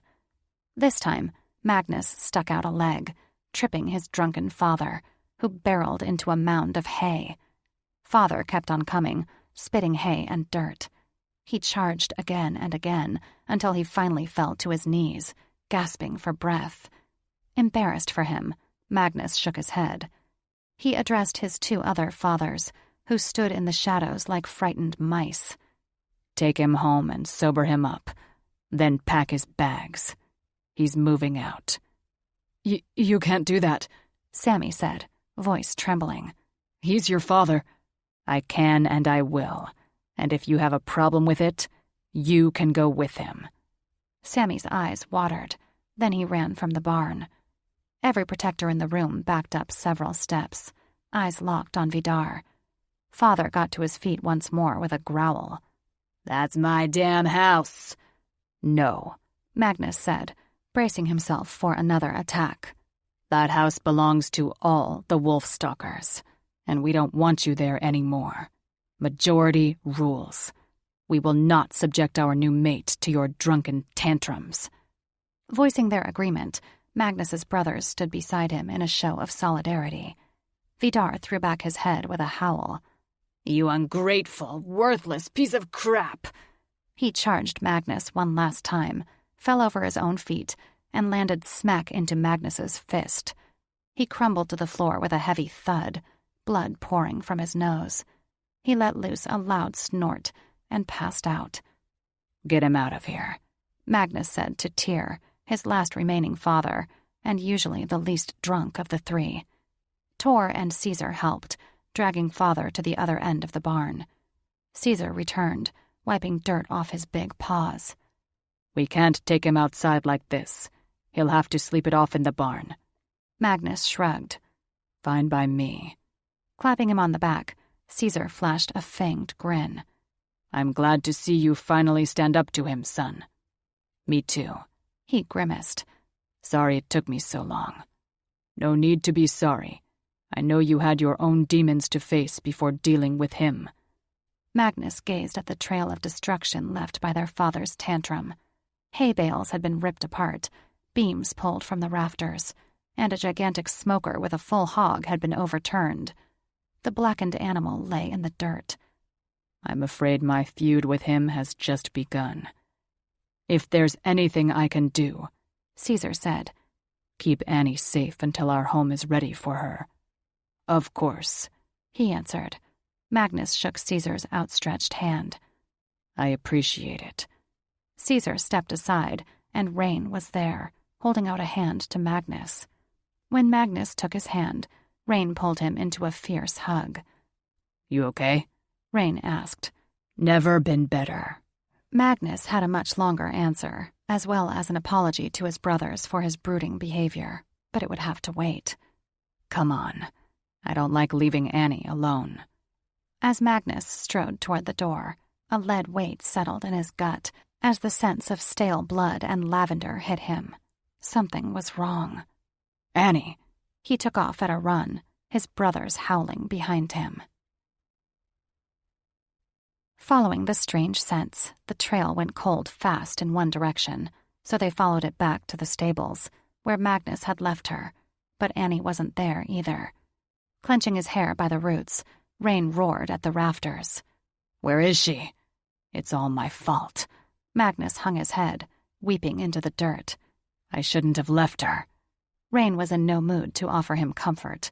What he'd said was true, but what was done. All that mattered was getting her back. Rain sniffed. Smell that? He turned to the tracker. Ben, what do you think? Ben Coyote Chaser stalked to the spot where she'd been left. Falling to all fours next to a hail bay, he sniffed the ground, then looked up. I smell Agent Roy Miller and something else. He sniffed again. I recognize that smell. Rain's nostrils flared as he belatedly recognized the agent's familiar scent. So do I. I also smell lavender. The dead demon's perfume, Ben said. Had a woman abducted Annie? If so, why hadn't Annie fought back? Did the woman have Roy with her, maybe as a hostage? He scratched his head, trying to make sense of the situation. They did a quick but thorough perimeter search, but found nothing. Annie was gone. Rain and his brothers howled in grief and anger. No force in heaven or hell could save that demon if it hurt Annie, and ancients saved Magnus for letting her get captured. Rain had forgiven him for losing their mother, but he would not forgive him this time. Chapter 10. Balbin dropped the limp she-wolf into the cab of Aesoth's borrowed truck. "Drive," she commanded. Aesoth gaped at the girl. "Did you not hear me?" Balbin snapped. "Drive." He put the truck in gear and tore off down the road. I don't like this. She folded her arms across her ugly, flat chest. "I don't give a damn what you like." She smugly smiled to herself, looking down at the pretty sleeping girl sandwiched between them. Over 100 years she'd waited to seek vengeance on these wolves, and she was about to achieve the impossible. Citri would have been so proud. If only he were here to see what she'd done to avenge his cruel murder, bringing her more satisfaction than the time she'd ambushed that pack of shifters 12 years ago, killing the female and her alpha mate. But if we bring attention to ourselves, they might figure out we're demons. Aesoth whined. An odd feeling came over Balbin as she looked at the demon who'd been her mate for over a decade. She realized she didn't like him. Though he'd been on this plane for less than a century, he was always second-guessing her decisions and complaining. She was growing tired of him. Another thought occurred to her.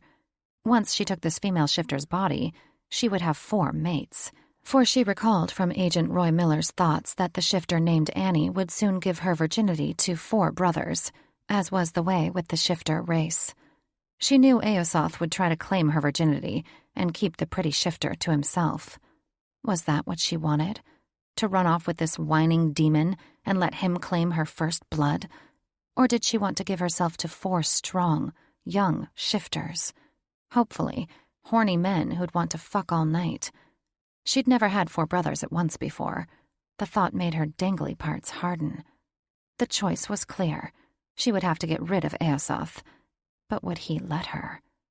"They know we're demons," she said, eyeing him sideways to gauge his reaction. What? He slammed on the brakes, nearly running into the ditch. "Keep your eyes on the road," she snapped. She looked behind them, pleased when she saw they weren't being followed, but their luck would soon run out. She had to get the she-wolf to a secure location so she could switch bodies. You're a fool, Balbin, he growled, his eyes turning blood red as he steered back onto the road. And you're going to get us both killed. "Shut the hell up!" She turned away, anger making her blood boil. They will follow her scent, he continued. What will we do when a whole tribe of shifters comes for us? When they come for us, Balbin thought, I will be in the she-wolf's body, and they will take me back as one of their own. Balbin chose not to voice her thought aloud, her anger rising while he continued to nag her. She cringed and grabbed onto the dashboard when he slammed on the brakes again, pulling over with such violence, her seatbelt pinched, and the she-wolf tumbled to the floor with a groan. Kick the shifter bitch out of the truck. He jutted a finger toward the door. I will not let you send us to hell. She took off her seatbelt and pulled the girl back onto the bench seat, dismayed when she saw a bloody gash on her forehead. Look what you've done, she hissed. You're going to ruin this body. If you won't get rid of her, I will. He unlatched his seatbelt, opened the door, and yanked the shifter off the seat by her wrist. Balbin was left with no other choice. Pulling out Agent Miller's gun, she shot Eosoth in the forehead, then jerked the girl away from him and kicked him away before he could switch bodies. He fell to the road with a heavy thump, mouth hanging open and eyes wide with shock. With no time to mourn her dead lover, Balbin climbed over the moaning shifter and sat in the driver's seat. Eosoth's winged spirit broke free of his mortal skin, howling to the heavens, while the embers of his dragon's breath shone through his throat like hot coals. She pulled the door shut and locked it, mouthing an apology to the demon as he released his fire, melting the glass. She put the truck into gear and drove over Eosoth's body with sickening thumps. With no nearby body to occupy, it was only a matter of seconds before Hell's portal opened and sucked him through, trapping him for at least another 10,000 years while he clawed his way back to freedom. A rumble sounded behind her, followed by a thunderous crack that rent the air. She dare not look, because she knew the portal had opened and Eosoth was no more. She mourned his loss, for he had been useful and such a gifted lover. She'd have to train her 4 young lovers how to do the things Eosoth had, especially the rough anal foreplay. Though the prospect should have excited her, she felt a twisting in her gut. What if the amethysts didn't work, and she wasn't able to steal the she-wolf's body? When the shifter moaned, her hand rising to her forehead, Balbin took out her dart gun and fired another shot into the girl's leg, hating to have to drug her again. She wouldn't be able to steal the shifter's body until she woke up. Stealing a sleeping skin would make her too vulnerable, and she had no idea how long 2 doses of sleeping medicine would last. She glowered at the girl. You'd better be worth it. I lost a perfectly good fuck thanks to you. Magnus cautiously approached the crushed and blood-splattered body of a huge human. Who is this? He asked Van Thunderfoot. Van grimaced and kicked the lifeless corpse until it lay on its backside, mouth agape and eyes staring blankly at the sky. The other demon? A swarm of hornets raced through Magnus's veins. If both demons are dead, what happened to Annie? Van frowned at the corpse. Something's not making sense. He pointed his nose in the air, inhaling deeply. There's that lavender perfume again. Magnus crouched down, scenting the corpse. It's not on him. It's wherever that red-headed demon has been. I smelled it on her at the bar last night. There must be more demons, Rain said, circling the body, searching for clues. Who all wear the same perfume? Van asked. Magnus had run out of ideas. Who all wear the same perfume and keep killing each other. Van shook his head. That makes no sense. They are succubi. Magnus looked at Tor's grim expression and stony eyes. What? Annie said the red-headed demon was 400 years old. How do you think she's lived so long? Magnus froze, his mind reeling. I don't know. Tor looked horrified. Switching bodies. All moisture evaporated from Magnus's mouth, making it feel like he'd swallowed a mouthful of sand. You mean stealing them? Tor's features hardened. Yes. Do you think she took Roy's body? Van asked. That would make sense, Tor answered. Then she used Roy's body to lure Annie away. Fuck. Magnus felt as if the earth was about to open up and swallow him whole. So then what about this demon? Whose body did he take? Somewhere in his subconscious, he already knew the answer. Tor didn't respond, but his dark look softened to one of pity. The demon took Annie's body, Rain said, storming up to Magnus and giving him a look that could melt steel. At that moment, Magnus wished the earth would open up and swallow him whole.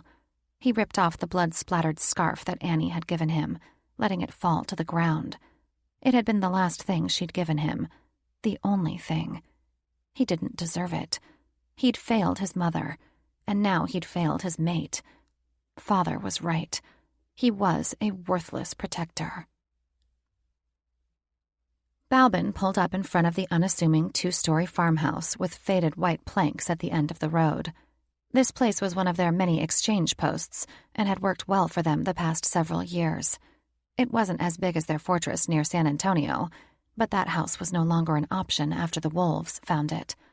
The wolves would soon locate their other hideout, which was why it was urgent she switch bodies. Hoisting Annie into her arms, she walked around to the back of the house. The old wooden stairs creaked as she climbed to the porch. A guard let her in, exhibiting a wicked grin as he looked over Annie. Balbin glared at him. "Touch her, and I slice off your dick." The guy visibly swallowed, then nodded. Though most of her guards were native Spanish speakers, they knew enough English to understand the meaning of her threats. She carried Annie upstairs and laid her on top of a large crate they used to house their sex slaves. Frightened eyes blinked at her, like curious forest animals watching her through underbrush. Only these animals were girls in cages, each one with the potential to make them a profit of $4,000 a day. Balbin thought about the money she and Eosoth had saved over the years. It was enough to ditch the stress and drama of running a sex trafficking operation and live comfortably in another country for a century. Someplace tropical, where the waiters brought drinks in coconut shells. She wondered if she'd fucked up by killing Eosoth. He would have brought her much sexual pleasure on that tropical beach. But he was at the bottom of Hell's Pit now. No use mourning what she could no longer have. After securing Annie in a cage, her rumbling stomach reminded her she needed to feed her mortal skin. One thing she hated about this body was his constant need for nourishment. According to the agent's thoughts, he'd been starving himself for months to financially support his invalid father.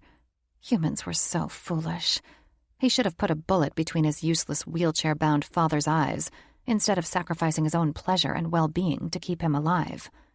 If Balbin had been forced to remain in Agent Miller's human shell much longer, she would have put the old man out of his misery herself. She went to the kitchen, pleased when she found a bag of tacos in the fridge. She ate 3 of them straight from the bag, too hungry to care they were cold.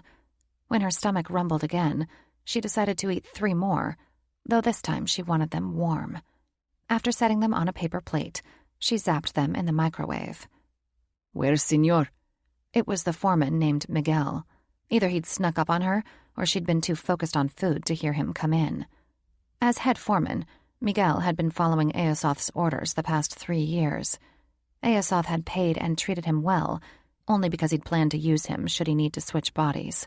Now that Eosoth and the beautiful redhead were gone, she didn't expect Miguel to take orders from Roy. That left her with only one choice: She'd have to take Miguel's body just long enough to give instructions to the second in command. After that, she'd kill Miguel. "Dead," she answered, wishing she was in the redhead's body so she could use her cleavage to distract him. "I'm in charge now." Miguel shook his head. Senor left me in charge, not you. "Fine." She threw up her hands. "You're in charge. Here." She reached into her pocket and pulled out a wad of bills. "Senor told me to give this to you." He greedily held out his hand, making it too easy for Balbin. Latching onto his wrist, her soul easily slipped into his skin like water flowing from a jug into a glass. Miguel's terrified scream was quickly silenced as she squeezed his soul, sending him to the abyss. She gave herself a minute to adjust to her new body. Agent Roy Miller fell to the floor in a motionless heap, looking as lifeless as a corpse. She didn't think she'd occupied his body long enough for his soul to be permanently stuck in the abyss, but she'd been wrong before. Miguel was easily twice Agent Miller's size, and she found lifting him to be no effort at all. Though she hated male bodies, she valued their strength. After depositing Roy in a cage across from Annie, she sneered at the trembling girls, hating them for their weakness. Balbin talked to Miguel's second-in-command next, a scrawny Mexican kid named Jose. He couldn't have been more than 20. Not only was he a man with unwelcome dangly parts, he was skinny and sickly, but he made a decent guard, and they needed all the guards they could get. "Order all men to stand guard," she rattled off to him in Spanish, pleased with herself for knowing the language so well. "Shoot anyone who comes near. Notify me when the girl wakes." "Si," Jose answered, and marched out with purpose in his stride. She sat at the table and ate, her appetite significantly decreased in the new body. She only managed 2 tacos before a twisting in her gut warned her to stop. What the hell was in those things? Oh well, it made no difference. She'd be out of this body soon enough. Magnus stood with his brothers, facing Tor and Caesar, while several other alphas and trackers circled the map of Texas Caesar had laid out on his kitchen table. "If we leave at sunset, we can get to Cotula by truck in an hour." Caesar pointed to the South Texas town. "We leave our vehicles outside Cotula and shift, then follow the trackers to the ranch." Magnus already saw holes in Caesar's plan. "What makes you think they'd go back there again?" "Our trackers scented Roy's truck going in that direction." "That makes no sense." Jax rubbed his chin. "They have to be aware we know about their compound. They shot at our trackers last night."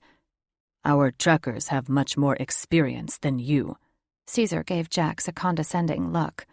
"They said they were headed there, and I believe them." Jax bristled, and Rain laid a hand on his arm. "Easy."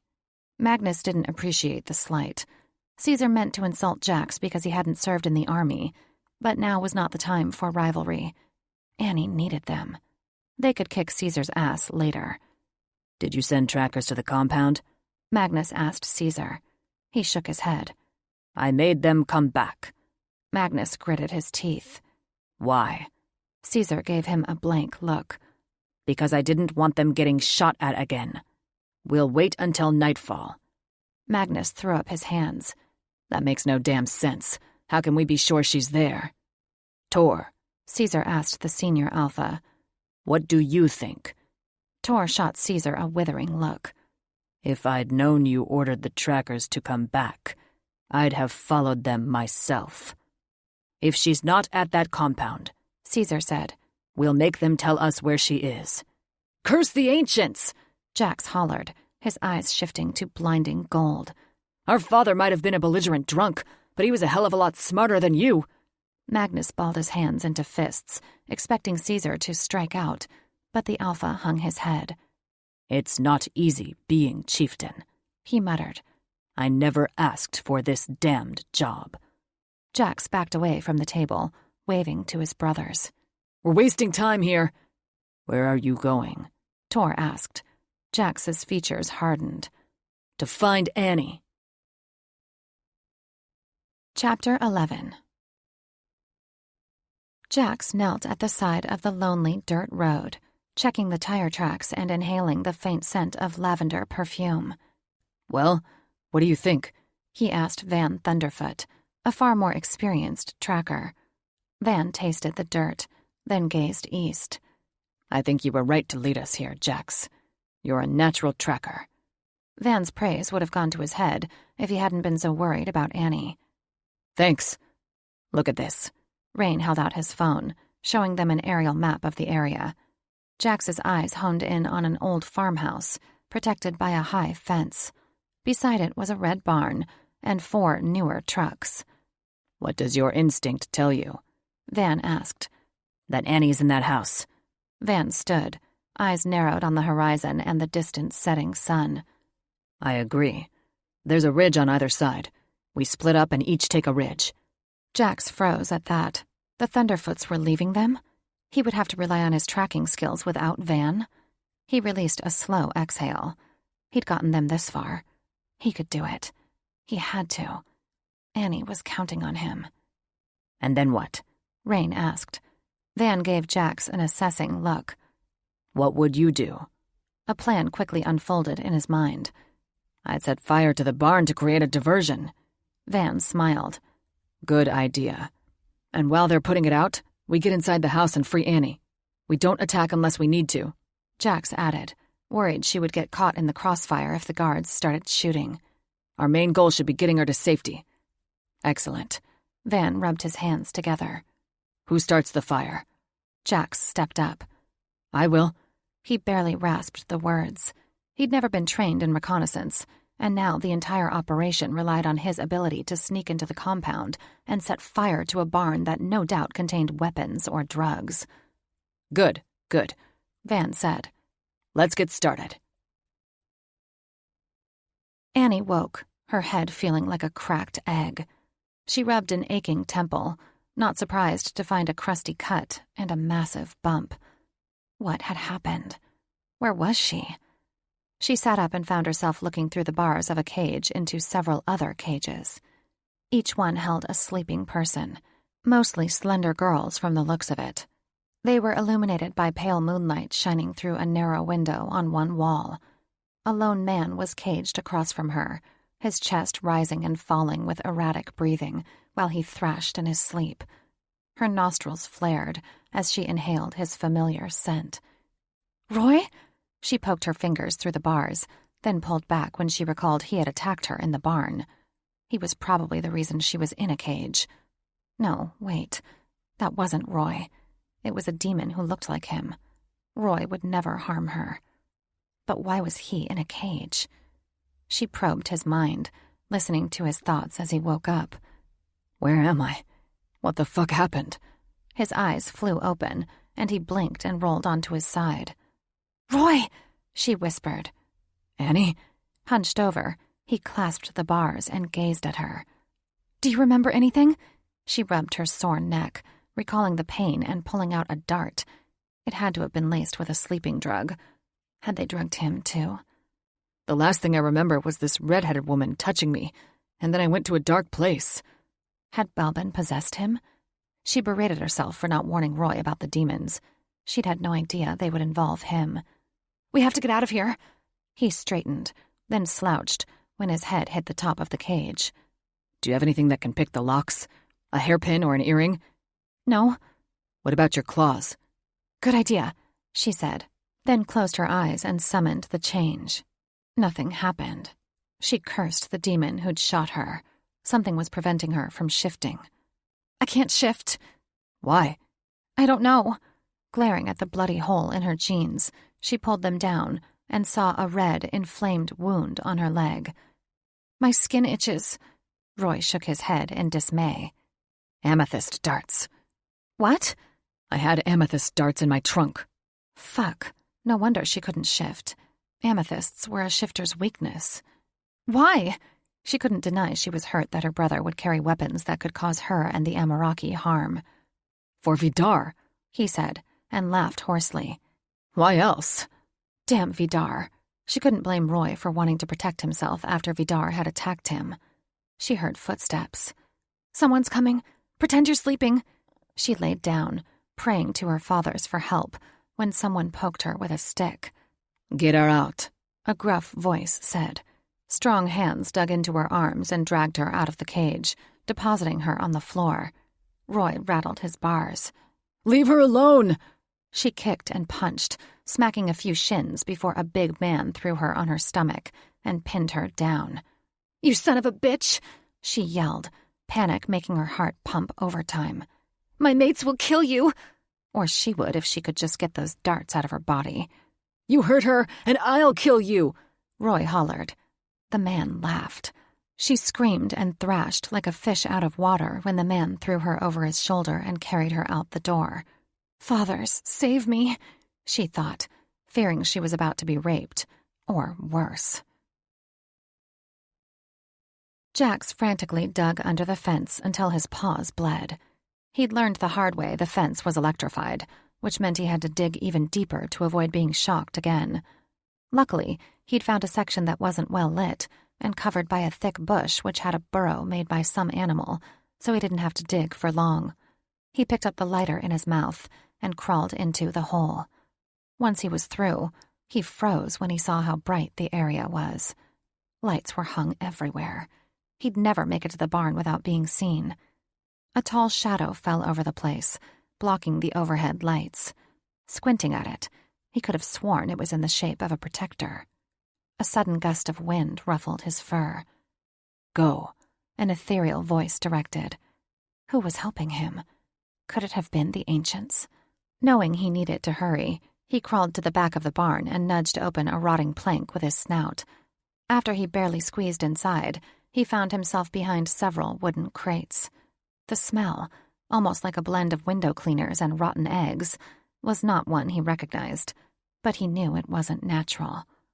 Common sense told him he was in a meth lab, and as it was highly flammable, he'd just need a bit of kindling to start the fire. He only hoped it didn't lead to a deadly explosion. Or if it did, that it didn't injure Annie. The house was a good 200 yards away. Any explosion shouldn't go that far.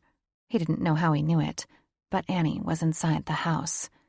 When he heard voices outside the barn, he cursed himself for his indecision. Shifting into human form, he pulled the lighter out of his mouth and gathered stray pieces of hay, tied them together with discarded pieces of twine, and set it alight. He dropped it into a stall laid with old, dry straw. It quickly caught fire. He did the same in the other 3 stalls. When the barn filled with smoke, he shifted and went back outside, barely getting out before an explosion rattled the barn and the whole thing lit up like a flaming inferno, singeing the fur off his back.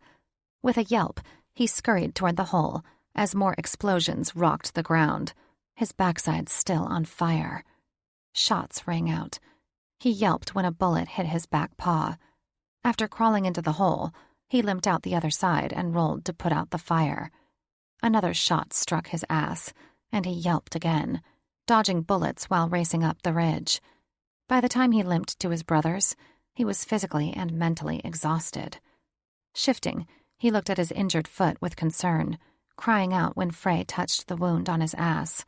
His entire backside felt raw and exposed, as if his skin had melted. Jax cried and thrashed when Frey tried to apply ointment. "Jax," Frey cupped his face. "Look at me. You need to stay still. You're bleeding everywhere." Jax tried to speak, but all that came out was a gasp. And then his world dimmed, his brother's worried eyes fading into darkness. Annie screamed when the man carried her to a room, slamming the door behind them and dropping her on a squeaky bed with a crusty bedspread.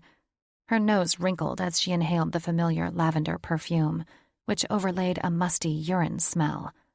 Muscles too big to be natural, he was a roided Latino, covered in tattoos, and had several earrings on his ears and face. So why did he smell like Balbin, who was dead? Then she remembered Roy, or whoever that was, had smelled of lavender when he'd abducted her. A sickening feeling twisted her stomach when the man looked at her with red in his eyes. "Don't you dare touch me, you demon fuck!" "How'd you know I was a demon?" "I can smell it." He looked at her in surprise. "Can all the shifters smell it?" "How'd you know I'm a shifter?" "I'm not stupid, that's why." He snorted, then chewed on his nails, a surprisingly feminine gesture for a buff guy covered in tattoos. "What does this smell like?" Annie put off telling him. She didn't want to give away too many of her secrets. Not that he probably didn't know them all already. "You don't know your own smell?" She laughed. His eyes blackened to 2 lumps of coal. "Do you?" "Like the most noxious gas imaginable?" She lied, then discreetly rubbed her leg against the side of the bed. If she could break open her wounds and get the amethysts to fall out, she might stand a chance at defeating this demon. "That will never do." Her captor rocked on his heels. "It looks like we will have a change in plans. Your mates will never accept me if I smell." Annie gasped. "You were going to steal my mates?" "And your body." He gave her a pointed look. "I think I'll still take the body, but I'll hold off on the mates." A terror unlike Annie had ever known made her temporarily see spots before her eyes. She fought him when he latched onto her arm, his eyes glowing red. His face screwed up tight. He grunted and groaned, and his cheeks flushed bright red. Finally, he let go of her with a curse, shaking his hand as if he'd been burned. "I don't understand. Your magical defenses are down. I should be able to get through." So this was why Roy had tricked her. He'd been possessed by this demon, who had tried and failed to steal Annie's body. She forced a smile, though she felt anything but happy. "Ah, tough luck." Why was she taunting him? Was she nuts? But maybe she could buy some time. Her mates had to come for her soon. If not, then her fathers had to have heard her prayers. The demon's eyes pulsed red like a strobe light. "I have too much on my mind, that's why." "Uh-huh," she laughed, hoping he didn't hear her nervousness. "Or maybe you're just an incompetent demon." He slapped her so hard, she thought she saw stars. The sound of his large hand striking her cheek ricocheted through the room. She blinked at the dizzying pain, and then felt something fall from the back of her neck. The amethyst. Her face would probably be bruised and swollen by morning, but at least it had fallen out. One more to go. If she could just get at the one stuck in her leg, she could shift and bite the demon's face off. He grabbed her again, this time circling her neck with his meaty fingers. "Stay still," he commanded, as if she could go anywhere with his gigantic hand around her throat. She coughed and sputtered when he pressed against her windpipe, veins popping out of his forehead and neck. "You might as well give up," she rasped. "You're not getting in. And even if you do, my mates will not let you get away with it." "Of course they will." He flashed a feral smile. "They won't harm your body." She could barely breathe. "My mates will," she sputtered, wanting to add that they'd hunt him to the ends of the earth, but he tightened his hold, and she couldn't speak anymore. "I will claim your body or kill you trying, and then I will switch bodies so they never find me." Annie's vision tunneled while the demon swore and squeezed harder, sweat dripping down his brow. "Fathers!" she cried. The bed suddenly shook so hard, she thought it was possessed. The demon let go and fell back against the wall, crying out when a section of the ceiling fell on top of him. Annie rolled off the bed, gasping for breath, while crawling underneath the frame, waiting for the tremors to stop. She didn't know if the earthquakes had been a freak of nature or her fathers sent them, but she was grateful for the chance to regroup. She needed to free Roy and get out of here. As soon as the tremors stopped, she crawled out from under the bed and scrambled on top of the debris crushing the demon. Choking on smoke and dust, she found her way in the dark to the basement with the cages, which appeared to be intact after the earthquake, made from impenetrable steel to keep the prisoners secure. Several girls were screaming and crying, while a guard lay in the center of the room, bleeding out. The pointy tip of a chandelier stuck through his chest. Annie dug through his pockets and found the cage keys. "I'm here, Roy," she said, fumbling with the keys. There were too many, and her hands were trembling. "Are you okay?" he asked, gripping the bars with whitened knuckles. "The explosions didn't hurt you?" Explosions? She thought they had been earthquakes. She coughed on drywall fumes.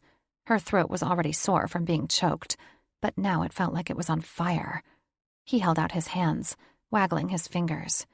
"Let me do it." She gladly handed him the keys, and he was out of his cage in a matter of moments, taking her in a fierce hug. She cried and clung to him, relieved they were both still alive. Pulling away, he clutched her shoulders, desperately searching her face. Did he rape you? No, he was trying to steal my body. Roy frowned. Where is he now? Buried under rubble? Roy heaved a shaky breath.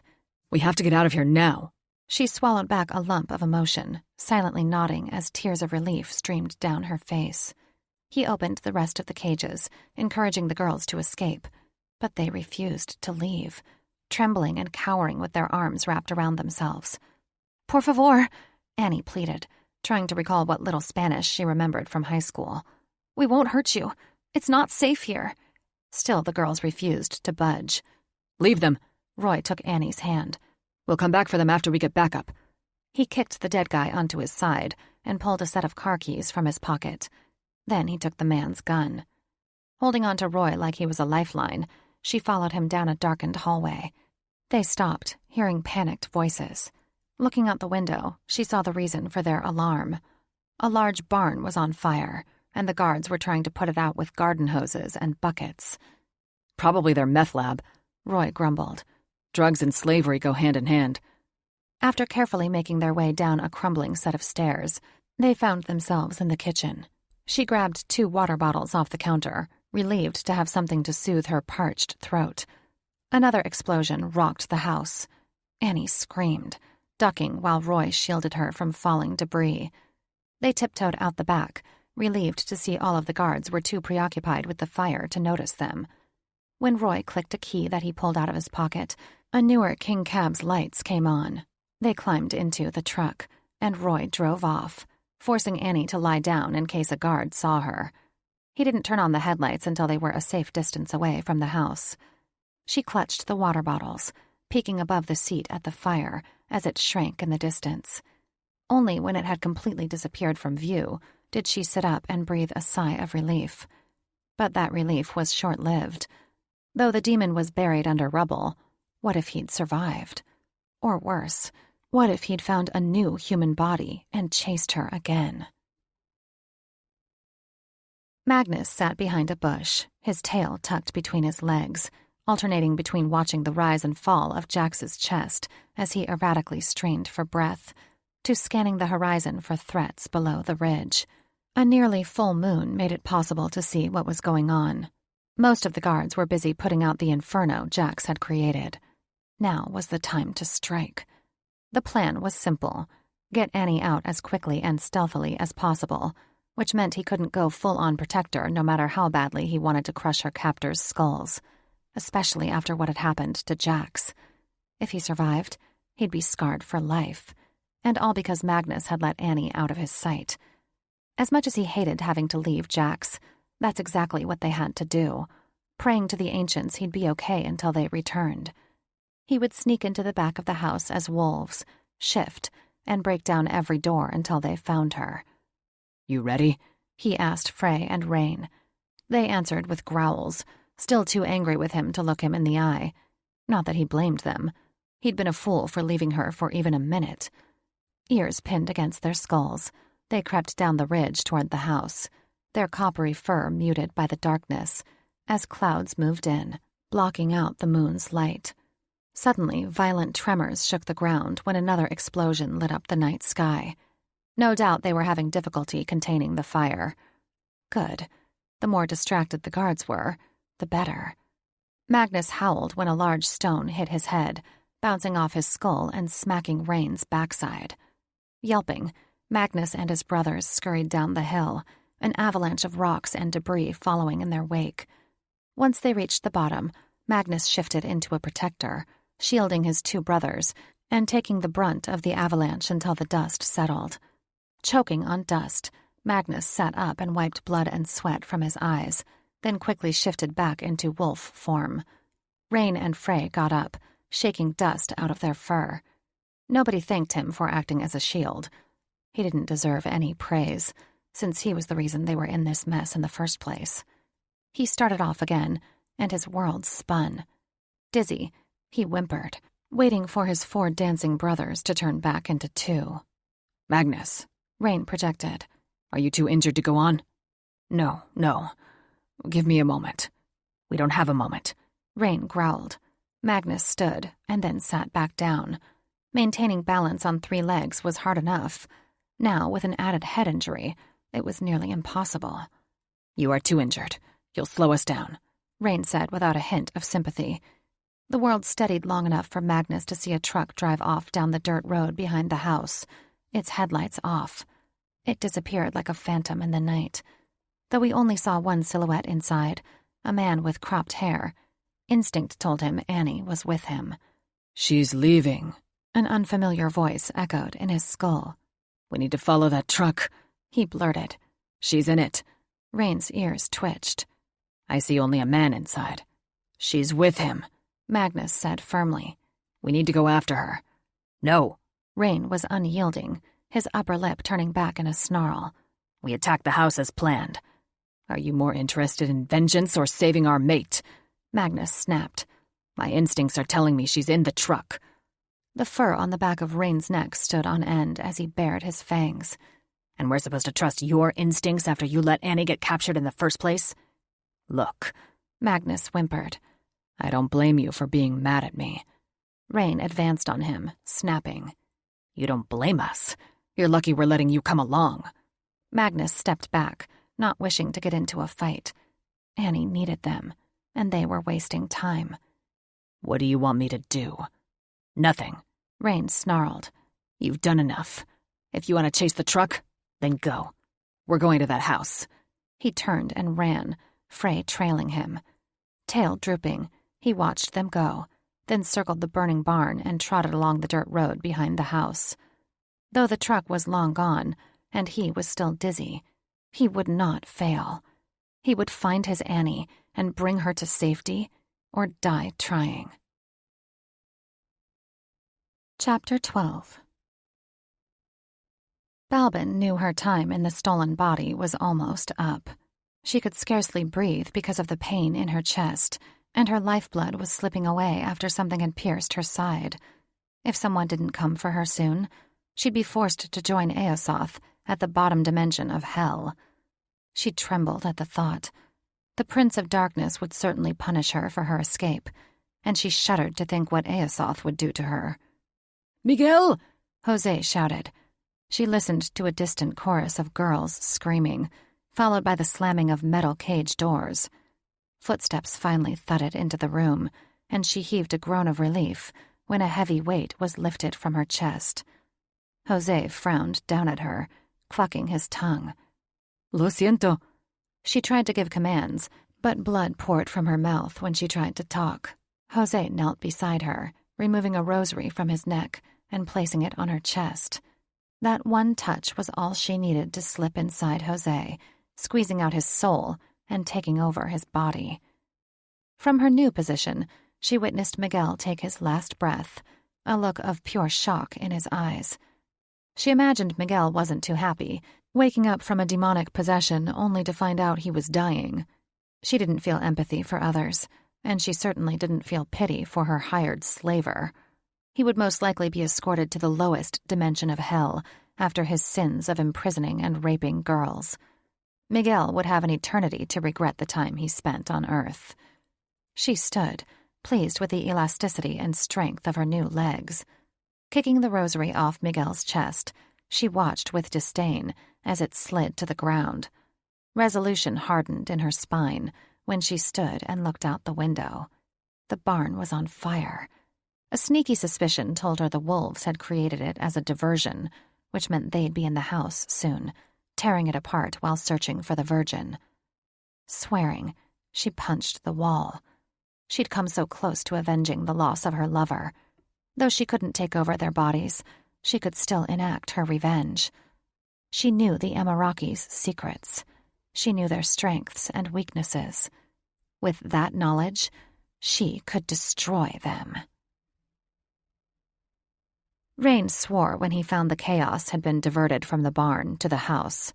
One young, wiry guard argued with the others, waving a gun in their direction from the porch. After an intense standoff, the guard finally jumped in an old red truck with orange flames and tore off. Good, less guards for them to fight, but there were still at least a dozen, all heavily armed. When they dragged 2 bodies out of the house and laid them on the dirt, Rain became alarmed. Though he didn't recognize the men, It was clear the compound was falling apart. He just prayed Annie hadn't gotten caught in the crossfire. Rain's nostrils flared. Annie's scent was strong here. He hoped he was right, and she was still in the house. Most of the guards returned to the barn fire, leaving only 2 to watch the back of the house. 2 armed men to 3 shifters was a much fairer fight. "Be safe, brother," Rain projected, praying to the ancients that Frey wasn't injured or worse. After watching Jax crawl back with burns all over him, he didn't think he could stand having another brother fall. "You too, brother," Frey answered. When Tor and Van showed up, giving Rain questioning looks, Rain nodded at the house. Tor nodded his approval. "Wait for me to clear the way," Rain projected to Frey. Under cover of darkness, he skirted the house, hiding behind bushes, barrels, and rusty old cars. He ended up behind a stack of heavy tractor tires, the perfect cover and the perfect weapons. He quickly shifted into his behemoth protector form, a 10-foot-tall, 2-legged beast with 2 tusks curling out of his mouth and a barrel chest. He picked up the tires as if they weighed no more than footballs and deftly threw them at the guards, knocking them down like bowling pins. Then he whistled to the others, who slunk into the house. Once inside, Rain changed into a man and sped through the house, following Annie's scent. He raced up a set of crumbling stairs 2 at a time until he reached a shaky landing. The others darted ahead of him, still in wolf form. They saw the cages. It smelled like piss and mold and something else he couldn't identify. "What the hell?" Frey howled. Rain searched each cage, despondent when he saw young girls no older than 15 in each one. He became even more upset when he couldn't find Annie. Frey shifted into human form and offered a girl his hand.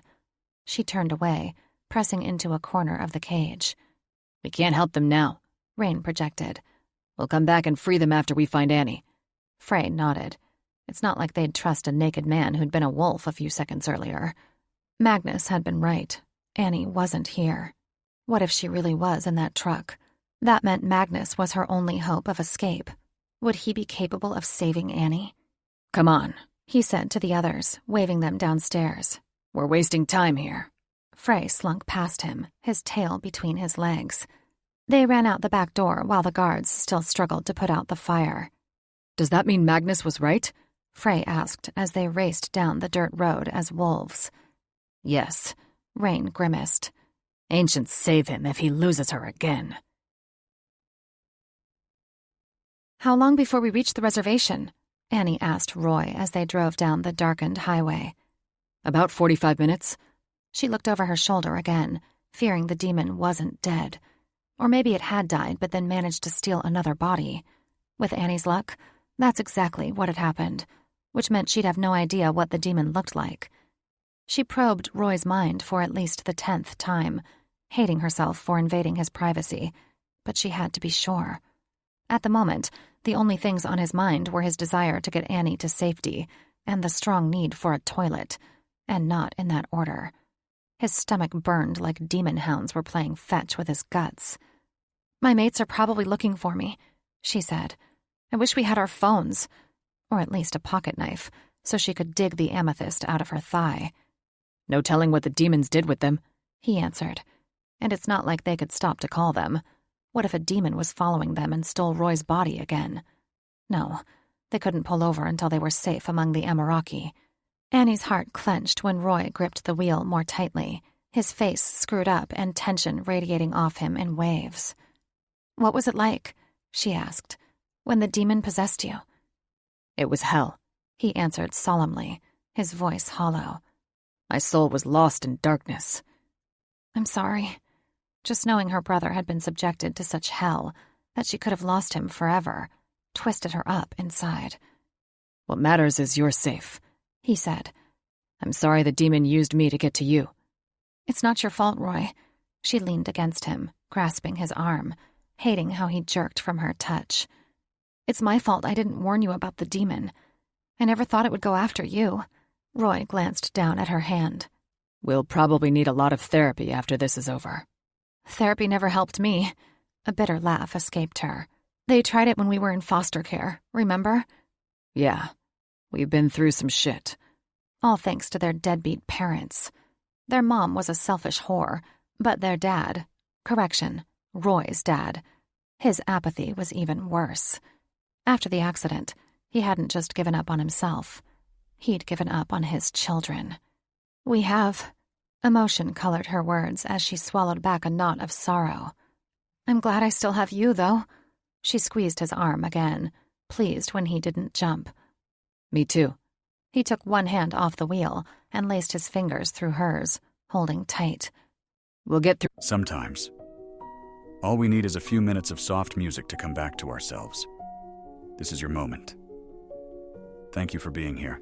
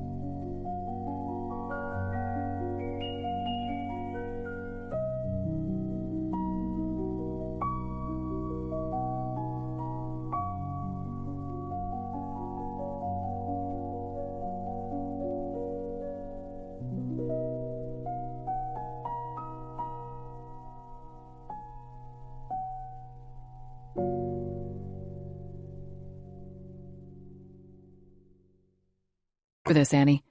Yes, they'd get through this. She always found a way to overcome her challenges. She just wished life would throw her a few less curveballs. It would be nice to enjoy living for once.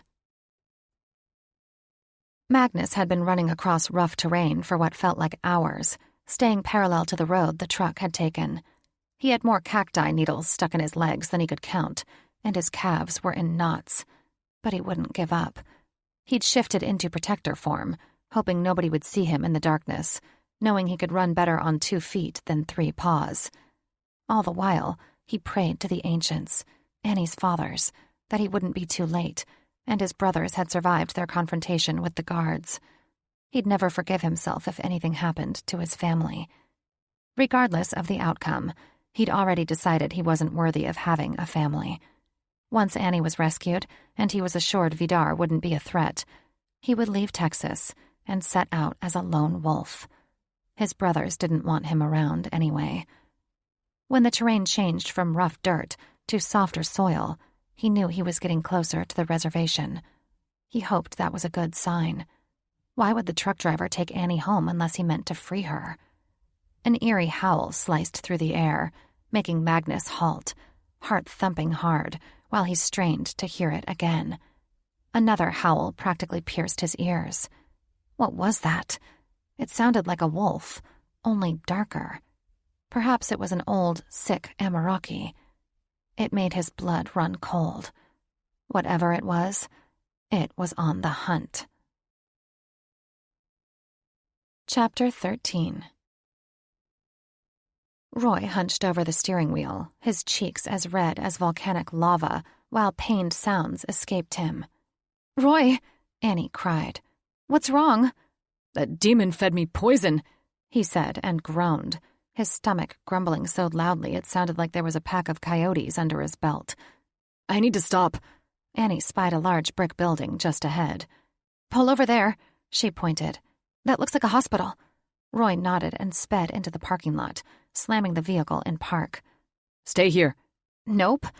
No way was she letting him out of her sight. She jumped out and helped him to the front door. It was locked, but he seemed to know the code to get in. "How did you know that?"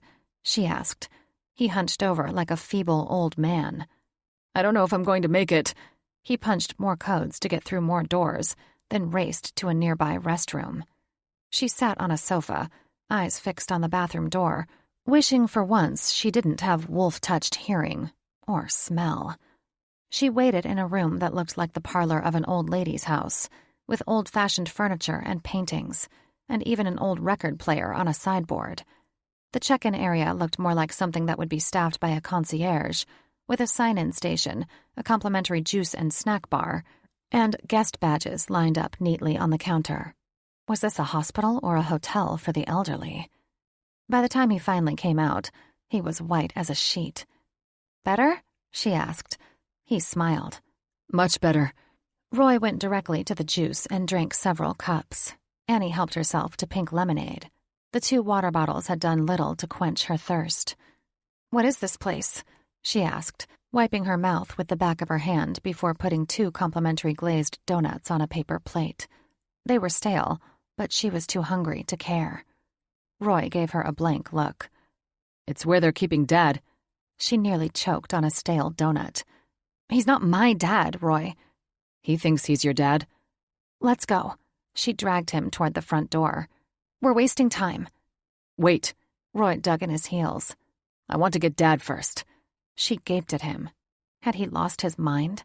As if being chased by a body-snatching demon was the best time to haul around a quadriplegic? "Annie," he said. "the demon knows every single one of my thoughts. She knows our dad's here. He's not safe." "Your dad," she reiterated, feeling thousands of tiny needles pricking her skin. Roy threw up his hands. "Jesus, Annie." She cocked a hand on her hip. "Have you forgotten how he treated Amara?" "No." Roy shook his head. "But don't you think he's paid for his sins?" How could he be so flippant about this? As if their father abandoning Amara and them was no big deal. "He didn't try to get better. He just sat in that wheelchair like a corpse while they took us away. He didn't even put up a fight. When you love someone, you fight for them." Her voice broke, and she was forced to turn away, biting on her knuckles to keep from crying out.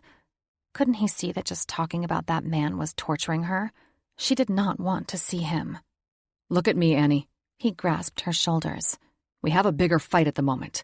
We don't have time to deal with our repressed teenage emotions. We have a body-snatching demon chasing us." "Don't you think I know that?" She jerked away, ready to punch him or the wall, until she saw a nurse coming their way. "Hi, Roy." The nurse, a pretty Latina woman, glanced at Annie dismissively and then looked over Roy's dirty, torn clothes with concern. "Are you okay?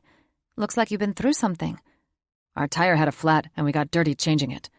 We came to see Dad." "Your father's asleep. Visiting hours are over."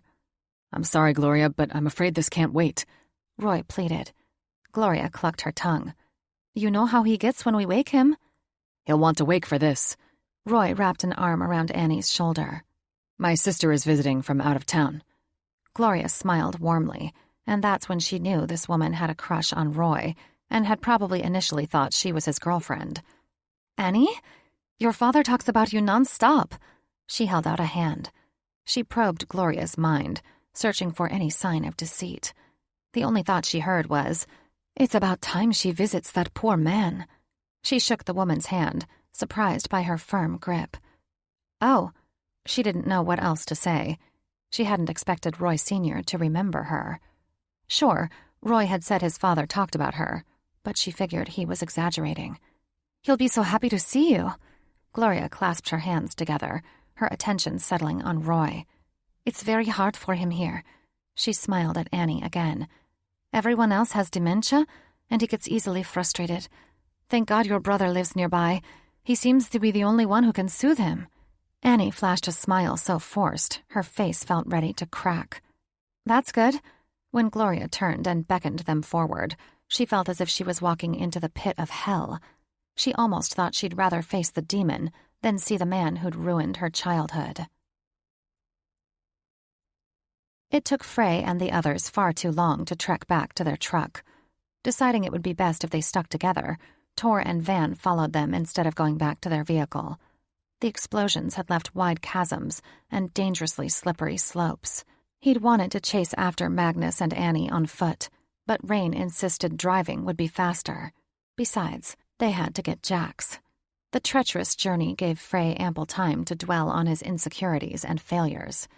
Yesterday, he'd been dreading mating with Annie and being responsible for her and their pack's offspring.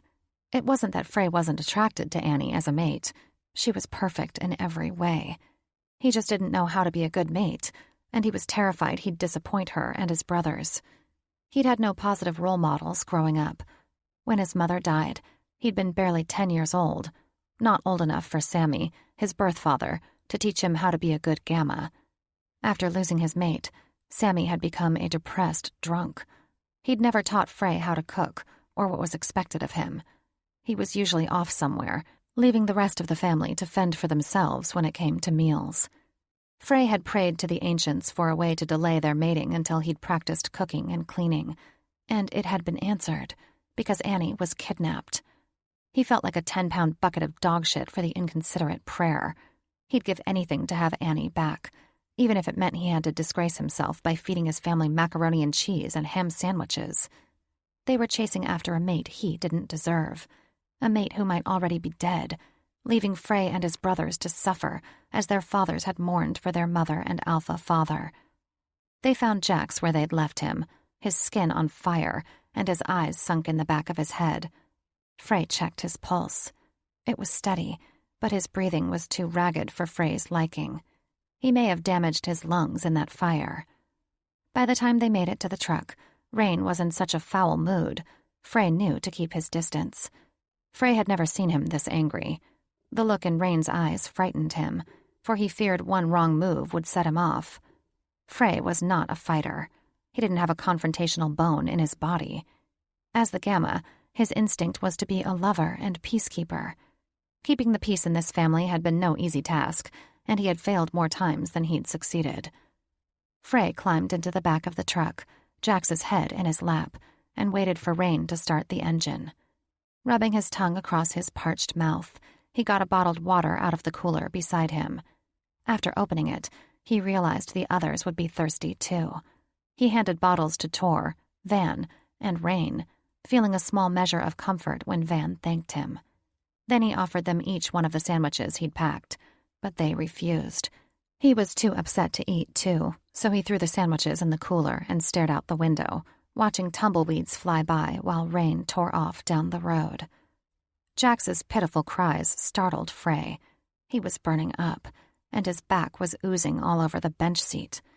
Sending a silent prayer to the ancients, he promised not to sulk over his lack of culinary skills as long as they returned Annie safely to him and Jax recovered from his injuries.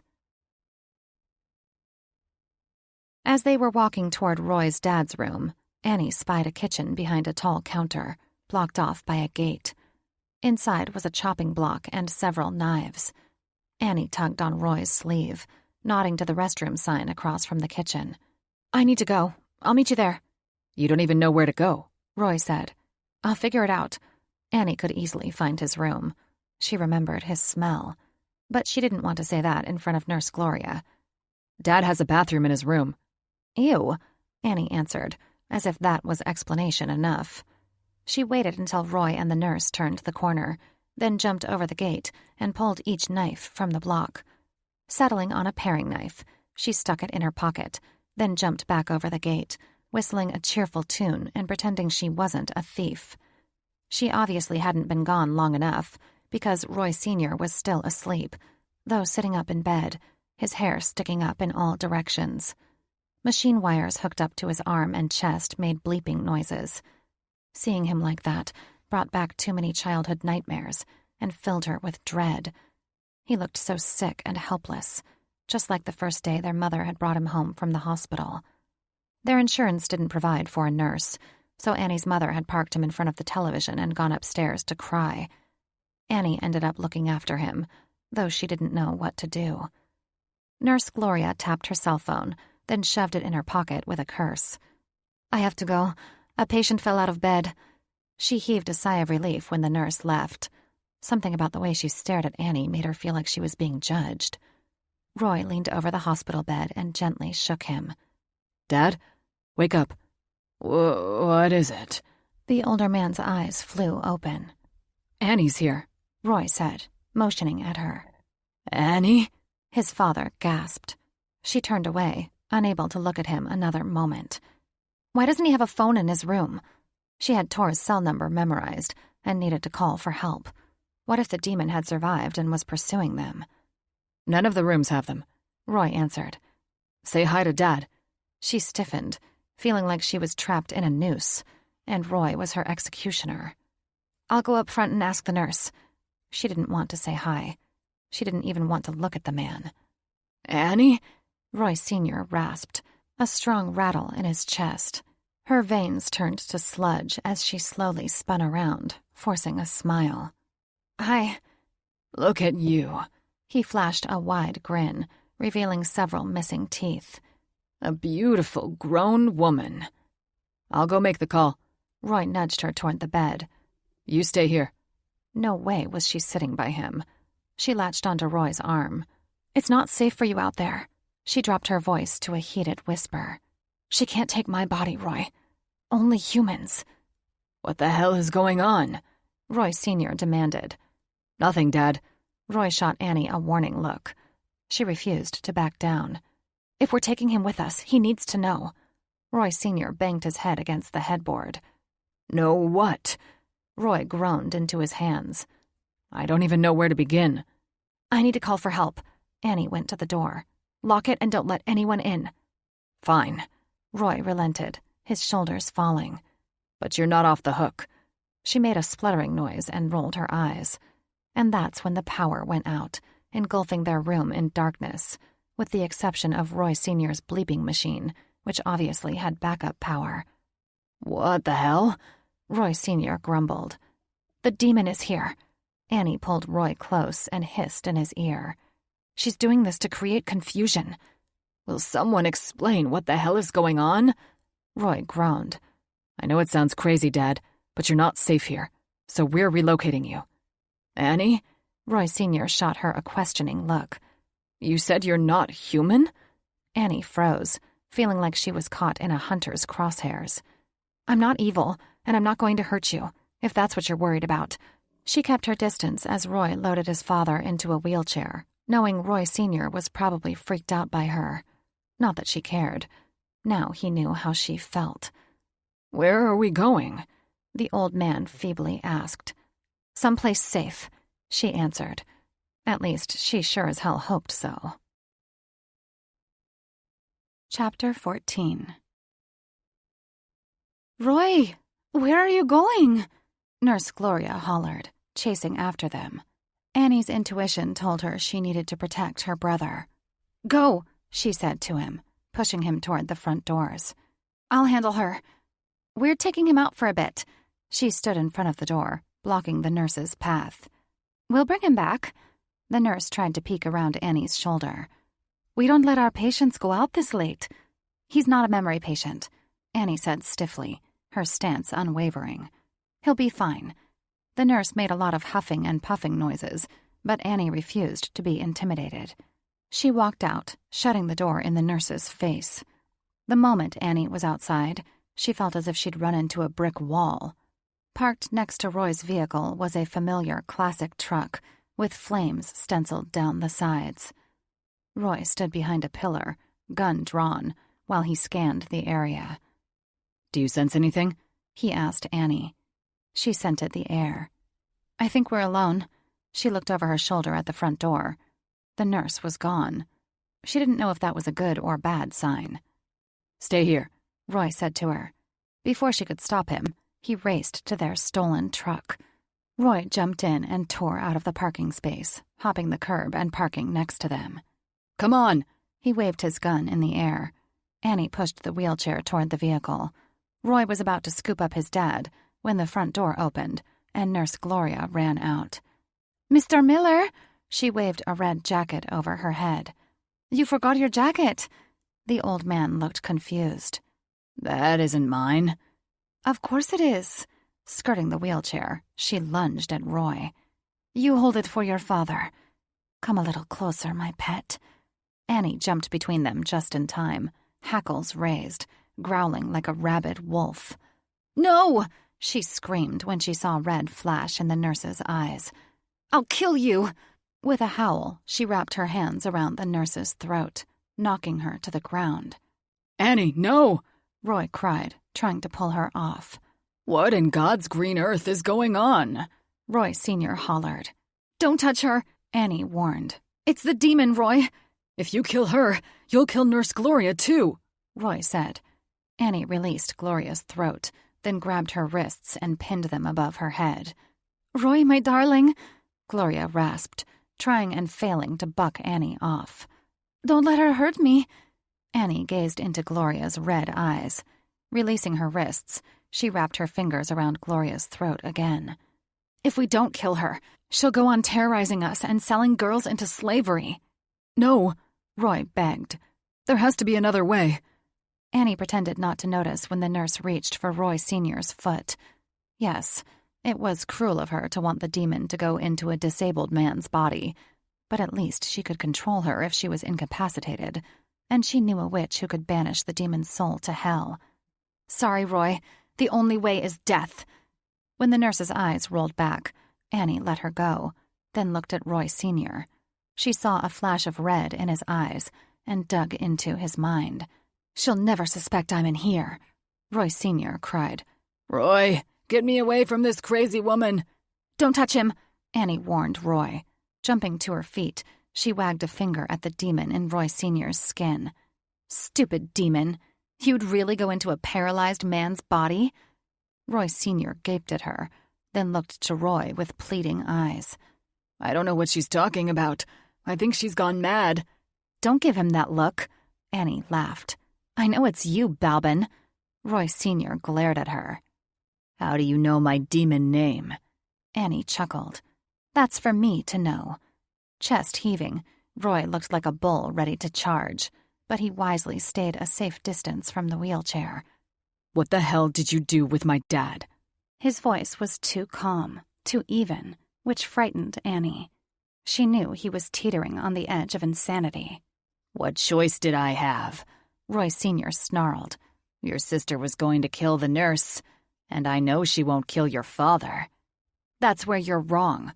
Annie clenched her hands so tight, nails broke skin. "He's not my father." Roy Sr.'s laughter was low and sibilant, sounding like a snake slithering across her senses. "Ah, yes, your gods are your father's, but this cripple thinks you're his spawn." Roy fell to his knees, looking at his father with watery eyes. "Why are you doing this?" Roy Sr.'s face twisted.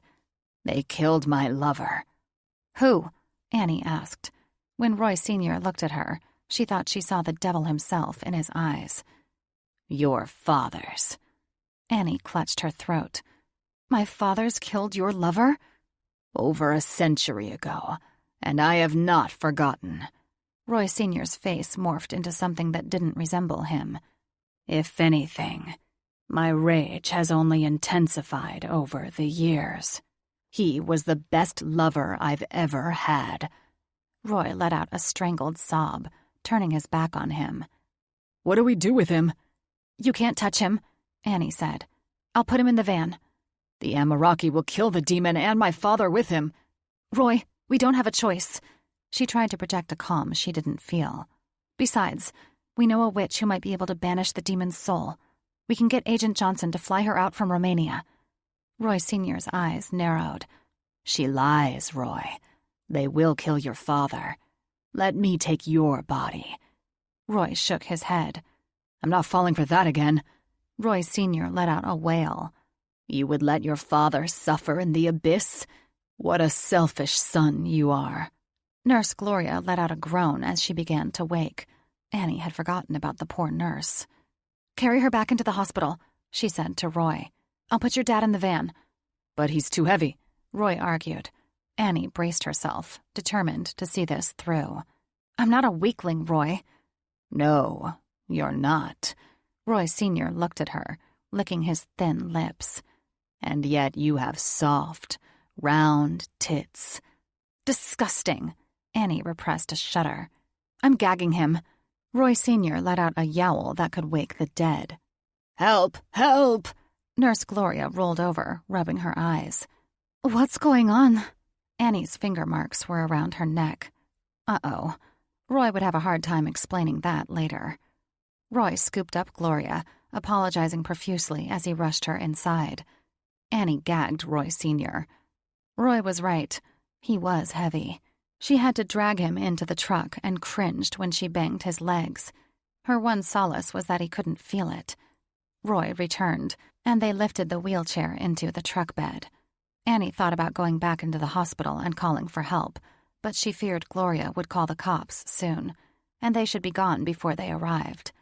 They got into the cab, and Roy cast a furtive glance at the demon behind them, who was banging his head against the window. "Drive," she said, praying he wasn't having second thoughts. Their only option was to take Balbin to the Amaraki. She hoped she was right, and they would fly Dr. Ilia Lupescu from Romania to help them. Chapter 15. Magnus became more hopeful as Annie's scent grew stronger. His feet were bleeding, and his legs were so cramped each step was torture. But his mate was near, and that's all that mattered. His heart plummeted when he heard police sirens. He quickly shifted into wolf form and limped on 3 legs toward a big brick building that looked like a hospital. Circling the place, he read several signs referring to it as respite care. Sitting on the curb was a woman in a nurse's uniform, waving her hands and yelling at the police. "They took him!" "But if the son is his power of attorney, there's nothing we can do," a police officer said, looking at her with a patronizing smile. "Is there anything else you want to say?" The nurse bit her nails, and Magnus knew she was holding back. She'd seen something else, but she was too terrified to tell the cop. He was wasting time at the respite center. He ran around the building to avoid being seen and back to the road, picking up Annie's scent again. She wasn't far ahead. If he pushed harder, he could catch up to her. Annie swore while trying to dig the amethyst out of her leg. It was dangerously close to the artery, but it needed to come out. Just because one demon had been captured, that didn't mean there wouldn't be others, and they were still a good 15 minutes from the reservation. The highway cut through a swath of endless desert, marked only by a few tumbleweeds and the moon and stars. Roy gripped the steering wheel like a lifeline. "Should you be doing that here?" she hissed when blood spurted her hand. "Where else am I going to do it?" "Wait until we get you to a doctor." "And what if more demons come after us?" she asked. "I can fight better as a wolf." Her human form was far more vulnerable than her wolf, which had gone eerily silent since she'd been struck by the darts, making her feel panicked and alone. She'd grown so used to having the wolf always with her, it felt as if that part of her had died. The silence was deafening and soul-crushing. She was about to dive back into her leg when Roy screamed and slammed on the brakes. Her knife fell to the floor as she flew forward, stopped by the seatbelt which dug into her chest. She saw a flash of gray fur and screamed when the truck hit it before coming to a violent halt. Dazed, she lay back against the seat, rubbing her pounding head. "What the hell happened?" Roy reached for her, blood dripping down his face. "Are you all right?" I don't know." She looked at her ripped jeans and the bloody hole on her leg, then looked up at a long, gray snout sticking up from the grill guard of Roy's truck. "Roy," she cried, "I think you hit a shifter. Please, ancients, don't let it be one of my mates." Roy Sr. laughed. "One down. Several more to go." Annie undid the seatbelt and stumbled out of the truck, then turned at the clanking sound of the knife hitting the pavement. She pocketed the knife and walked around to the front of the truck, vaguely aware of another door slamming and Roy calling to her. "Don't get too close, Annie." Her hands flew to her mouth when she saw the creature hanging from the grill. What the hell was it? Because it sure wasn't a wolf. When it let out a heart-wrenching cry, Annie lunged for it. "Stop, Annie!" Roy yelled. The beast snapped at her with its long snout, nearly biting off her hand. She jumped back. "That's it!" Roy pulled his gun. "It's the chupacabra. The what?" It's already eaten 5 humans." Annie held out her hands. "It's dying, Roy. You can't shoot it." The beast's back leg was bent at an awkward angle, and it was missing an eye. Blood poured from its mouth. With a resigned sigh, Roy lowered his weapon. There was a howl in the distance. The chupacabra howled back. "There are more." Roy raised his pistol again. "They're talking to each other. Let's go." No, no, Annie protested. "That's not a chupacabra howl. I know a protector when I hear one." The chupacabra howled again and was met with a distant answer. Roy's hand trembled as he centered the sight on the beast. "You're wrong. Get back in the truck." The chupacabra suddenly untangled itself from the grill, letting out an ominous roar. Roy fired 2 shots, and the beast lurched. After releasing an ear-piercing yowl, it turned on its heel and ran into the desert, leaving a trail of blood in its wake. Annie screamed when a protector jumped on top of Roy's truck, caving in the driver's side of the cab. She looked into a pair of familiar, menacing eyes and breathed in Vidar's scent. "Run!" she said to Roy, her heart pounding wildly when Vidar leaped from the truck, straight toward her brother. Roy fired several shots into Vidar, but it didn't slow him down. When Vidar lifted her screaming brother over his head, Annie barreled into his legs, but it was like running into a brick wall. He didn't budge. Just as Vidar was about to toss Roy, she jabbed the knife in his leg, right in the tender spot behind his knee. Howling, he released Roy, who fell to the ground with a sickening thud. Rolling onto his side, he moaned and went eerily still. "You sick son of a bitch!" she screamed. Roaring, Vidar threw back his head and pounded his chest like an ape. The rust-colored fur on his torso was matted with blood. She tried to stab him again when he reached for her, but he knocked the knife out of her hand and threw her over his shoulder like a sack of potatoes. Furious, she pounded his back, but he ran into the desert, bouncing her around until her brain felt like a jar of marbles. What the hell was he doing? She probed his thoughts and froze in fear when she learned his objective. "Now Magnus will know the pain of losing a mate." Magnus could hardly believe it. The front of Roy's truck had been crushed, and the highway was painted with blood and fur. There was no sign of Annie. He found Roy lying motionless on his side. Turning him over, he felt his fading pulse. "Roy," he called, gently shaking him.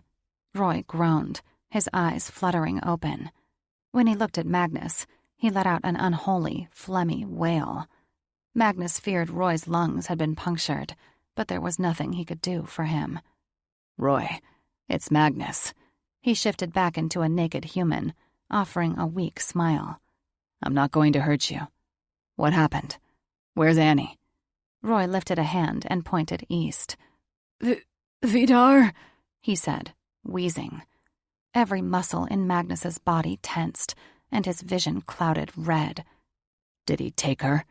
Roy nodded, then cried out, his hand flying to his side, his breathing becoming more labored. Magnus hung his head. "I'm sorry I have to leave you, Roy. Help will be along soon," he promised, praying to the ancients his brothers and the Thunderfoots were right behind him. Roy winced, releasing a shaky breath. "Doesn't matter. Find Annie." Urgency fueled his movements as he jumped to his feet, determined to save Annie from his lunatic father. "Don't worry. I will." He shifted back into protector form and raced into the desert, forcing his legs to pump faster despite the screaming pain that shot through his calves. He'd not fail another woman he cared about. He'd save Annie from Vidar's clutches. And then he'd do what he should have done a long time ago. Kill Vidar. Chapter 16. Rain slowed down when he saw the carnage on the road. Putting the truck in park, he jumped out. His brothers remained behind, but the Thunderfoots followed him. "Annie!" Rain screamed, going rigid when he was answered by a distant, unholy howl. "What was that?" he asked Tor. "It almost sounds like a wolf." Van scented the air. "It smells unnatural. I bet it's that chupacabra." "Annie!" Rain called again, his heart beating double time. Shifting into protector form, he tore through the truck's wreckage for clues, dismayed when he found a human lying immobile on his back. He quickly shifted back into his human form. "Are you okay?" The man blinked at him, eyes wide with shock. "He's a demon," someone nearby said. Rain raced toward the sound of the voice, disheartened to find Roy lying on his back, covered in blood and breathing laboriously. "What happened? Where's Annie?" he asked. Lifting a shaky finger, Roy pointed at his mangled truck. Don't let the demon touch humans." Rain narrowed his eyes at the disabled man as Tor and Van pulled him and his wheelchair from the wreckage. "Just humans?" Yes.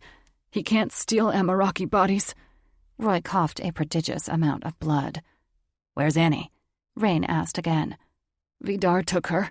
Rain thought only one thing. "I'll kill the bastard." Magnus is chasing them. Rain patted Roy's shoulder, worried he wouldn't survive much longer. "Thank you. No more talking. Save your strength."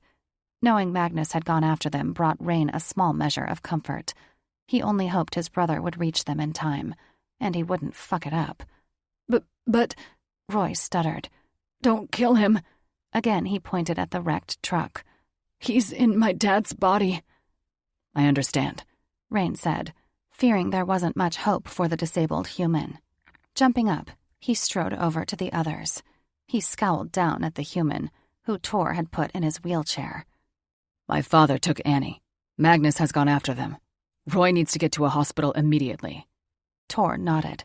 "Van and I will take him and Jax. You and Frey go after Annie." "But him," Rain said, glowering at the pathetic demon in his human skin. "Inside is the demon who's been stealing human bodies. This one belongs to Roy's father. We need to figure out how to get the demon out. And for the love of the ancients, keep him away from other humans." A wicked grin split Tor's face in two. "Don't worry." He shared a dark look with his brother. "We'll handle it." Rain was tempted to kick the old man when he whimpered, but he decided to save his aggression for Vidar. He was going to kill the bastard if Magnus didn't kill him first. Vidar jostled Annie so much, she vomited down his back. She hoped he would release her, but he only grunted and jostled her more. He ran so fast, the terrain passed in a blur, but the scent was familiar. They were heading to the canyon. Annie probed his mind, throwing up again when she saw images of him throwing her off the cliff and laughing as she fell to her death. What a sick fuck. The wolf inside her howled in anger. Wait a minute. Her wolf was back? All that bouncing around must have dislodged the amethyst. With a roar, she shifted, ripping through her jeans and digging her claws into his back. She clamped her jaws down hard on his neck, shaking with all her might, then scrambled off his shoulders when he released her with an ear-splitting yowl. She landed hard, yelping and coughing up dirt. Ignoring the lancing pain in her shoulder, she took off at a run, howling for help. Vidar chased after her. A cyclone spun in her head after being jostled by Vidar, making her disoriented. She had no idea where she was going. She just ran, praying she could outpace Vidar. She ran until her legs nearly buckled, and the thunderous thudding of Vidar's heavy feet grew ever more distant. Her chest heaved so badly, she thought she'd pass out. She was beyond thirsty, her tongue so swollen and heavy, she could barely pant. She had to find water before she collapsed. Recognizing the edge of the canyon, she tumbled down the incline, landing on her ass with a thud. The pain in her shoulder returning with a vengeance, she forced herself to her paws and hobbled toward the pool. Not much further, and she'd be at the waterfall. Magnus barely had the energy to stand, much less walk. His feet were so badly worn that he left a trail of blood as he dragged himself across the desert. But he wouldn't give up. He would keep pushing himself to save his Annie. He jerked when he saw his father standing at the edge of the canyon, his eyes downcast. He let out a roar, crying to the heavens. Please, ancients, don't let me be too late. His father spun around, growling. The golden glow in his eyes dulled to a soft yellow. His furry chest was coated in blood, and he had a big, oozing gash on his neck. It was clear Vidar was dying. Magnus charged his father like a bull, stopping short when Vidar refused to put up a fight. Where is she? He demanded. Vidar shrugged. Down there. Did you kill her? No, but she is injured. Let's hope the chupacabra finishes her. No! Magnus hollered, crashing hard into Vidar. His father was amazingly fast for a drunk. He gripped Magnus in a headlock, squeezing his skull until Magnus thought it would be crushed. When Magnus throat-punched him, the old man released him, hunching over and clutching his neck while coughing and sputtering. Then he straightened, eyes blazing like twin suns, and charged. He sidestepped Vidar, wincing when the old man plowed into a cactus. He jumped on Vidar, pummeling him with his fist. He had to end this fight soon and get to Annie before the chupacabra found her. Vidar threw Magnus off. He landed on his ass precariously close to a drop that had to be at least 200 feet. He rolled away when father flew at him and scrambled to his knees. Vidar spit out a mouthful of dirt, turning to Magnus with the vehemence of 1,000 dust storms swirling in his eyes. You let them kill her. I was not responsible for my mother's death, and you know it. A renewed sense of determination pushed him forward. He couldn't lose this battle.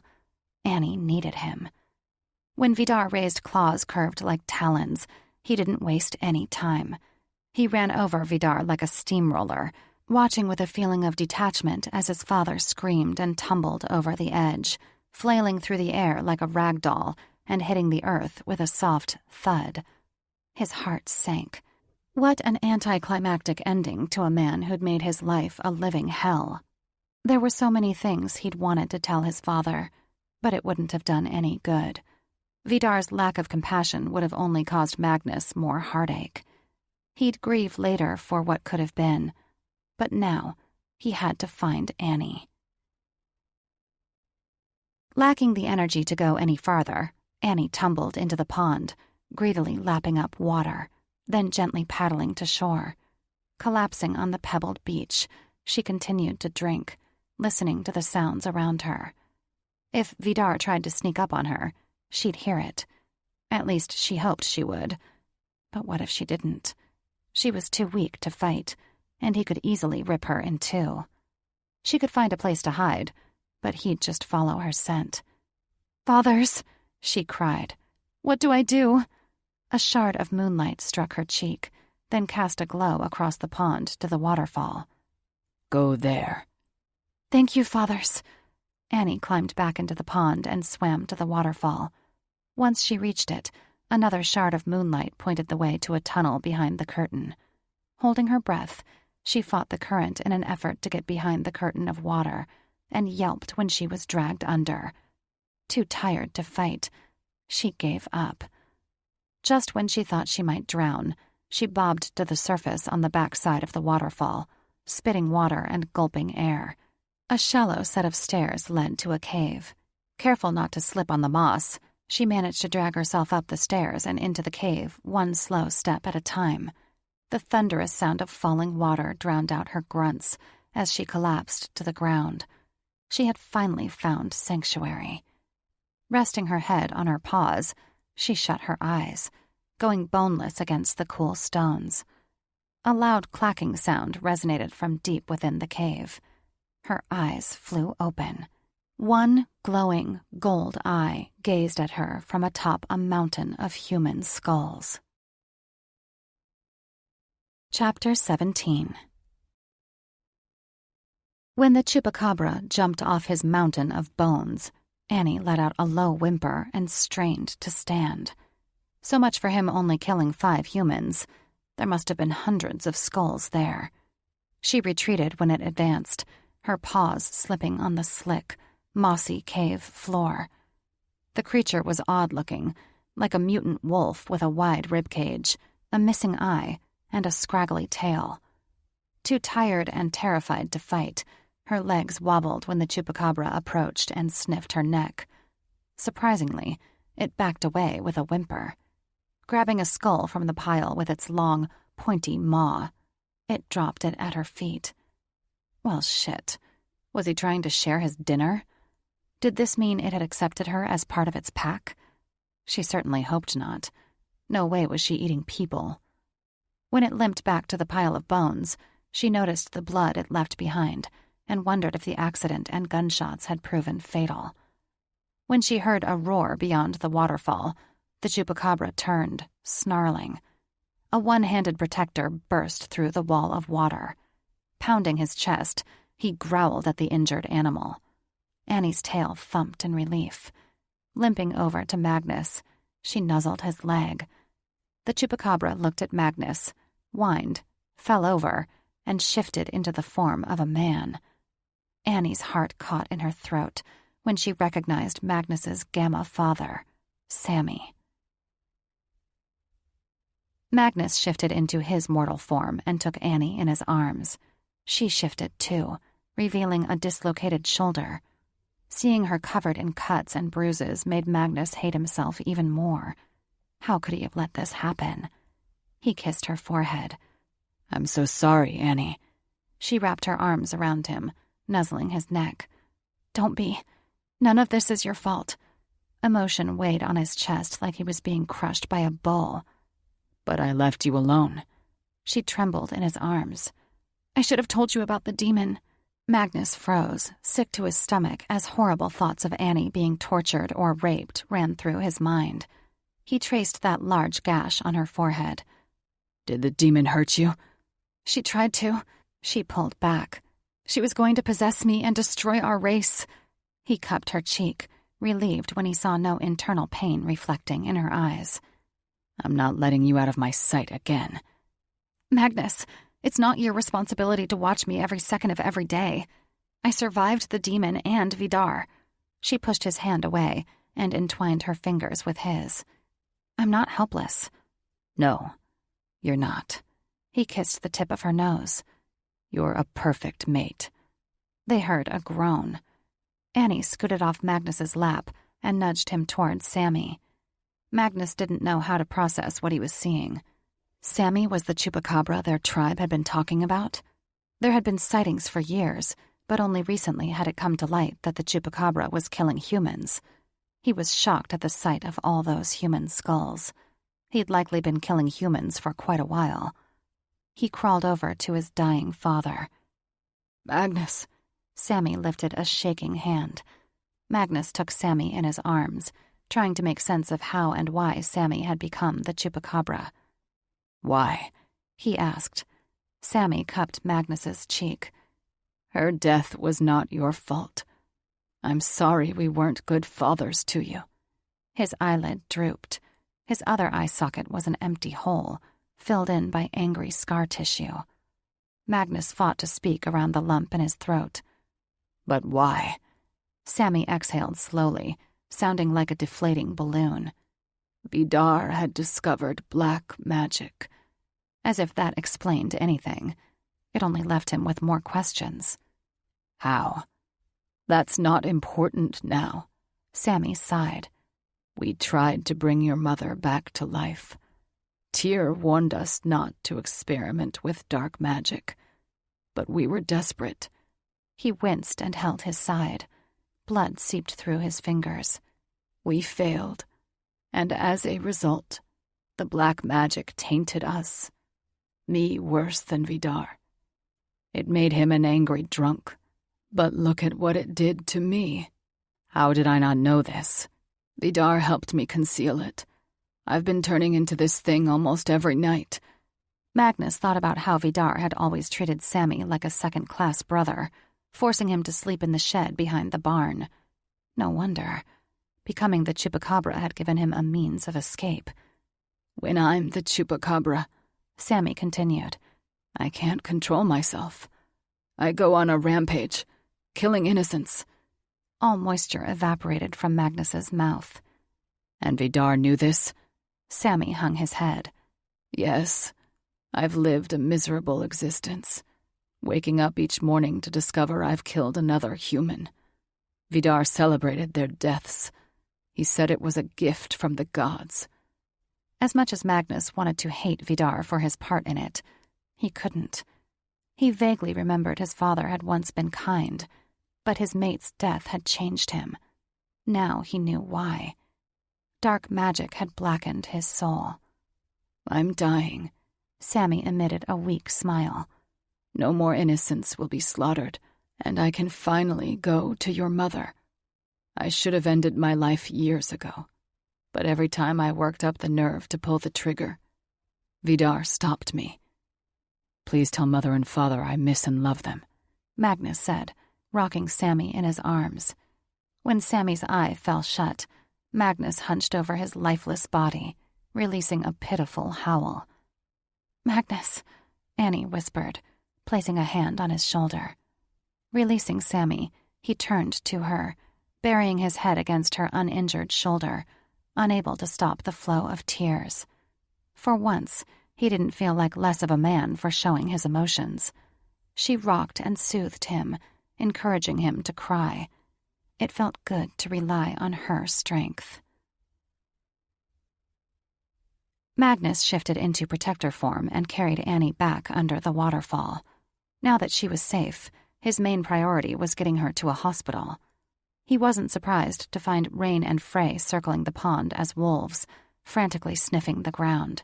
As soon as he saw them, Rain shifted into human form, jumped into the pond, and swam toward them. Annie, think the ancients you're okay. He spoke with a nasally pitch, his broken nose looking even more swollen than before. Without even acknowledging Magnus, he took her from him and turned toward shore. I am. Draping an arm around Rain, she looked over his shoulder, smiling at him.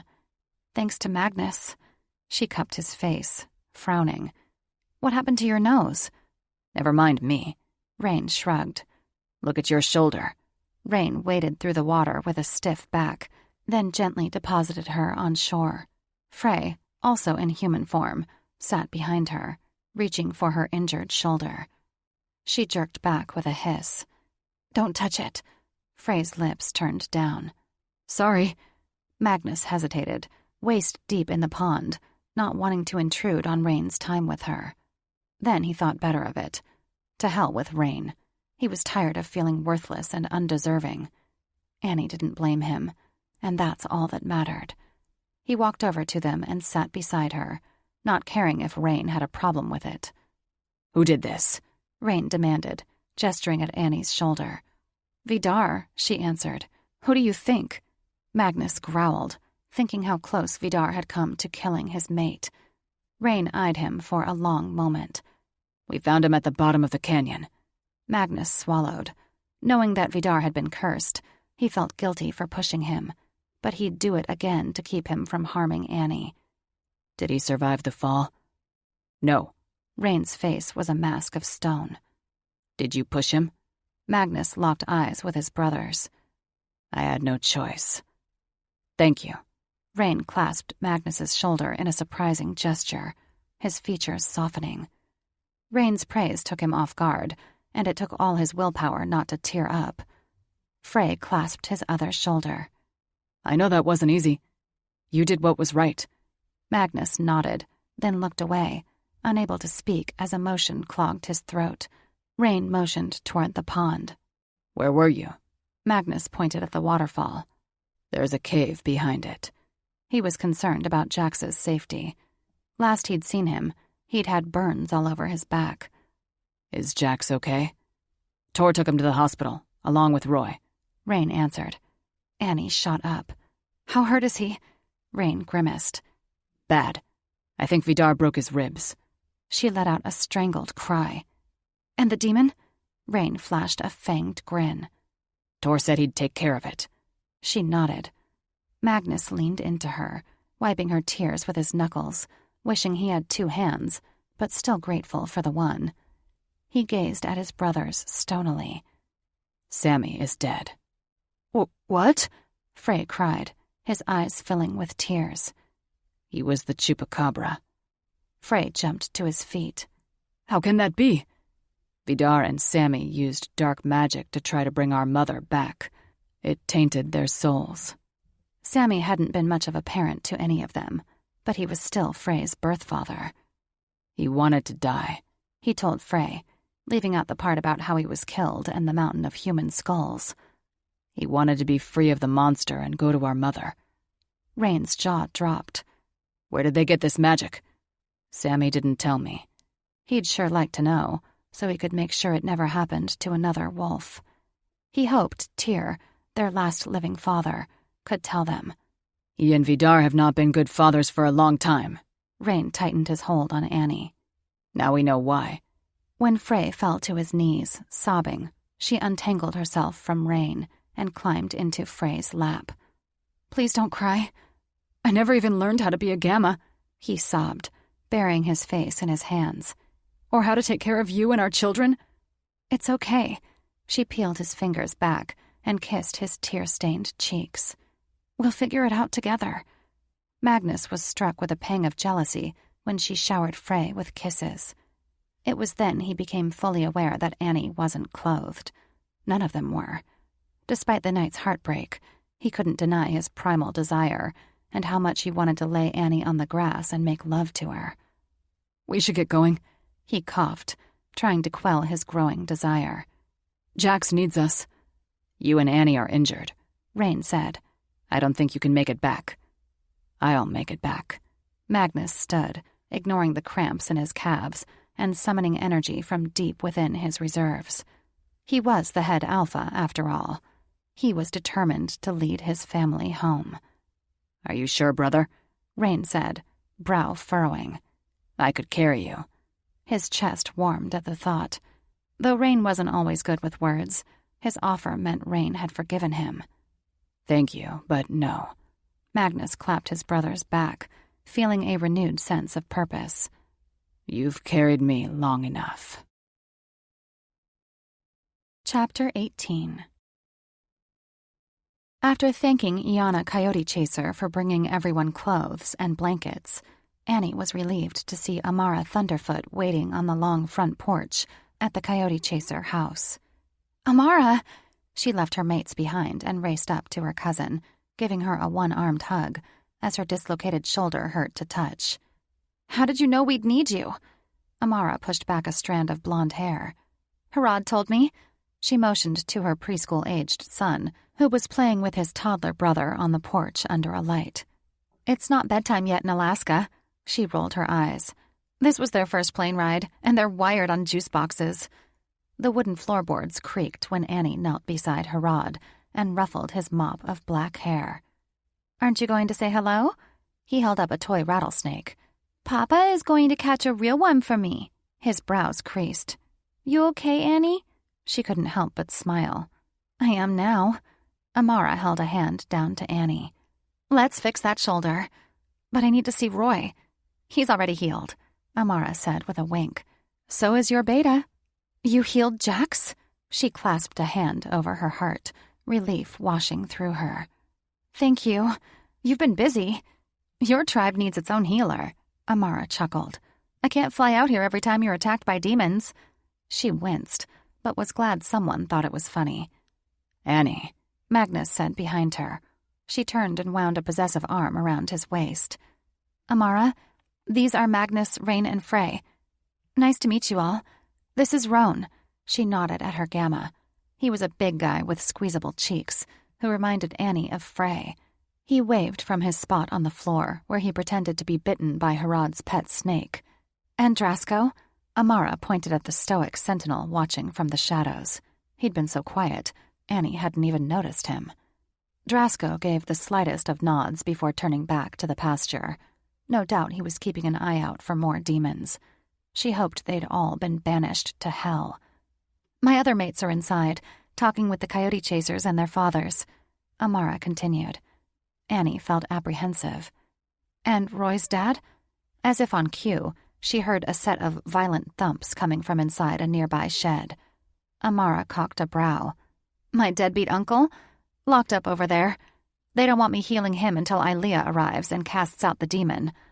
She wanted to tell Amara that she didn't have to heal him, even after the demon was cast out. Not after all he'd done to Amara.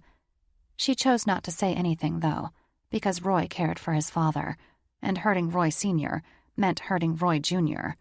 No grudge was worth putting her brother through more hell. He'd suffered enough.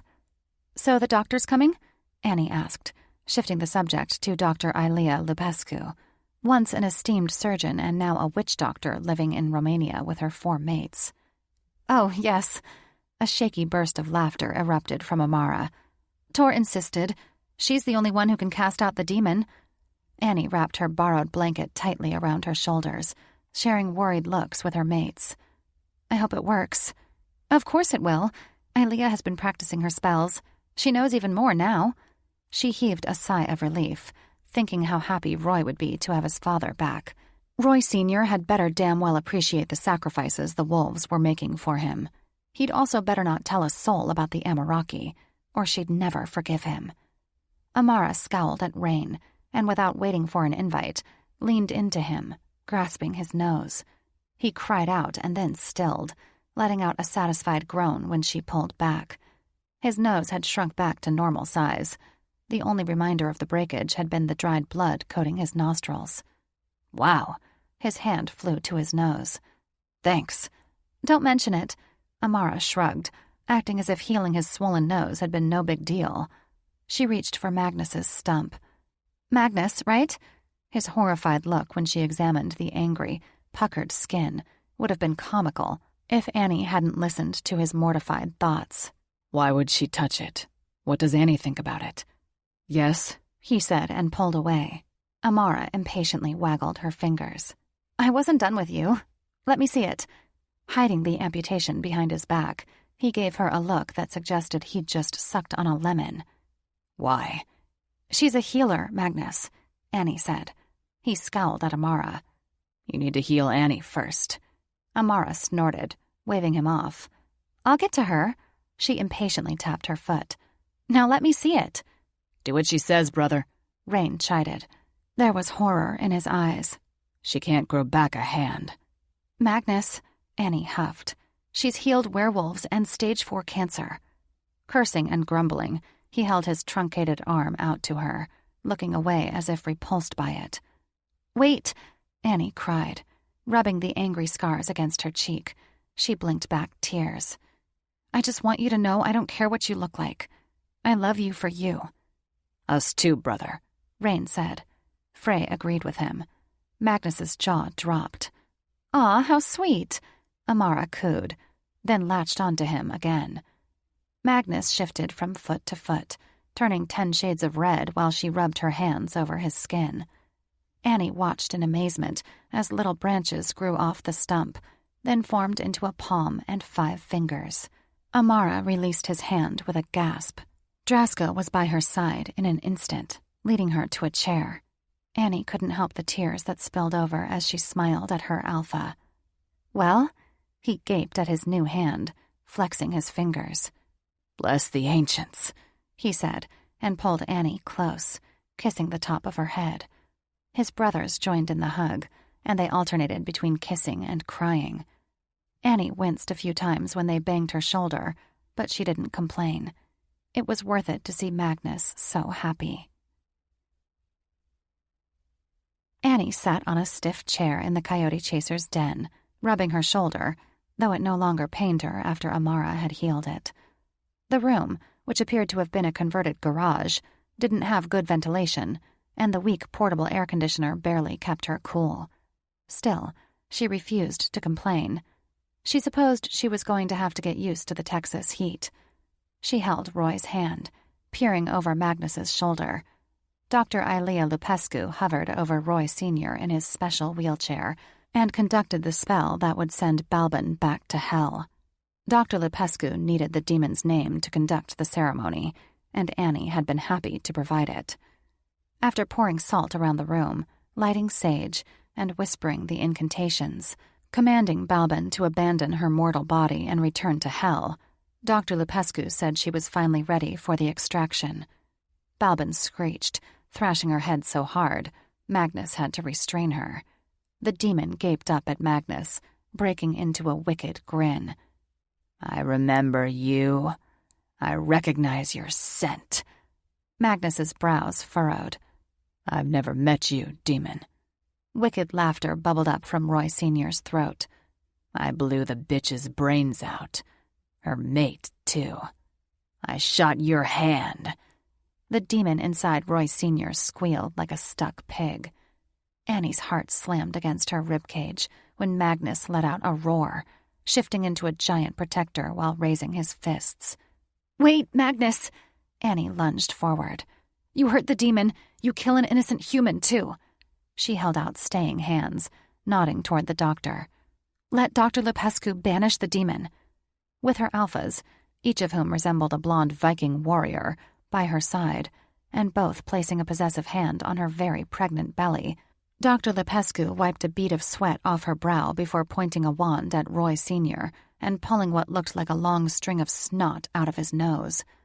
As the strand grew in length, it also expanded in size until her wand held the tail end of a translucent dragon with a wingspan of 12 feet and a jagged, spiny ridge going down its back. The dragon howled and blew smoke. Dr. Lupescu seemed unfazed. She held her wand out to Magnus. "Would you like to do the honors?" "With pleasure." Magnus took the wand from her, waving the dragon around like a sparkler. Annie nearly crapped her pants when a giant hole resembling a fleshy throat opened in the center of the room. Magnus pointed the wand toward the hole, and it sucked the squealing dragon in, and then shut with a snap, leaving behind the stink of sulfur. Dr. Lupescu slapped her hands together as if she was dusting flour. "All finished," she said with a grin, her ebony skin glowing under the sage lanterns strategically placed around the room. Dr. Lupescu took the wand back from Magnus, and she and her mates shuffled out of the room. Magnus remained by Annie's side, refusing to leave her without a protector. When his brothers filed in, Magnus told them he'd just banished the demon who'd killed their parents. Annie was surprised at how calm he spoke, though his rigid spine belied his pent-up emotions. Magnus sat on the edge of a chair, back still stiff, waiting with Annie, Roy, and his brothers for Roy Sr. to wake. Annie threaded her hands through his, giving him a squeeze. He said nothing as he squeezed back. She didn't expect him to speak. She knew he was still processing what had just happened. The only sounds in the room was the breathing machine hooked up to Roy Sr. Where it had come from, Annie had no idea, but she supposed he couldn't breathe without it. That would soon change after Amara healed him. She looked over at Roy, who was as stoic as her mates. Threading her hand through his, she forced a smile. How she wished she could be anywhere but here. But Roy needed her, and he'd sacrificed so much already to help rescue her, even coming close to dying. He gave her a funny look. "How did you know the demon's name?" She froze at that, her mind reeling. In the end, she decided it was time to fess up. No more secrets. I can read minds." His jaw dropped. "You can?" Heat flamed her face. "Yeah." She turned into Roy, releasing Magnus's hand, unable to look at her mates. Caesar had already told the entire tribe she could read minds, but she still wasn't sure how they felt about it, and she couldn't bear accusatory looks from them. The look Roy gave her was bad enough. Both of Roy's brows shot up. "When were you going to tell me?" "I'm sorry." She slouched in her seat. "I was waiting for the right time." His eyes narrowed. "You're not using it on me, are you?" "I try not to." A discomforting feeling came over her, and she wished so badly she had the power to turn invisible instead. Sometimes your thoughts just pop into my head. Like when? Annie cringed. Like the other night at the bar when you were worried about paying for drinks? His face flushed bright crimson.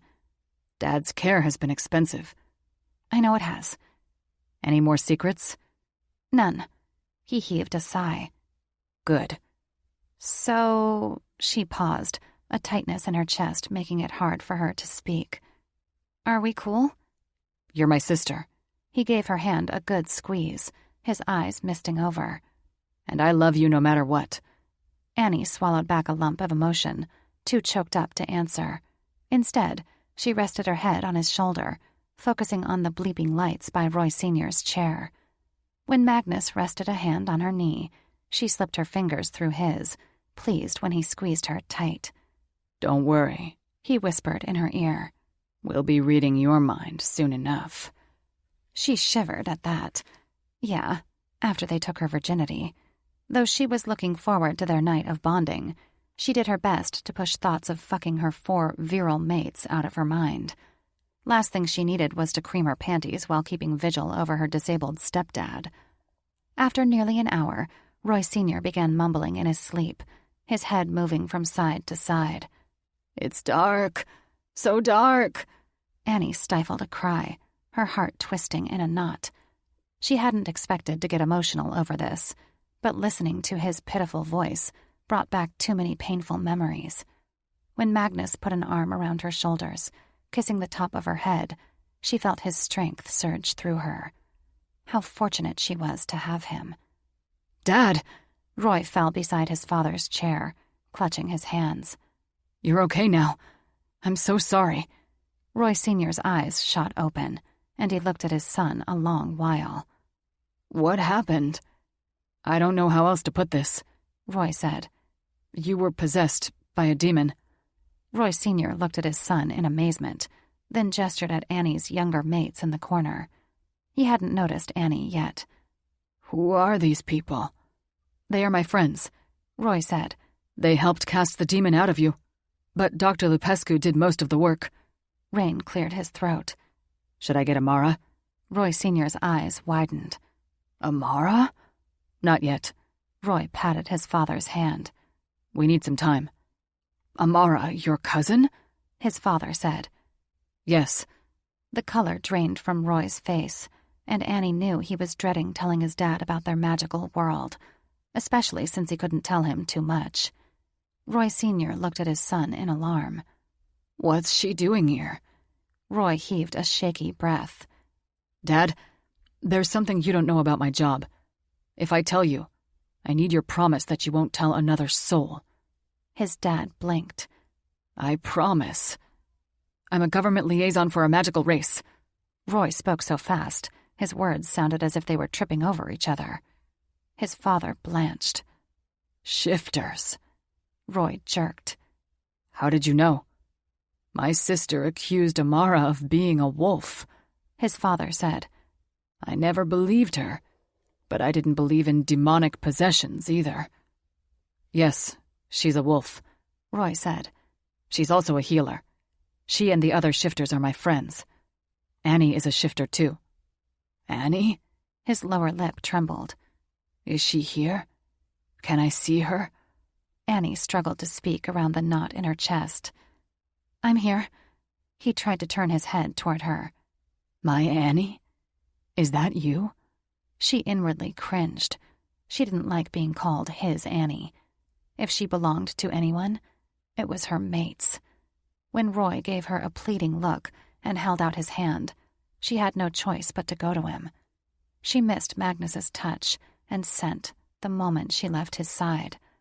She sat beside Roy. Yes? Oh, Annie.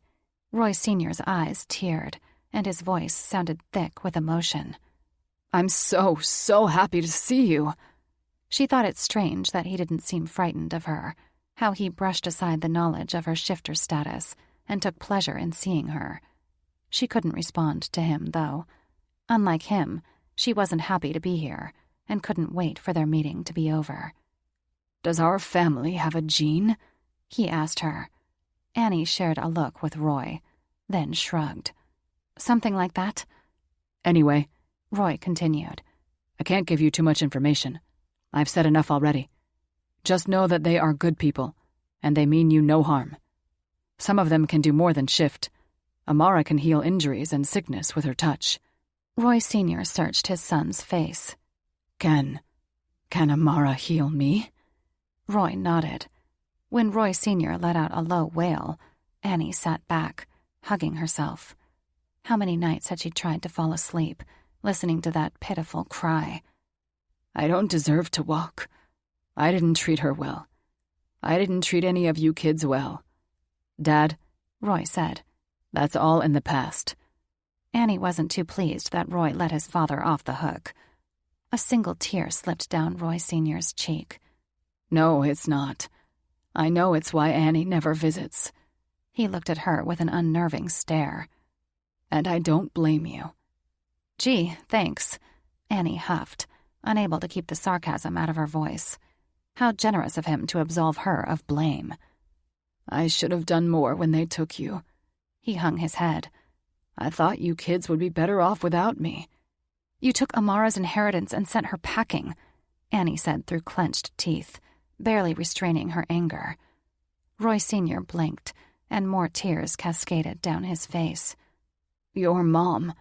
Annie jumped to her feet. I don't give a damn whose idea it was, she spat, unable to keep the hurt and anger from her voice. He had a lot of nerve placing all the blame on her mother. He could have said no. You're right. He stared at his lap. She was my niece. I should have never let her go. You owe her money. I fully intend to pay her back, with interest, if I'm able to walk again. And if there's anything I can do for you. She cut him off. Don't squander this second chance. Be a decent person. I will. I promise. I'm going to work to pay off Amara and you, Roy, he said, for all the money you spent for my care. Roy flushed. Dad, I don't expect you to... No, his father said. I'm paying you back. Annie probed the old man's thoughts, pleased when she didn't sense any deception. Okay, Roy relented. Annie took that as her cue to finally make her escape. I'll go get Amara. When she abruptly stood, her mates stood too. Annie, wait, Roy Sr. said as she reached the door. With a stiff spine, she stopped and slowly turned to him, tightening her face muscles lest he sense any weakness. I'm sorry, he said. She didn't know how to answer him. Okay. She made her escape, relieved to finally get away from him. Her mates followed her into the kitchen, where they were distracted by a platter of tamales. She tugged Magnus's arm. Hey, you okay? My mate is safe, my hand is healed, and my parents' death is avenged. Magnus beamed. Never been better. She studied him a long moment. Shadows that had once plagued his eyes seemed to have been lifted. Annie swore her heart did a backflip. You don't know how happy it makes me to see you smile. If it was at all possible, his smile widened. Get used to it. She hugged him tight, feeling his strength surge through her. After giving Magnus a kiss, reassuring him she'd be safe in the next room, she found Amara on the living room floor with her Gamma mate, Roan, their infant son, and their other 2 boys. Amara stood, rubbing her gut. I feel dizzy, but it's too soon for morning sickness. She patted Amara's stomach. Are you pregnant? Yep. Amara elbowed her, giggling. I swear we're rabbits, not wolves. She winked at Roan, who was pretending to drink their toddler's bottle. I bloomed right after you left. We fucked for 3 days. It was a new record for me. Heat crept into her cheeks. She'd often suspected them of being rabbit shifters, too, having lived with them for over a year and listening to them fuck almost every night. Even though she slept in the den 2 floors below them, her wolf-touched ears still heard the bed springs squeaking and plenty of loud moaning late into the night. Annie suspected she and her mates would fuck as often. At least she sure hoped so. How is he? Amara asked. Annie blinked, her mind going blank. Amara arched a brow. My uncle? He's ready for you, she answered with as much disinterest as she could manage. Amara smiled, patting Annie's hand. Okay. Amara, you don't have to do this. Though she felt bad for Roy, this was probably extremely hard for Amara after what Roy Sr. had put her through. It's okay, Amara said. I want to. You sure? Her smile wasn't just genuine and pure, but serene, as if she'd found a way to block her ugly childhood memories. It's not good for your soul to hold on to old grudges. Let it go, Annie. Focus on building a life with your mates. Don't let this emotional burden fester and get in the way of your relationships. Annie was humbled by her cousin's gentle heart and ability to forgive so easily. I'll try. Good. Amara pulled Annie into a warm hug. But I can't fix broken hearts. She wasn't aware she was crying until Amara blurred behind a curtain of tears. Thank you. She wiped her eyes, forcing a smile. Amara walked into the den where they were keeping Roy Sr., her second alpha Drasko following closely behind. Her cousin was amazingly humble and brave. Annie could learn a lot from her. Amara was right. Annie had been a hypocrite to chastise Magnus for his self-pity. Her hatred for Roy Sr. had fueled her own brand of self-pity. The time had come to let go of old resentments and focus on her future. When Magnus came up behind her and wrapped her in a hug, she turned into his embrace and smiled at him, knowing her future would be joyous. Amara shot Drasko one more look and then expelled a shaky breath, comforted when he laid a hand on her shoulder. You don't have to do this, he whispered. I'm doing it more for me, she answered. It will bring me closure. Then let's get this over with, he grumbled, following her into Roy Sr.'s temporary room. Roy Jr. sat beside his father's wheelchair, giving Amara a stoic nod. The moment her uncle saw her, he started bawling. Amara had heard his health had declined, but she'd had no idea he was in such bad shape. He looked as if he'd aged significantly since she'd last seen him. He was in his mid-50s, but looked at least 75. His face and neck sagged like a sock full of rocks. His legs and arms were bony, covered with paper-thin skin that appeared translucent. He looked greatly diminished in his wheelchair. Amara, my beautiful niece, he sniffled, a line of snot dripping from his nose. I'm so sorry. She sat beside him, a tear cascading down her cheek. Thank you for coming to see me, he continued. You didn't have to after the way I wronged you. I know. Drasko sat on a nearby stool, thumbing through the morning paper. Her uncle's gaze flitted nervously to Drasko and then back to Amara. If I could live my life over again, I'd have taken you from your mother and raised you as my daughter. I turned my back on you, and I'm so sorry. What's done is done. She absently picked at her fingernails. No use worrying over the past. I guess not.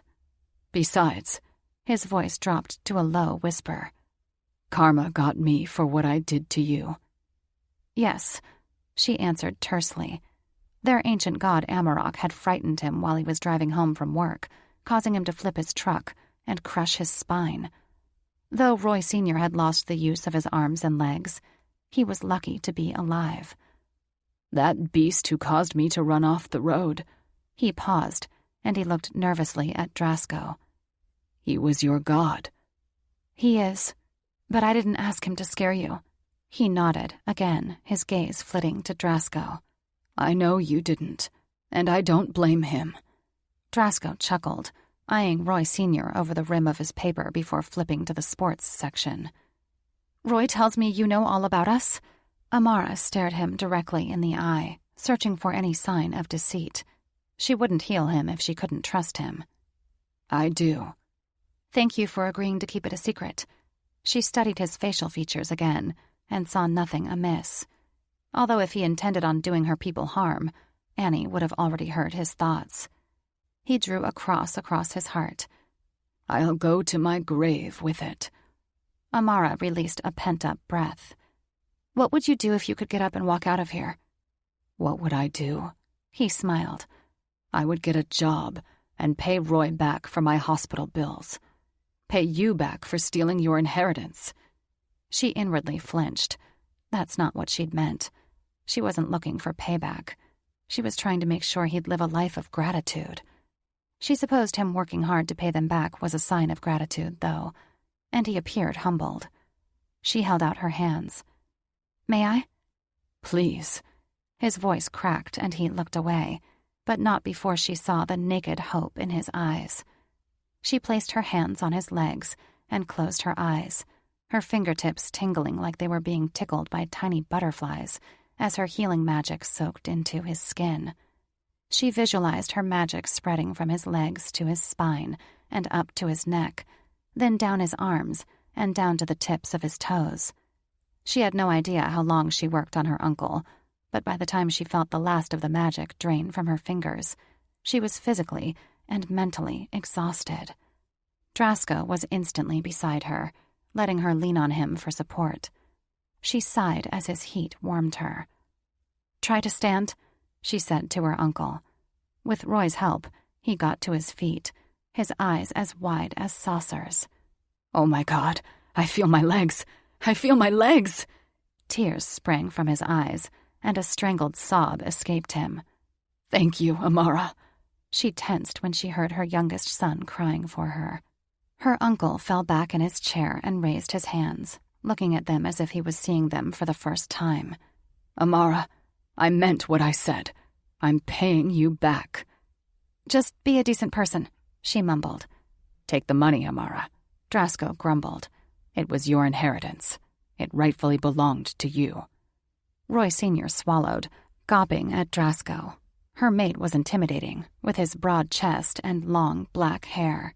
The eyes that shifted from brown to gold were the most threatening, though, and she imagined Roy Sr. was on the verge of shitting his pants.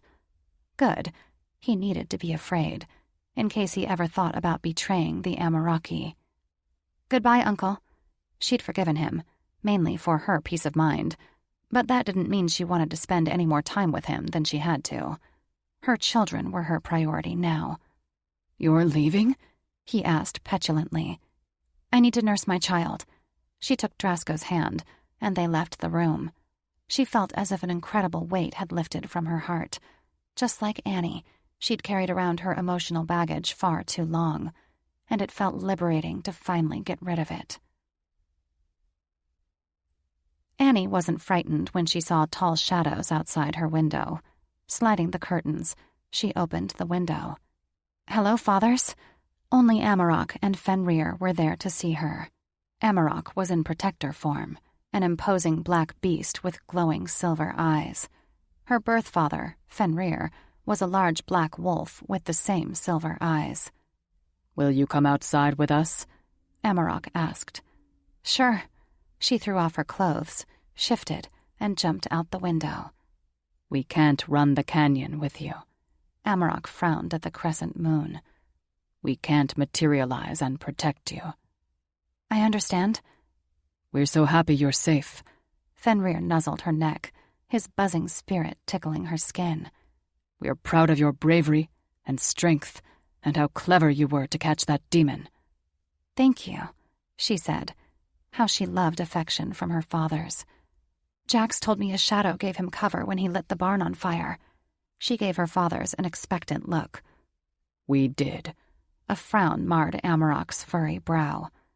"We only wish we could have prevented his injuries." "And yours," Fenrir added. That would have been nice, but Annie wasn't bitter. She knew there was only so much they could do. "Why did you send me into the cave with the chupacabra?"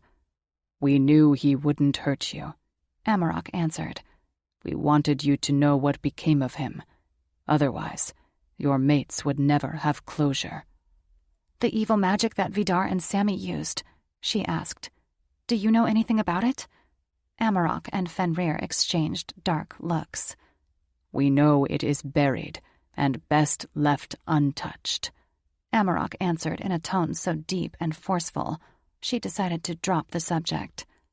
"We've come to say goodbye," Amarok projected. She felt a pang. "You're leaving?" Fenrir smiled. "For now. We have more demons to hunt." Amarok explained.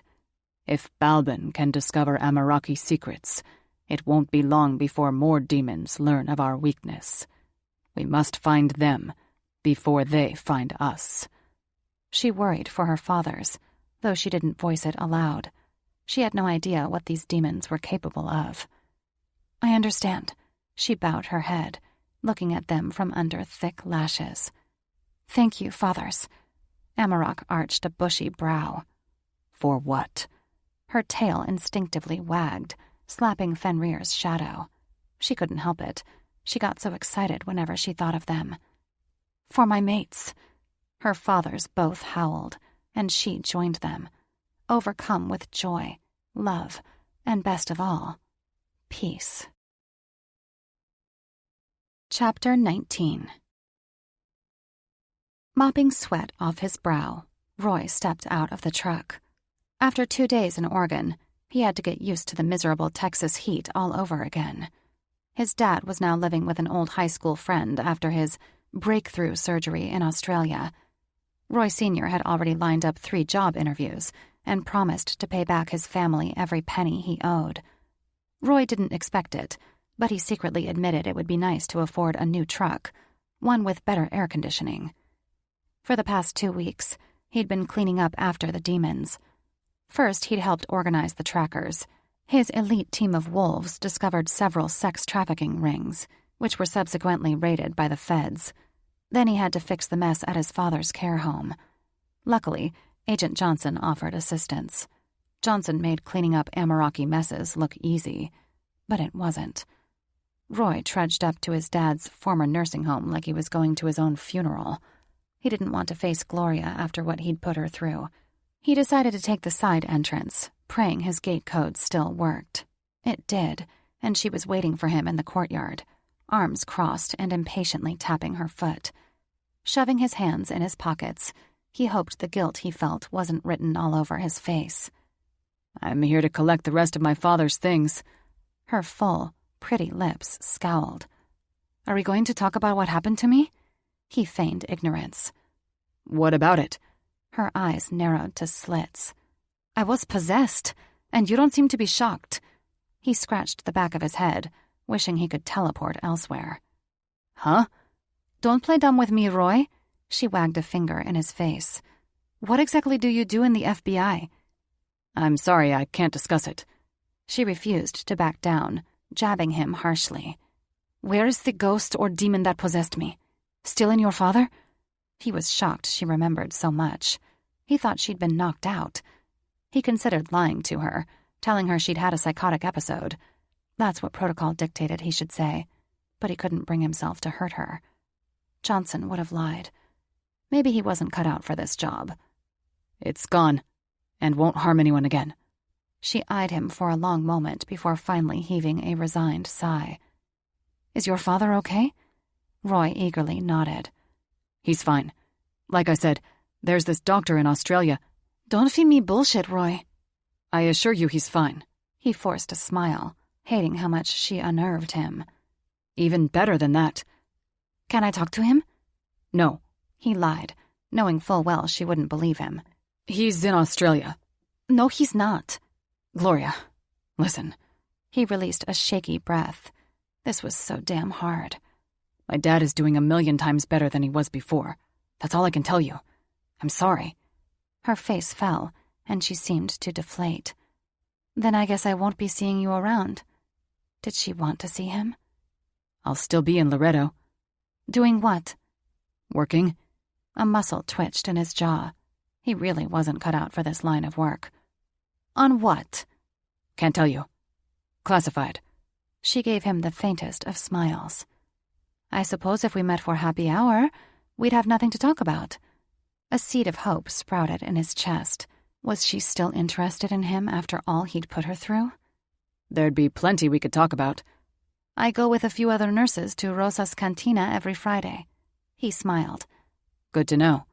Your dad's things are in a box behind the front desk, she said before walking away. Thanks. See you, Gloria. Rosa's cantina. Men in his line of work weren't supposed to have relationships. But one drink wouldn't hurt. Would it? Annie sat on the porch, sipping a lemonade with Iana and watching the Coyote Chaser children play tag. Her stomach had been buzzing with butterflies all day in anticipation of tomorrow's ceremony. It had taken 2 weeks to get everything for the bonding in order. She'd had to wait for Roy to straighten things out with his dad, then for Jax to finish his mission with the trackers.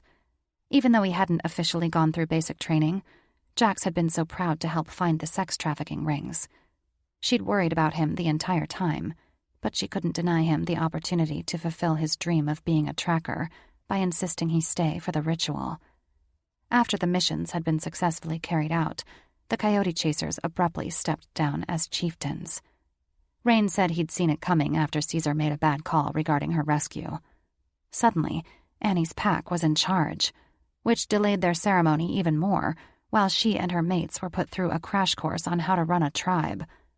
After what felt like ages, she was finally ready to bond with her mates. Even though she was nervous as hell, tomorrow couldn't come fast enough. She set down her drink and straightened when a familiar truck came down the dirt road leading to the house. She skipped down the porch steps, as giddy as a schoolgirl, while Magnus pulled in and parked. Caesar Coyote Chaser came outside, holding 2 long necks, each with a lime wedged in the bottle and salt dusting the rims. "Evening, Magnus." He offered him a beer. "What are you doing here?" Magnus held out a staying hand. "No thanks. I'm here to take Annie for a drive." She was so proud of Magnus for abstaining. He and his brothers had made a pact that they'd only drink on weekends, and then only 2 beers each. So far, they were sticking to it, as they didn't want to end up like Vidar. "I'm not sure it's a good idea to be alone the day before the bonding," Caesar said. Iana grinned. Why not? Ever since Tor and Van had returned to Alaska with Amara and her family, the Coyote Chasers had been Annie's surrogate family, with Caesar taking Tor's place as the overprotective uncle. After tomorrow, though, she'd answer only to her mates, and they'd answer to her. "Where are you going?" Caesar asked. "Back to my house. I wanted to get her ideas on the furniture." Magnus gave her a surreptitious glance, then looked away, his face coloring. He had more in mind than furniture. Annie was sure of it. Well, it was about damn time. She hadn't had any action since that one time with her mates at the pond. They hadn't returned to the waterfall since discovering those gruesome human remains. Too bad, because that place had been pretty close to paradise. Caesar gave Magnus a long look. "How long will you be gone?" "A few hours," Magnus answered evenly. She'd have thought him perfectly calm if not for the vein in his forehead popping out. Caesar waved them off. "Okay." With a squeal, Annie dragged him to the truck.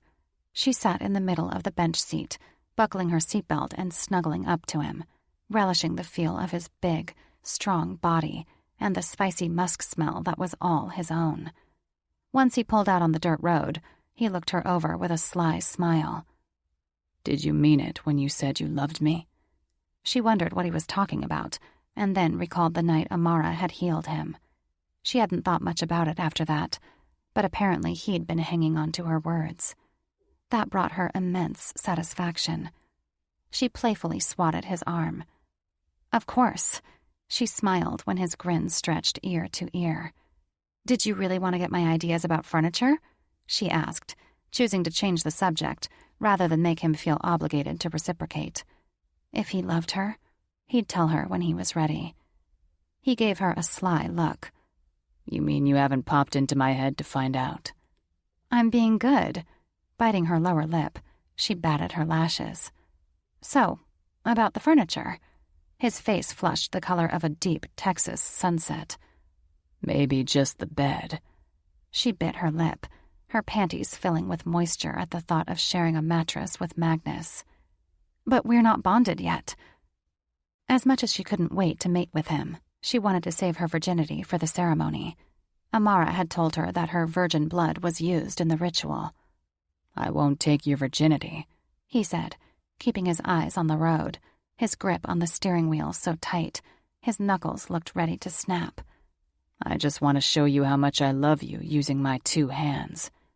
She squeezed his arm, a trill racing down her spine. He loved her. You could have shown me with one. And that's the reason why I love you. His grin stretched even wider. For accepting me for who I am, while pushing me to better myself. That sounds kind of contradictory. Pulling onto the side of the road, he took her in his arms. Shut up, and let me love you. And then he proceeded to kiss her senseless. After pulling over to kiss several more times, Annie was damned horny by the time they reached the ranch. "Where are your brothers?" she asked when they walked inside, surprised to see how clean it was. No cobwebs, no wall cheese. The furniture was old and ratty, but she wanted to help pick out their new stuff anyway. In the meantime, the place was livable and didn't smell. They're out mending fences. It's just you and me. She hauled him down the hall. "Please tell me this is the way to your bedroom?" It is.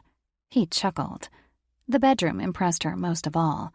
It had a fresh coat of paint, brand new flooring, and the biggest bed she'd ever seen in her life. It was just delivered today, he said. "Good," she giggled. "Let's try it out." Swearing, she fumbled with the buttons on his shirt before finally yanking it over his head. He made quick work of her clothes and his pants before picking her up and laying her down on the bed.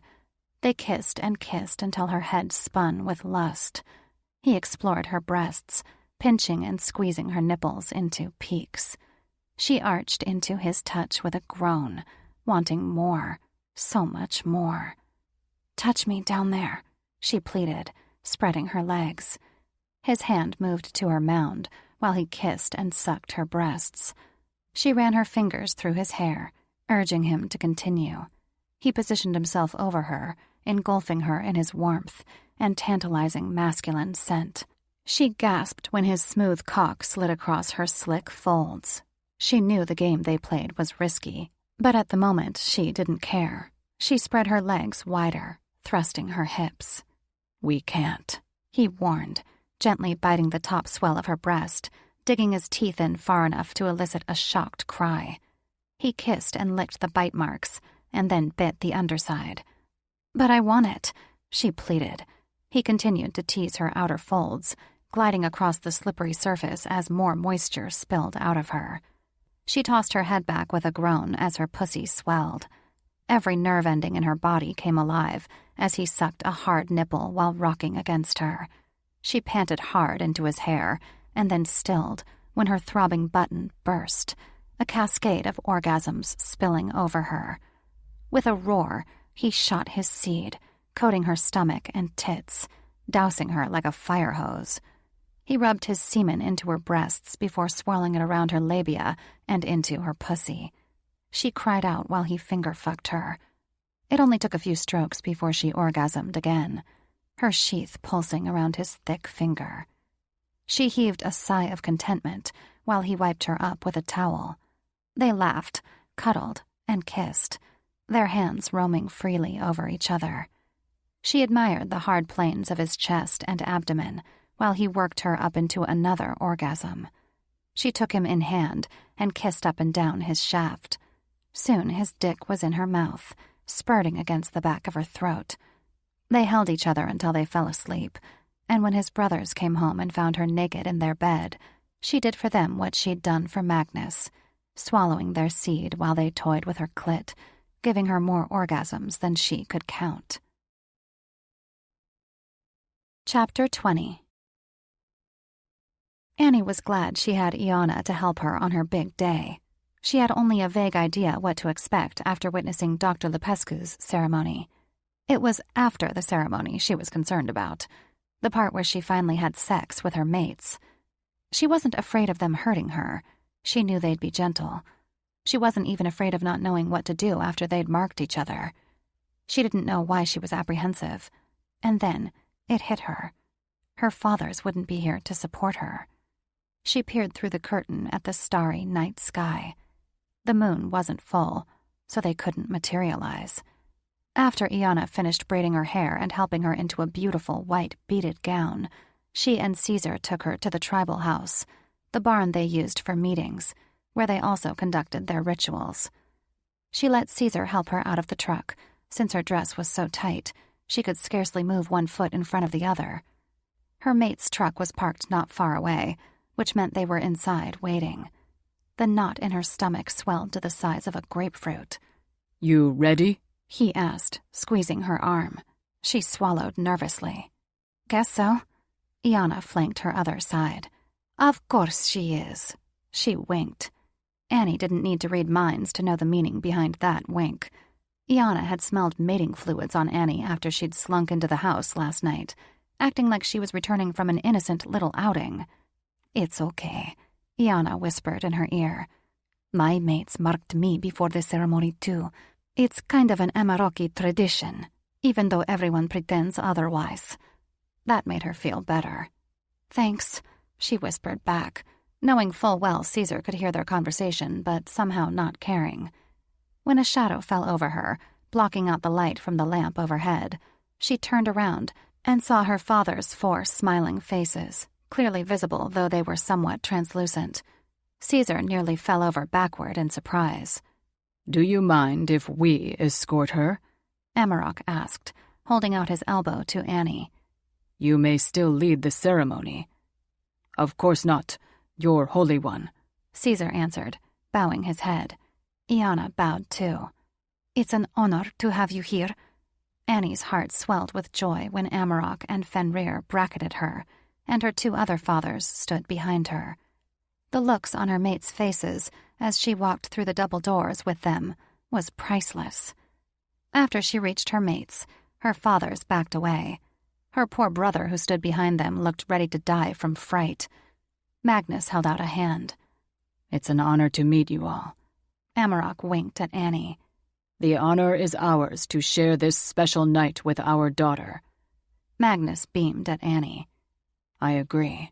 We are humbled the ancients chose us for her mate, and we will strive each day to become the mates she deserves.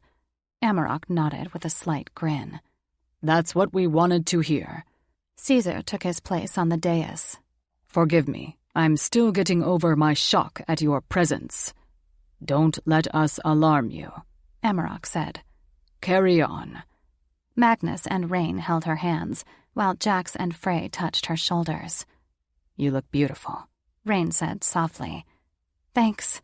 She beamed at him and at her other mates. Let us begin, Caesar said, and she faced forward. Brothers and sisters, we are gathered here today to witness the bonding between Sister Annie Thunderfoot and brothers Magnus, Rain, Jax, and Frey Wolfstalker. Caesar handed Iana a silver goblet inscribed with images of wolves and filled with wine. Stepping off the dais, Iana held the goblet in both hands, while Caesar followed her with a long blade. Annie was thankful Caesar wouldn't be cutting into her, like Tor had done with Dr. Lepescu. Her blood would come from her virginal barrier after the ceremony. Caesar pricked the thumbs of her mates, then dipped their thumbs in the goblet. None of them winced. Can't wait to take your blood, Rain projected into her head. She blushed. She couldn't wait either. After swirling the blood and wine together, Caesar handed the goblet to Annie. Repeat after me, he said to her. I, Annie, take the blood of my protectors, binding our hearts and souls as one. I vow love, honor, and loyalty to my mates, my protectors, from now until eternity. She repeated the words and drank every last drop, surprised when her mate's thoughts popped into her head all at once. She hadn't expected the chatter to be so loud. It was nothing like her mind reading, when thoughts were almost like dreams. These thoughts were up front, and they focused on one thing. They couldn't wait to get laid. Not that she blamed them. She couldn't wait to get fucked by her 4 studs. Caesar took the goblet and asked her mates to repeat after him. I take the blood of Annie, binding our souls to hers. We vow love, honor, loyalty, and protection to our mate, from now until eternity. Their words had no meaning until they actually took her blood. We now leave you alone to complete the ceremony. Caesar nodded at a lumpy mattress on the floor, covered with white sheets. She couldn't help blushing when she looked at her father's. "We will visit again, during the next full moon," Amarok said, kissing her forehead, even though she felt nothing but a slight tingling sensation on her skin. Each of her fathers kissed her, telling her how proud they were of her, before vanishing into the night. Roy came up to her, rattling the keys in his pocket like he couldn't wait to get the hell out of there. "That was interesting," he said through a nervous-sounding laugh. "You look beautiful, sis." "Thanks," she blushed. Caesar mopped sweat off his brow. "That was entertaining." Taking his mate's hand, Caesar left the barn, Roy following at their heels and closing the double doors behind them. Annie looked at her mates, overcome with a sudden case of nerves. She took Magnus's outstretched hand, letting him lead her to the bed. Though it was lumpy, it was surprisingly comfortable. "You ready?" he asked. "Been ready for the past 2 weeks." She laughed. "Good." Rain squeezed her nipple. "Because you're about to get thoroughly fucked." If ever there was a magical key to unlocking Annie's desire, those words were it. Her pussy swelled and flooded her panties. They unzipped her dress, and she warned them to be careful with the beads. Then she helped them out of their clothes, relishing the feel of their rock-hard chests and abdomens. Frey was a little softer than his brothers, but he also had the biggest cock, which jutted at her like a torpedo. She was so enamored with it that she bent to her knees, taking him in her mouth and smiling when he let out a groan and fell back on his elbows. She gasped, then pressed into the thick fingers that circled her clit from behind. She had no idea who was fingering her, but she assumed it was Magnus, as he used one hand to spread her labia and the other to spear her with a thick digit. Magnus would take every opportunity to use both hands. She rocked into him while he speared her harder, faster, and slurped Frey with urgent ferocity. Frey exploded without warning, his head swelling inside her mouth like a popped balloon. She drank his juices while smearing her saliva into his tight balls. He groaned and spurted again, his hips jerking arrhythmically while he thrust so deep inside her she nearly choked. She pulled off his cock, batting her lashes at him. Magnus slowed the tempo of his finger-fucking to smear her juices around her swollen folds. He trailed delicate kisses up her spine, then whispered, "Turn over." She gladly obeyed, lying on her back and wrapping her legs around his waist. She heaved a sigh as he slowly slid into her, bursting her barrier and burying himself to the hilt. "Can you hear me?" she projected. He smiled. "Yes, my love." A pained expression crossed his features when he pulled out and let rain enter her. She dug her heels into his ass. "Deeper," she pleaded. He clucked his tongue and withdrew. "I'm fucking you hard and deep after we draw blood." Her nipples hardened when he licked them. He then grazed his teeth across them, pinching them, one at a time, between his teeth, and pulling until they gently stretched. "Oh, Rain!" she cried. Never before had she realized that pain could feel so good. She opened her arms to Jax when Rain moved aside. "Thank you for waiting patiently," she said, kissing him on the nose. "You were worth the wait," he said. After him was Frey, still as big and hard as before. "I'm impressed," she giggled. "Baby, I can go all night." Then Magnus returned to her, kissing her passionately and sinking deep inside her. She held him tight while he rocked into her, making tender love to her and lasting far longer than she expected. When he swelled inside her, she said his name, and a powerful orgasm gripped her hard, her pussy walls banging against his cockhead. He cupped her face and kissed her deeply before pulling out and wiping her with a towel. Her nipples hardened in anticipation when Rain climbed between her legs. With a predatory growl, he nipped and licked her inner thighs before biting his way up her abdomen to her breasts. He alternated between scraping her nipples with his teeth and then suckling them like a newborn babe. The combination of pleasure and pain curled her toes and made her pussy drip like a busted fire hydrant. He was not gentle, biting and sucking until she knew he'd left bruises. Grasping his hair by the roots, she arched into him, letting him feast on her neck. Roll over, he growled, his deep, predatory purr sending a trill down her spine. She did as she was told, not because she was frightened, but because her hungry pussy needed to get fucked hard. As promised, he was not gentle, and oh, how she loved it. He slammed into her with deep, fast thrusts, each perfectly timed to the wild beating of her heart. Her orgasm came too fast for her to catch her breath. She cried out, then stilled, swept under pleasure's current. He howled like a wild protector, digging her nails into her ass while pouring into her. By the time his cock finished throbbing, she was delightfully sore. He bent over her, nibbling her ear. You liked it rough? Yes, oh yes. Good, he growled.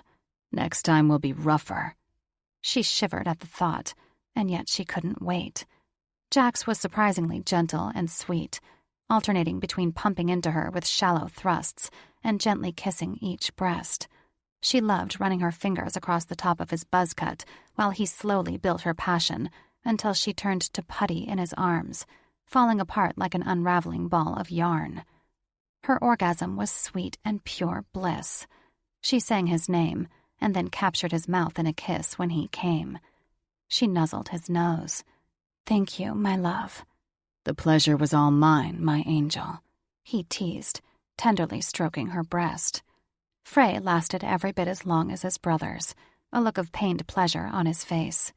His large, throbbing cockhead triggered another orgasm, and her fleshy sheath beat against his head with each swell. Annie was sated and spent by the time Frey pulled out. She sank into the mattress with a tired giggle when Magnus embraced her, kissing her forehead. She stared at the barn's crisscrossing wooden rafters with a smile. So far, her first night as a mated woman was going perfectly. She could definitely get used to this. Frey drew a lazy circle around Annie's nipple, enthralled at its response. Her breasts were so round and perfect, just like the globes of her ass. He could feast on her all night and never tire. But they couldn't stay in the barn all night. They had to go home eventually, where hopefully they could go another round. Magnus nibbled on Annie's neck, growling louder each time she giggled. Do you want to run the canyon? He asked. Annie sat up, her beautiful tits jiggling. No. Why? Sammy ruined it for me. I can't get in that pool without thinking of all those skulls. Oh, yeah. Duh. Annie had been raised with humans, so naturally she'd take it harder than they had. But the more he thought about it, the more he was repulsed by swimming in that water. How many more bones were at the bottom? For certainly Sammy had lost a few along the way. Their sanctuary was literally a human graveyard. The thought both depressed and pissed him off. Tyr had warned Sammy and Vidar not to experiment with dark magic. They'd almost ruined the family because of their stubbornness. I'm sorry, Annie, Frey said. Not only had his fathers nearly destroyed the family, Sammy had never taught him how to be a good gamma. Tomorrow he was supposed to make the family breakfast, and he didn't even know how to boil an egg. She cupped his face. Don't be. I don't need a canyon to make me happy. I already have all I want. You make us very happy, too. He stroked her neck, an overwhelming feeling of love making his chest swell with joy. I love you, Annie. She got up on her elbows and feathered a soft kiss across his lips. And I love you. Did you want to try out our new big bed again? Rain asked her, waggling his brows. She smiled. Most definitely. Epilogue. Annie sat at the breakfast table Rain had built for her per her specifications. It was a pretty white farm table with a window seat on one side and a bench on the other, plus 2 padded captain chairs. Annie preferred the window seat because it had lots of soft cushioning for her aching lady parts, something she especially needed after a night of delicious, hard fucking. Her husky Mako sat at her feet, whimpering and drooling while keeping an eye on the back door, looking as hungry as she felt. Holding a fork in one hand and a knife in the other, she licked her lips in anticipation. Frey hadn't been the best cook when they'd first bonded, but after nearly 2 months of reading cookbooks, Watching cooking videos and taking lessons from the coyote chaser Gamma, he was becoming a first-rate chef, quickly surpassing her skills in the kitchen, which mainly consisted of boiling macaroni and cheese. He came in from the back porch with a smoked brisket wrapped in tin foil, its juices dripping into the pan. "Who's hungry?" Mako howled. Annie banged her silverware on the table. "I want the juices!" "Patience," he chuckled, setting the brisket on the cutting board. "We need to let it rest a few minutes." Annie jumped up and crossed to the kitchen counter, Mako following behind her, no doubt leaving a trail of drool on the floor. "Fuck rest. It's been napping all day on that smoker. I'm hungry." He slapped her hand away when she reached for a crunchy piece of smoked meat. She yelped when she burned her fingertips, pulling away with what she knew was an overly dramatic pout. That seemed to do the trick, because he sliced off a seasoned corner and blew on it before popping it in her mouth. He threw Mako a big chunk of fat, but the dog didn't even savor it, swallowing it in one gulp.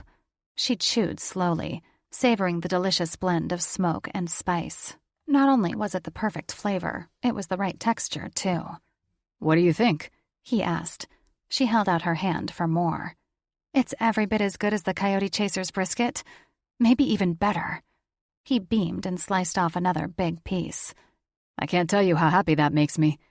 They ate an entire corner, dipping the meat in the juices until they were both full. Frey let Mako lick the cutting board and gave him several more pieces of fat. So far, her dog had adjusted well to his new family. Though the Texas heat bothered him, he spent plenty of time outside at night, hunting small game and playing with the other ranch dogs. Rain came in from outside, wiping sweat from his brow before grabbing the tea jug from the fridge. "Well?" she asked, a hand on her hip. "Are you finished yet?" Rain poured a tall glass of tea and drank it in a few long swallows. "A few minor touches are left, but I think you can see it." Finally! She had no idea what this big surprise was, but they hadn't let her in the backyard for a week. Judging by all the lumber they'd brought into the yard, she suspected they'd finally rebuilt their barn full of holes that Annie had named the Big Swiss. Rain insisted on blindfolding her, and she played along, mainly because she was sick of being stuck in the house. The moment they stepped onto the back porch, she scented fresh water. Lots of it. Her heart hammered in anticipation. Could it be? Rain led her down the porch steps and up another set of steps, where the scent of water was even stronger. "Ready?" he asked. "Hurry up," she huffed. She squealed with delight when he removed the blindfold, revealing an oblong above-ground pool surrounded by a stained wooden deck that offered a full-sized patio table with matching chairs and several recliners. "Happy birthday," her mates sung in unison. She threw her arms around Rain's neck, plastering his face with kisses. "Hey," Magnus cried. "I built that pool too." "We all did," Jax added. She gave her mates big, sloppy kisses and then stripped to her underwear and jumped in. She screamed when she surfaced. The water was much colder than she'd expected, but it was so refreshing. She laughed when they jumped in and splashed her. She swam up to Magnus, wrapping her arms around his neck. "Can we afford this?" He pulled her to him. "Beef prices have gone up. Plus, Father Tyr has been sending us his military pay," Jax said. Jax had just come home for 2 weeks' leave after 6 weeks of basic training. Not wanting to be the sixth wheel, her mate's last remaining father, Tyr, refused to come home after re-enlisting. He'd said he didn't know when or if he was ever coming back. Annie felt terrible for her father-in-law. She didn't know how she could go on if she ever lost her entire pack. She swam over to Jax, giggling when he squeezed her ass and yanked her flush against the pole protruding from his swim trunks. She traced the square line of his jaw up to the ridge of his ear. She'd missed him these past 6 weeks, and she'd long for him when he had to leave again next week. But she wouldn't complain. He loved his job, and it provided income and benefits for the family. "I feel bad he's working so hard and giving us all his money," she said, running her fingers through his buzzed hair. Jax averted his eyes. "He doesn't need it." "How is he?" "He's a damn good tracker," Jax said. "The army keeps him busy, keeps his mind occupied." Something in his voice told her things were not okay with Tyr. She wondered if he stayed away because he'd grown tired of his sons asking him about the dark magic their other fathers had used. They didn't want to know so they could use it. They wanted to know so they could avoid it. At any rate, he must not have trusted them with the information because he refused to tell them. Jax had become reticent, too, pulling away whenever she tried to involve him in deep conversation. She gave a questioning look. And he released her, ducked underwater, and swam to the other side of the pool. She hated when he shut her out. Of all her mates, he was having the hardest time accepting what his fathers had done to the family. Most days he was happy, but there were times when she saw the chasm in his soul, and she wished he'd let her shoulder some of his emotional burden. They'd only been mated 2 months, and he'd been gone for 6 weeks of that time. Maybe he'd softened to the idea after they got to know each other better. At least Magnus had gotten better. He was no longer plagued by the nightmares of his mother's death or the fears of being an inadequate mate and chieftain. He'd taken over both roles with amazing confidence and skill. Now Annie just had to work on healing Jax's soul. Magnus swam up behind her and gently massaged her shoulders. He's still coping. She didn't know if he was referring to Tyr, Jax, or both. She buried her face against his chest and was hit by a powerful spray of water. She turned, swearing and wiping her eyes. Rain was pointing a large water gun at her, his grin so evil, she swore she saw devil horns sticking out of his head. Are we going to stand around and bullshit, or are we going to have fun? You'll regret starting a water war with me, Magnus boomed, shielding Annie with one hand and splashing Rain with the other. When Frey and Jax joined in, each wielding water guns, she couldn't escape the deluge. "Enough!" she yelled, scowling. "This is not my idea of fun." No? Rain tossed the gun on the deck. Without warning, he dove and chased after her legs. She tried to swim away, but he was too fast. He came up behind her and pulled her ass against his erection. What kind of fun did you have in mind? He asked, pinching her nipples. She pressed into him when he slipped her panties off and pushed her toward the stairs. Hanging onto the railing, she moaned when he toyed with her pussy, then entered her with a jarring thrust. The water's friction slowed him down until her pussy's juices eased his passage. He fucked her roughly, toying with her clit. She came hard, and he fucked her through that orgasm and into another. Each brother took turns fucking her in the pool. Afterward, spineless as a jellyfish, she floated aimlessly on a raft, sipping sweet tea and letting her mates push her around while they swam. She smiled at a cloud that looked like a wolf. "Thank you, fathers," she whispered. "They were worth the fight." This concludes Fighting for Her Wolves by Tara West. Narrated by Stephanie Rose. Copyright 2019 by Tara West. This unabridged audiobook is published by arrangement with Tara West and was produced in the year 2019 by Tantor Media Incorporated, a division of Recorded Books, which holds the copyright thereto. Please visit tantor.com for more information on our growing library of unabridged audiobooks.